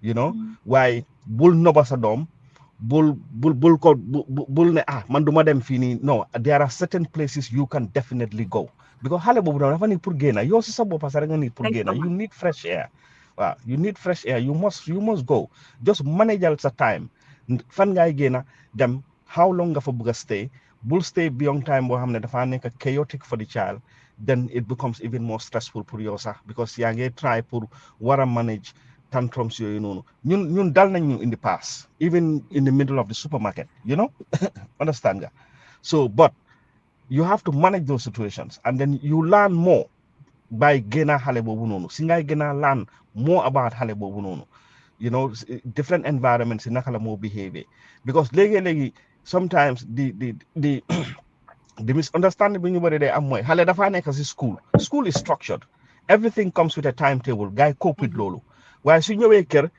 environment is not structured everything is spontaneous then chaos so li mo day nekk difference ko defé ñu wa yow la ngay def li place bi té doko fi def la ngay def dali fi té doko fi def no environments yoy non yeb they different they're two different settings So lolu is very, very vital. And again, this is where sometimes some of the signs and symptoms they know. But for tam parents nañ leen def a lot better communicating to the school, because yow yaay the only advocate for that child between you and the school. So you have to make sure everything li nga observe ci sa doom yaa ngi communicate loolu with the school bi tam dañoo bëgg di communicate ak yow with areas yoo xam ne gars yi ngay gis certain things. So this is how you learn from each other, because loo wax school bi rek gars yi nañ mën a change loolu. I'll give you one example here. Man suma doom bi Josie Boy buñ ko try pour train ko so that mu mun a one of the skill sets yu moo need pour liggéey. One of the things luñ dugal ci curriculum bi mooy every Thursday dafa dem liggéey ci restaurant. So restaurant bii nii dafa war a jël orders, and that xam nga foofu is not structured for him. Everything would come to him spontaneously. So this is how he's been trained to take things spontaneously in an environment boo xam ne is structured. The people that are there, he doesn't know them, right? Pour mu start di build loolu ci life am and gradually start to work with that. We are at a point now, he's doing video modeling, put train yeneen xale yu am autism on how to use public transport. Wow. You see, with the local authority. And he's doing this every week, every Thursday, mu ngay def loolu noonu. So demoon na tam mu ngi doon liggéey with a digital company, and he was there time mu nekkee ni si college bi. Before muy jeexal gars yi they wanted to employ him. I said no. He needs to go to finish his college and then go to university. But digital company would from time to time give him a contract to do certain things for him, for them, and they pay him for that. You understand? So lii yëpp loo xam ne la in a million miles mënu woon a toog nga xalaat ne lii would happen at this time. Su ma xoolee like suma doom boo xam ne maybe 13 years ago was non-verbal, was not communicating, was destroying everything in the house, right? Everything was difficult. And today is completely different, because we invest that time in man suma jabar and everybody that have supported us, family, friends, and everybody that has been around us. Understand nga? Thank you. Moo tax tey ñu àgga fii nii. So it's not just us, but you need the community, you need the school, you need everybody, you need sometimes daf dee baax sax nga fall out a nit foofu nga dee xam sa boppa. Thank you. Waaw foofu nga dee xam sa boppa. So waaw xam naa ne earlier on somebody talked about nit yi dañ la dee judge. I am happy for you to judge me, because you have just told me who you are, right? It's now for me to respond to what you have just said, So, and me responding to that, waking up every day and doing the right things for my kids. I won't get it right all the time, but consistency would get you there. Yeah. Thank you so much, Odish. Thank you to this great panel. Yen buma lifin ak yen ba léegi depuis time Facebook ba léegi ñu ngi deliver léegi si Gambien bi la des. Of course am na ñoo xam ne ñu ma seen messages si suuf di wax ne thank you for this, waaye awareness des na nañ ko continuer waaw nañ ko continuer te bugga nañ ko continuer waaye continuer bi tam dafa bokk tam pour ngeen jàppale gaat tamit pour ñoom tam ñu mën a dem fu sori sas naa si ñoom Juka Cissé PayPal account baa ngi nii, sas naa si ñoom F Jeng, sas naa si suma waa TikTok ñëpp sas naa leen si lii ñoom Yacine Ndiaye ñoom Leena Ndiaye ñoom Maam Lisa Konte yéen ñëpp sas naa leen yéen ñëpp ak ñi nga xam ne sax yéen a ngi si TikTok bi te seen doom yi sax te yéen a ngi ci Europe bi nekku leen Gambia. This is your opportunity, this is your chance. IC sas naa la si yow tamit this is your chance yéen tamit pour ngeen help xale yi nga xam ne ñu ngi Gambia yéen fii seen doom yi nekk fii at least ñoom am nañ support system, am nañ ku leen dimbale ba pare am nañ fii ñu nga xam ne xëy na màcc nañ si yëfi loolu noonu pour mu leen naa dimbale. So kon soxla nañ dimbal pour xale yi nga xam ne ñu ngi Gambia, parce que yéen seen doom yi fii dinañ am the opportunity pour ñu dugal leen fee na skill centers yaa ngi fi, schools yaa ngi fi, am nañ schools yu nga xam ne pour special need ak yooyu. In Gambia we don't have them. So moo tax ñu ngi leen naa ñaax nga am sa doom am autism, sa doom amul autism, yéen ñëpp laa ci oo naa leen ci lii te gëm naa ne di ngeen ko def. Say next week suñ ñëwee bugga naa nga wax ma PayPal bi ndax am na lu fa dugga from tey si di on the 19 xaw ma on the 18 xaw ba xayam ndax tey am na lu fa waaw parce que dama bugga nga lifinal ma ko dama ko bugga lifin fii wane ne waaw yéen a ngee def wel comme ni ma leen ko waxee $1 £1 €1 loo leen xalaat loo leen nama pour dugga ko rek dugalal leen ñu ko foofu noonu it will go a long way. Thank you so much yéen mu nekk si TikTok bi we really appreciate especially those ñu nga xam ne musu ñoo come out they have never talked about this before ñi nga xam ne yéen rek maa seen message si suuf yéen tamit thank you so much it takes a lot pour ngeen def lii ñun xam nañ ban si ban community lañ nekk xam nañ si society buñ nekk xam nañ the people that we are dealing with we know them very well waaye gis nga am na ko fi wax lu am solo mooy jaal mu ne jot na pour wane suñu boppa nëbbu bi amatut njëriñ xale yi nit rek leen comme ñëpp it is time society xam leen léegi tuuti blame naa si yenn yaay yi nga xam ne am seen doom yi am na ko wala papa yi nga xam ne seen doom yi am nañ ko waru leen a tëj seen doom yi si biir because of society foofu dama leen blame wane leen seen doom yi yéen a leen jur ci 9 months yi yéen a ko ëmba mu métti torop yéen a taxaw benn bés bi mu bugg leen a yóbbu àllaaxira kon bu leen nëba seen doom yi di moo ngeen nëba seen doom yi from society will never learn the disability in those kids point boobu dama bëgg ngeen understand di moo ngeen nëba seen doom yi from society duñ musa am that awareness bi ngeen fa ne dañ ko war a am because they don't know some people you cannot blame them they don't know what they are dealing with.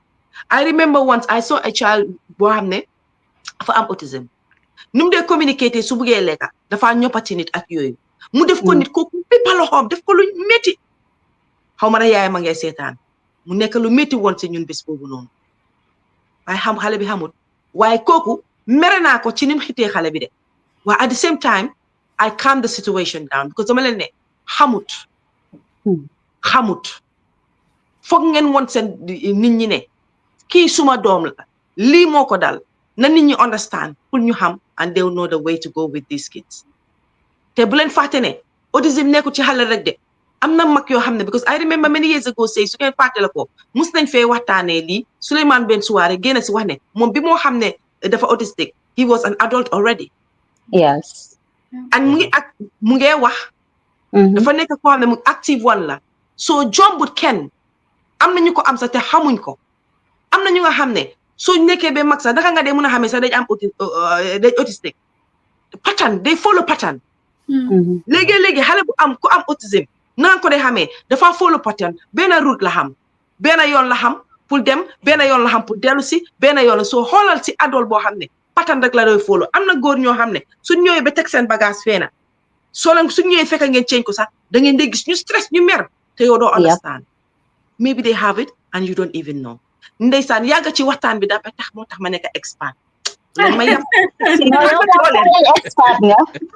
and one of the highest diagnosis rates is actually from women between the ages of 25 and 35 parce que jigéen xam nga ñu ngi laa jàngal soo juddoo jigéen dafa war a tey jigéen dafa war a em su ko defee nga jël loolu internalize ko di nuba sa symptoms yi ba pare the symptoms in women shows up differently from men and most of the symptoms in their wax yep daf dee nekk ne pour boys little boys lañ dee xalaat so it's different loolu tam beneen side la boo xam ne dafa war a ñëw man fi ma li ma ñaan rek mooy ñi nga xam ne kon ki nga wax ne kooku dafa bippaloo xale bi ñun Gambian bi ñoo fi daaxa wax muñ leen have patience sabar lu nekk ñu wax ko waaye su ñëwee si xale ñun duñ musa muñal xale lañ dee gaaw a uus xale gaaw ko bumax gaaw a dóor ko lu nekk suñ mënoon a muñal xale yi rek jaama dina lifin koo gis traité ko kon yow ni nga traité sa doom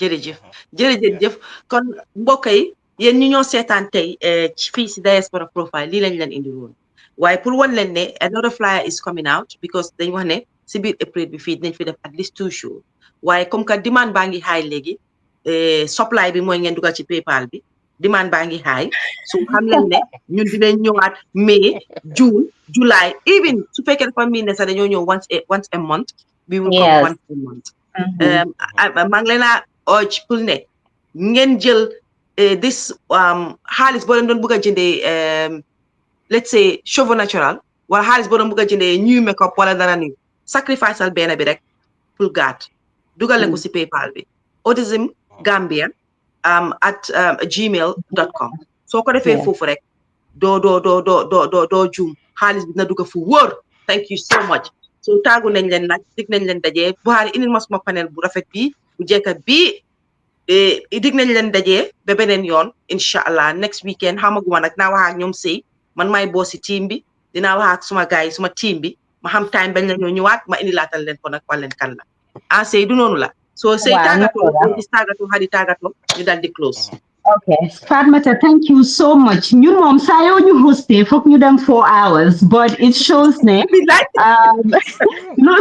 lu society di need la xam nga and maa ngi comment képp koo xam ne ñëw na wax dooleel ñu wala bokk si conversation bi anti tukulóor moom 4 hours yëpp mu ngi fi mu ngi share mu ngi comment waaw wax dëgg yàlla moom du musa soona suñu affaire thank you for the platform. Wow, definitely. Defal nañu own research and everything. Say balal ma amna kuy laajte wave na am nañ wave. Am ngeen wave. So you see on wave, yeah, okay, because I'm gonna open a non-profit account in Gambia. Yeah. Fawa Njie, thanks. Acha jekalil say sataga. Yeah, so mangi thank everybody ñu support through the years. Ñu just discover the new support. Ñu nga xam ne ñu ngi si suñ support group bi di def an amazing job there ñu ngi leen a tànk ñoom ñëpp man lu ma bëgg a tëjee rek mooy Fatoumata which yow laal nga si ba pare anyway mooy acceptance ñu accept ba maa ngi ñaax papa yi parce que foo dégga jigéen bi even si support group bi jigéen yi nañ la ne man de réalise naa ne suma doom bi A B and C xam nga foog naa ne autism la waaye suma jëkkër ne bu mu wax loolu dafa dilee rek dafa nii early intervention makes the world of a difference xale gis nga autism nekk na loo xam ne kenn waru koo rusee parce que ñaareel nit yu gën a successful in life wala ñi fi gën a famous ñu xamee leen comme ay Einstein ak yooyu ñëpp wax nañ leen ne si spectrum bi lañ nekkoon. They just learn differently. They understand differently. Yow nga accept early, amal leen help buñ need early, daf leen dee help capability ak ability buñ am ñu maximize ko. Ba pare lastly mooy every single parent, regardless ndax Gambia nga nekka ndax si diaspora bi nga nekka, it's your responsibility yow tam si sa boppa nga jànga naka ngay dimbalee sa doom bi. Because speech therapy, legi things are change. CDC's and recent autism statistics is 1 in 31 kids. That's a lot. You talking about hamga jogging from 1 in 168, but legi ñu ngi 1 in 31. Lolu dafa bari. Funding dafa gina wàññeeku as the ratio grows because it's expensive to fund autism. Why you be parent bi foog nga def sa part jàngal naka ngay dimbalee sa doom bi su fekkee sa doom bi 40 hours of therapy la need si week bi xëj na funding sa state funding bi du la jox more than 5 hours of therapy everywhere nooy communicater sa doom bi def ko mu therapeutic ñu bàyyi yuuxu bi ñu bàyyi frustration bi because loolu dafa frustrate xale bi rek remember because mënuñoo communicate, they are absorbing a lot of information, understanding everything going around them. You get absorb the information, but mënuñ ko communicate, ñu ngi frustrated with that. Yow tam nga gën leen a frustrate. So us parents nañ try ñu accept ñu amal suñ doom yi early intervention. Suñ amee early intervention, by the time you am 8, 9, you fully functional. Needatuñ that intervention. Alhamdulillah, loolu mooy woon the goal. Te ba pare nekk nañ foo xam ne yow if you don't feel comfortable to share it sa doom bi school bu moo dem ak services you moo receive kenn du ko share so waaye lu gën a important mooy early intervention acceptance ba pare ma ñaax góor yi tamit ñu muñ because xam nga Fatoumata so remember yes my beginning of my introduction man I was a mess the first 2 years. What kept us strong mooy suma jëkkër moom moo ñu doon support because man I had no clue what autism was. That was back in 2007, 2005 to 2007. So information bii was not available to me then. I was a complete mess. Waaye su fekkoon ne suma jëkkër was not the stronger person support me and the kids xëy na tey leneen lañ doon wax. Waaw maa ngi ñaxtu góor yi tam nañ exercise patience. By the put blame be on jigéen yi parce que am na góor bu ma wax ne moom dañ ko wax ne jabaram timis bu nekk mu ngi si bunti kër bi di waxtaan loolu moo tax ñaari doomam yi yëpp am autism bum bii rek yeah because of dee taxaw si bunti kër bi timis di waxtaan xam nga so those are petty things yoo xam ne they're baseless accusations nañ bàyyi loolu ñu muñ ñu exercise patience ñu accept ñu jëlal suñ doom yi early intervention amal leen help we need but thank you so much again Fatoumata and the whole crew at Raaki TV jërëjëf. Thank you so much. Thank you, Say. Hadi, yow tamit ñu bàyyi la nga tàggatoo. Fatoumata, jërëjëf man kay li may wax rek fana Say ak August cover nañ everything already. Just ne contact leen ñu ngeen ñëw si support group bi tey gis nañ everyone ñi ñëw fii liñ wax yëpp xanaa ñi nekk kër li ma leen ñi fi ñëw ñëpp ñi wax si ñi fi doom yi. We always do one exercise when we're finishing our support group meetings. It's just think over the week, banner or just one single like improvement or progress that your child has made. So we call it your win of the week. What happened? Did your child did they say a new word? Did they eat a food that they didn't normally eat? Or did they wear clothes that they not normally? Just consider it and thank yourself for that because it's your work and your job that brought this child to that place. Yeah, very important. Thank you. Next week, xam naa yow tamit nañ la gis Ogis tàggatoo bi. Wow, Fatoumata jërëjëf you've been there from day one so yow fu mu nekk nii moom yow xam nga. Man léegi dama waa Ogis xaaral dama bëgg next week soo leen ñëwee yéen bu leen wax nañ ma nit ñi di laaj question si ma leen ay answer man maa xam. waaw loolu la ñoo def. I think that there are so many things in plan on Fatoumata. I hope from nekani we should be able to get down to that. Hamnane Hadi would note this down and then would be on our toes around it because Lee then buka make sure we keep this in the minds of people, not just every April. You know, yes. For keep awareness being because we started from awareness to now developing projects and implementing them. So then we keep awareness because awareness is important for us because non la niti di muna pick up pour wax ne waaw man gisoon naa lii si suma doom xaaral ma dem ut support waaw pour wax niti rek ne say wax na ko early intervention is very important xam nañ ne services are difficult pour obtain Gambia but again platforms yi nii ñu ngi fi soo xamee nit ku xam keneen nga xam keneen share information bini God mungfi there are other people on the ground as well.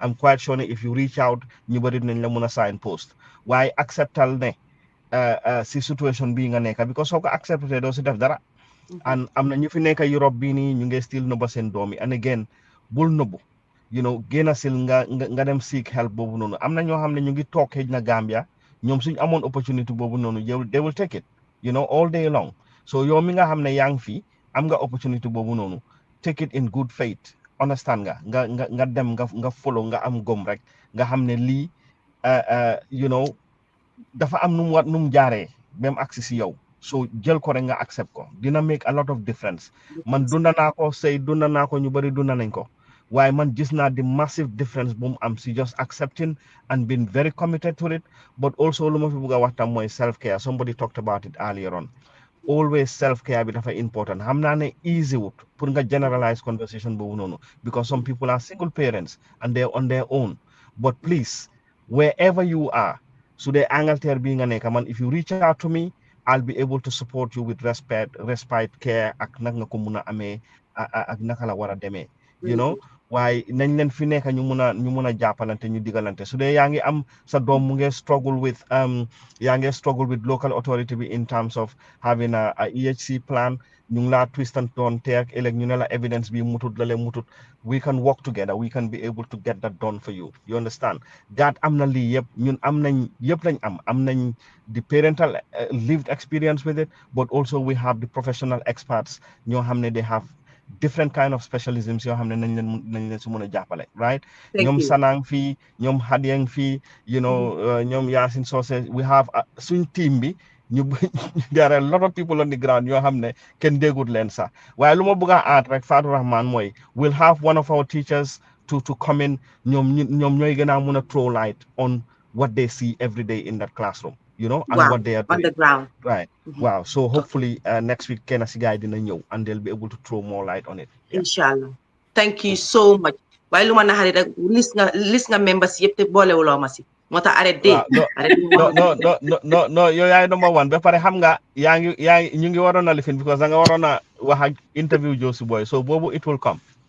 waaw xakay nit naa loolu yes that iya bi la war a ñëw sëy nañ ànda si loolu foog naa musoon na moo wax de am na musoon na moo wax de yes waaw remember daa loolu waaw waaye dinañ ko amal a proper interview na boo xam ne boobu moom macha allah so guys light it blue pare nguñu ak yéen dinañ ñëwaat ak yéen ci beneen waxtaan ma delluwaat si wax ne ñi nga xam ne ñoo ñu jàppale Diaspora profile di buñ commencé ba léegi du ma dee sonn si di ko wax waaye tey fi ma commencé mooy suma boss mooy Buhari Gassama parce que gis ngeen ni maa toogee nii awa si ma dee toog xam leen ne moom tamit behind the scene loolu la moo toogee even doo leen ko gis parce que boo leen bàyyi xel mu ngay contrôle mu ngay def mu ngay binda mu ngay change mu ngay def yëpp soo nañ leen ko ñaanal te nañ ko jërëjëf man jërëjëf yëpp moom moo ko moom parce que man maa ngi toog ni fóol suma loxo yi amoon na jamono man benn Fatoumata Rahman Tuuka maa bëgg a toog fii contrôle fii def nii ay waay ndeysaan sëy ba ngeen naa ñëw si man boobu maa nga def headphone ca fii jël kangale fii oh ay waay booba jamono mooy ba maa doon xale ak ba ma màggee léegi ma am nag koo xam ne mu ngi jàpp si liggéey bi jàpp si bu baax a baax soo Buhari jërëjëf thank you so much parce que man moom demoon naa bene bàyyi naa yii nii waaye everyday ma dik ko daaxa everyday ma jëliwaat ko parce que moom rek laa mën a liggéeyal tam léegi old school la woon old school yëfi old school la daan indi waaye léegi mu ngi improve ajuka léegi Buhari ngay improve so ñu ngi koy ñaanal bu baax a baax di delluwaat di gërëm Nene Jallow Tanji parce que bañ commencé Diaspora profile moom mooy the first person koo xam ne dafa dugal xaalis bu takku déggu ci li nga xam ne moom la ñoo def Diaspora profile di gërëm F Jeng mooy Stockholm Beauty soo leen ko checkee up on Facebook ak TikTok mu fa mu nekk makeup artist boo xam ne ku am patient la ku xam liggéeyam la ku mun li moo def la wax dëgg ne yàlla biñ commencé moom mooy defar suma kanam bi bem baax dem na ñoom moom ba Oslo te bu tut bu bona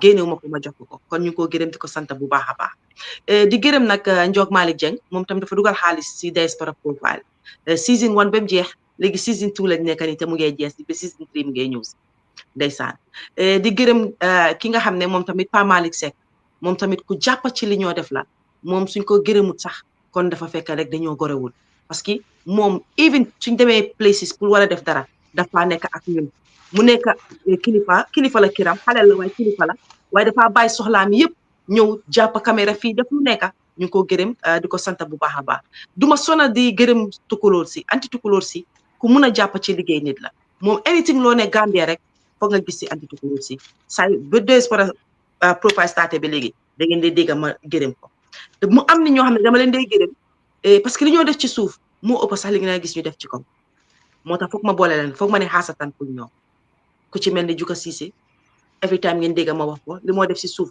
parce que in fact sax Buhari lu wala dégga du man maa la bugg a daaxa de Juka mii moo la bugg a daaxa rek ak Nene Freda ñoom di gërëm Juka Cissé di gërëm Nene Freda Gomez di gërëm Souleymane Ben Soare di gërëm suma genn wàlla di Ibrahima Niass ku contribute la moom tamit si Diaspora profile o si anything Fatoumata Rahman Tuuka muy def maa ngi ko gërëm bu baax di ko sant may Nash Trading mooy yaa may Bojang ak Nasise ak suñu yaay Ndey Awa Cissé maa ngi leen a gërëm bu baax a baax a baax parce que ñoom tamit dañ dugal seen xaalis advertise ak ñun di gërëm waa Global Properties parce que ñoom ñoo nekk suñu main sponsor ñoom it ñu génne enveloppe bu 10 teg ko si table bi parce que dafa day am gëm-gëm ci liggéey bi nga xam ne ñu ngi koy def Annour Services nekk Norway soo leen bëggee seen bagage ci GP from Norway to Gambia Gambia to Norway even soo leen nekkee Sweden fii sax léegi amu leen GP bu indi seen bagage ci Sweden dem leen Annour Services ñoom nañ leen ko indi ba Norway ship leen ko fii nii ci Sweden Fibra Market ñoom tamit ci kabaa bi ñu ci liggéey bu baree bari ñoom tamit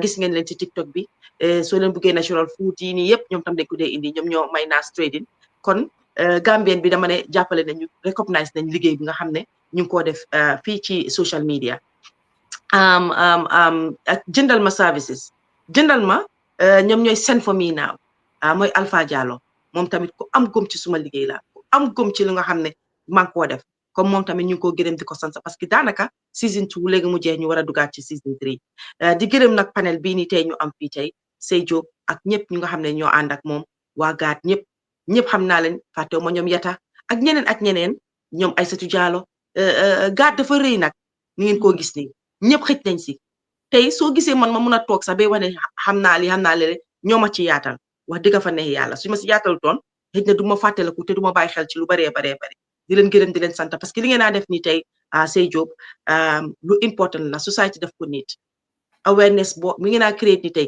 yéen xamu leen sax parce que du ñëpp tey ñoo call in wala ñoo wax am na waay ku toog kiram mu ngi naan oh ok kon suma doom lii la tax ngeen ëllëg sax wala londi dina jóg dem lopitaan seet buñ diagnose doomam sax xëj na dinañ start di bàyyi xelam doomam kon jërëjëf ci li ngeen a def nii yal na leen yàlla yokk mun bi yàlla yokka leen xaalis bi ba fi ñoo toogee ma toog bokk ci ñi wax ci lu bañ a yàgga maa ngi ne nit ñi ni maa ngi dem Gambia parce que gaat ñu ngi ibi school in Gambia jërëjëf kontaan nañ trop ci loolu noonu kon ma dig ñëpp dajee ba beneen yoon incha allah next week dinañ ñëwaat ak yéen ci beneen programme xamaguma nag dinaa leen update ban bis la gaat di ñëwaat fii nii ñu daal di waxtaan ak yéen jërëjëf kon ba beneen yoon thank you Buhari dafa Diaspora profile ñu am suñ main sponsor di Global Properties nag nekk ci Gambia foofu lañ base dinañ leen bàyyil number yi ci suuf su ko defee ngeen daal di leen call nag fi nga toog ci Europe mun nga faa toog fi nga toog ci Amérique ak foo mun a toog ci àddina mun nga faa toog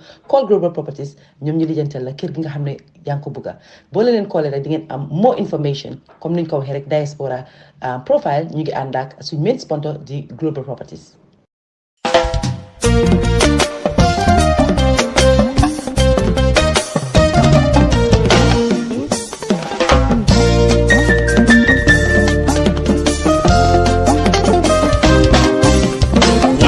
Raaki media fi indi Diaspora profile ngir bëggal leen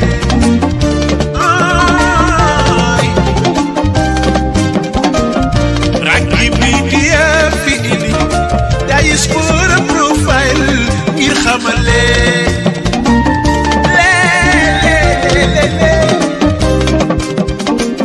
waaw gaa ñi teewlu leen gaa ñi pare leen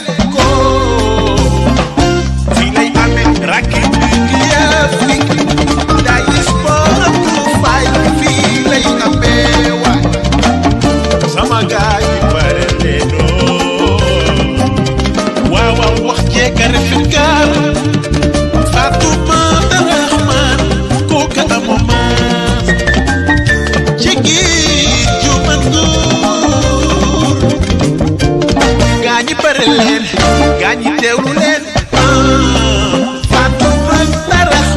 nanga gaaw te gaaw ca Raaki nanga teew ca Diaspora profile nanga gaaw te gaaw ca Raaki nanga teew ca Diaspora profile sama gaañi déglu leen foofu la ñuy daje sama gaañi déglu leen fan la ñuy daje day ma wax leen lu ko waral foofu la ñuy daje luy Diaspora profile foofu la ñuy daje mooy nga bàyyi ko sa réew fan la ñuy daje dem ci réew bitim réew foofu la ñuy liggéey di liggéey fan la ñuy daje ànd ak sa occupation foofu la ñuy daje moo xam yow ngay wéykat fan la ñuy daje moo xam ngay politicien foofu la ñuy daje moo xam ngay sportif fan la ñuy daje moom ci mën a doone foofu la ñuy daje loolu la ñuy waxtaanee fan la ñuy daje wax ca tey ànd ak yar foofu la ñuy daje Fatoumata Rahman kooka fan la ñuy daje Fatoumata Rahman kooka foofu la ñuy daje Diaspora profile fan la ñuy daje dégg am na solo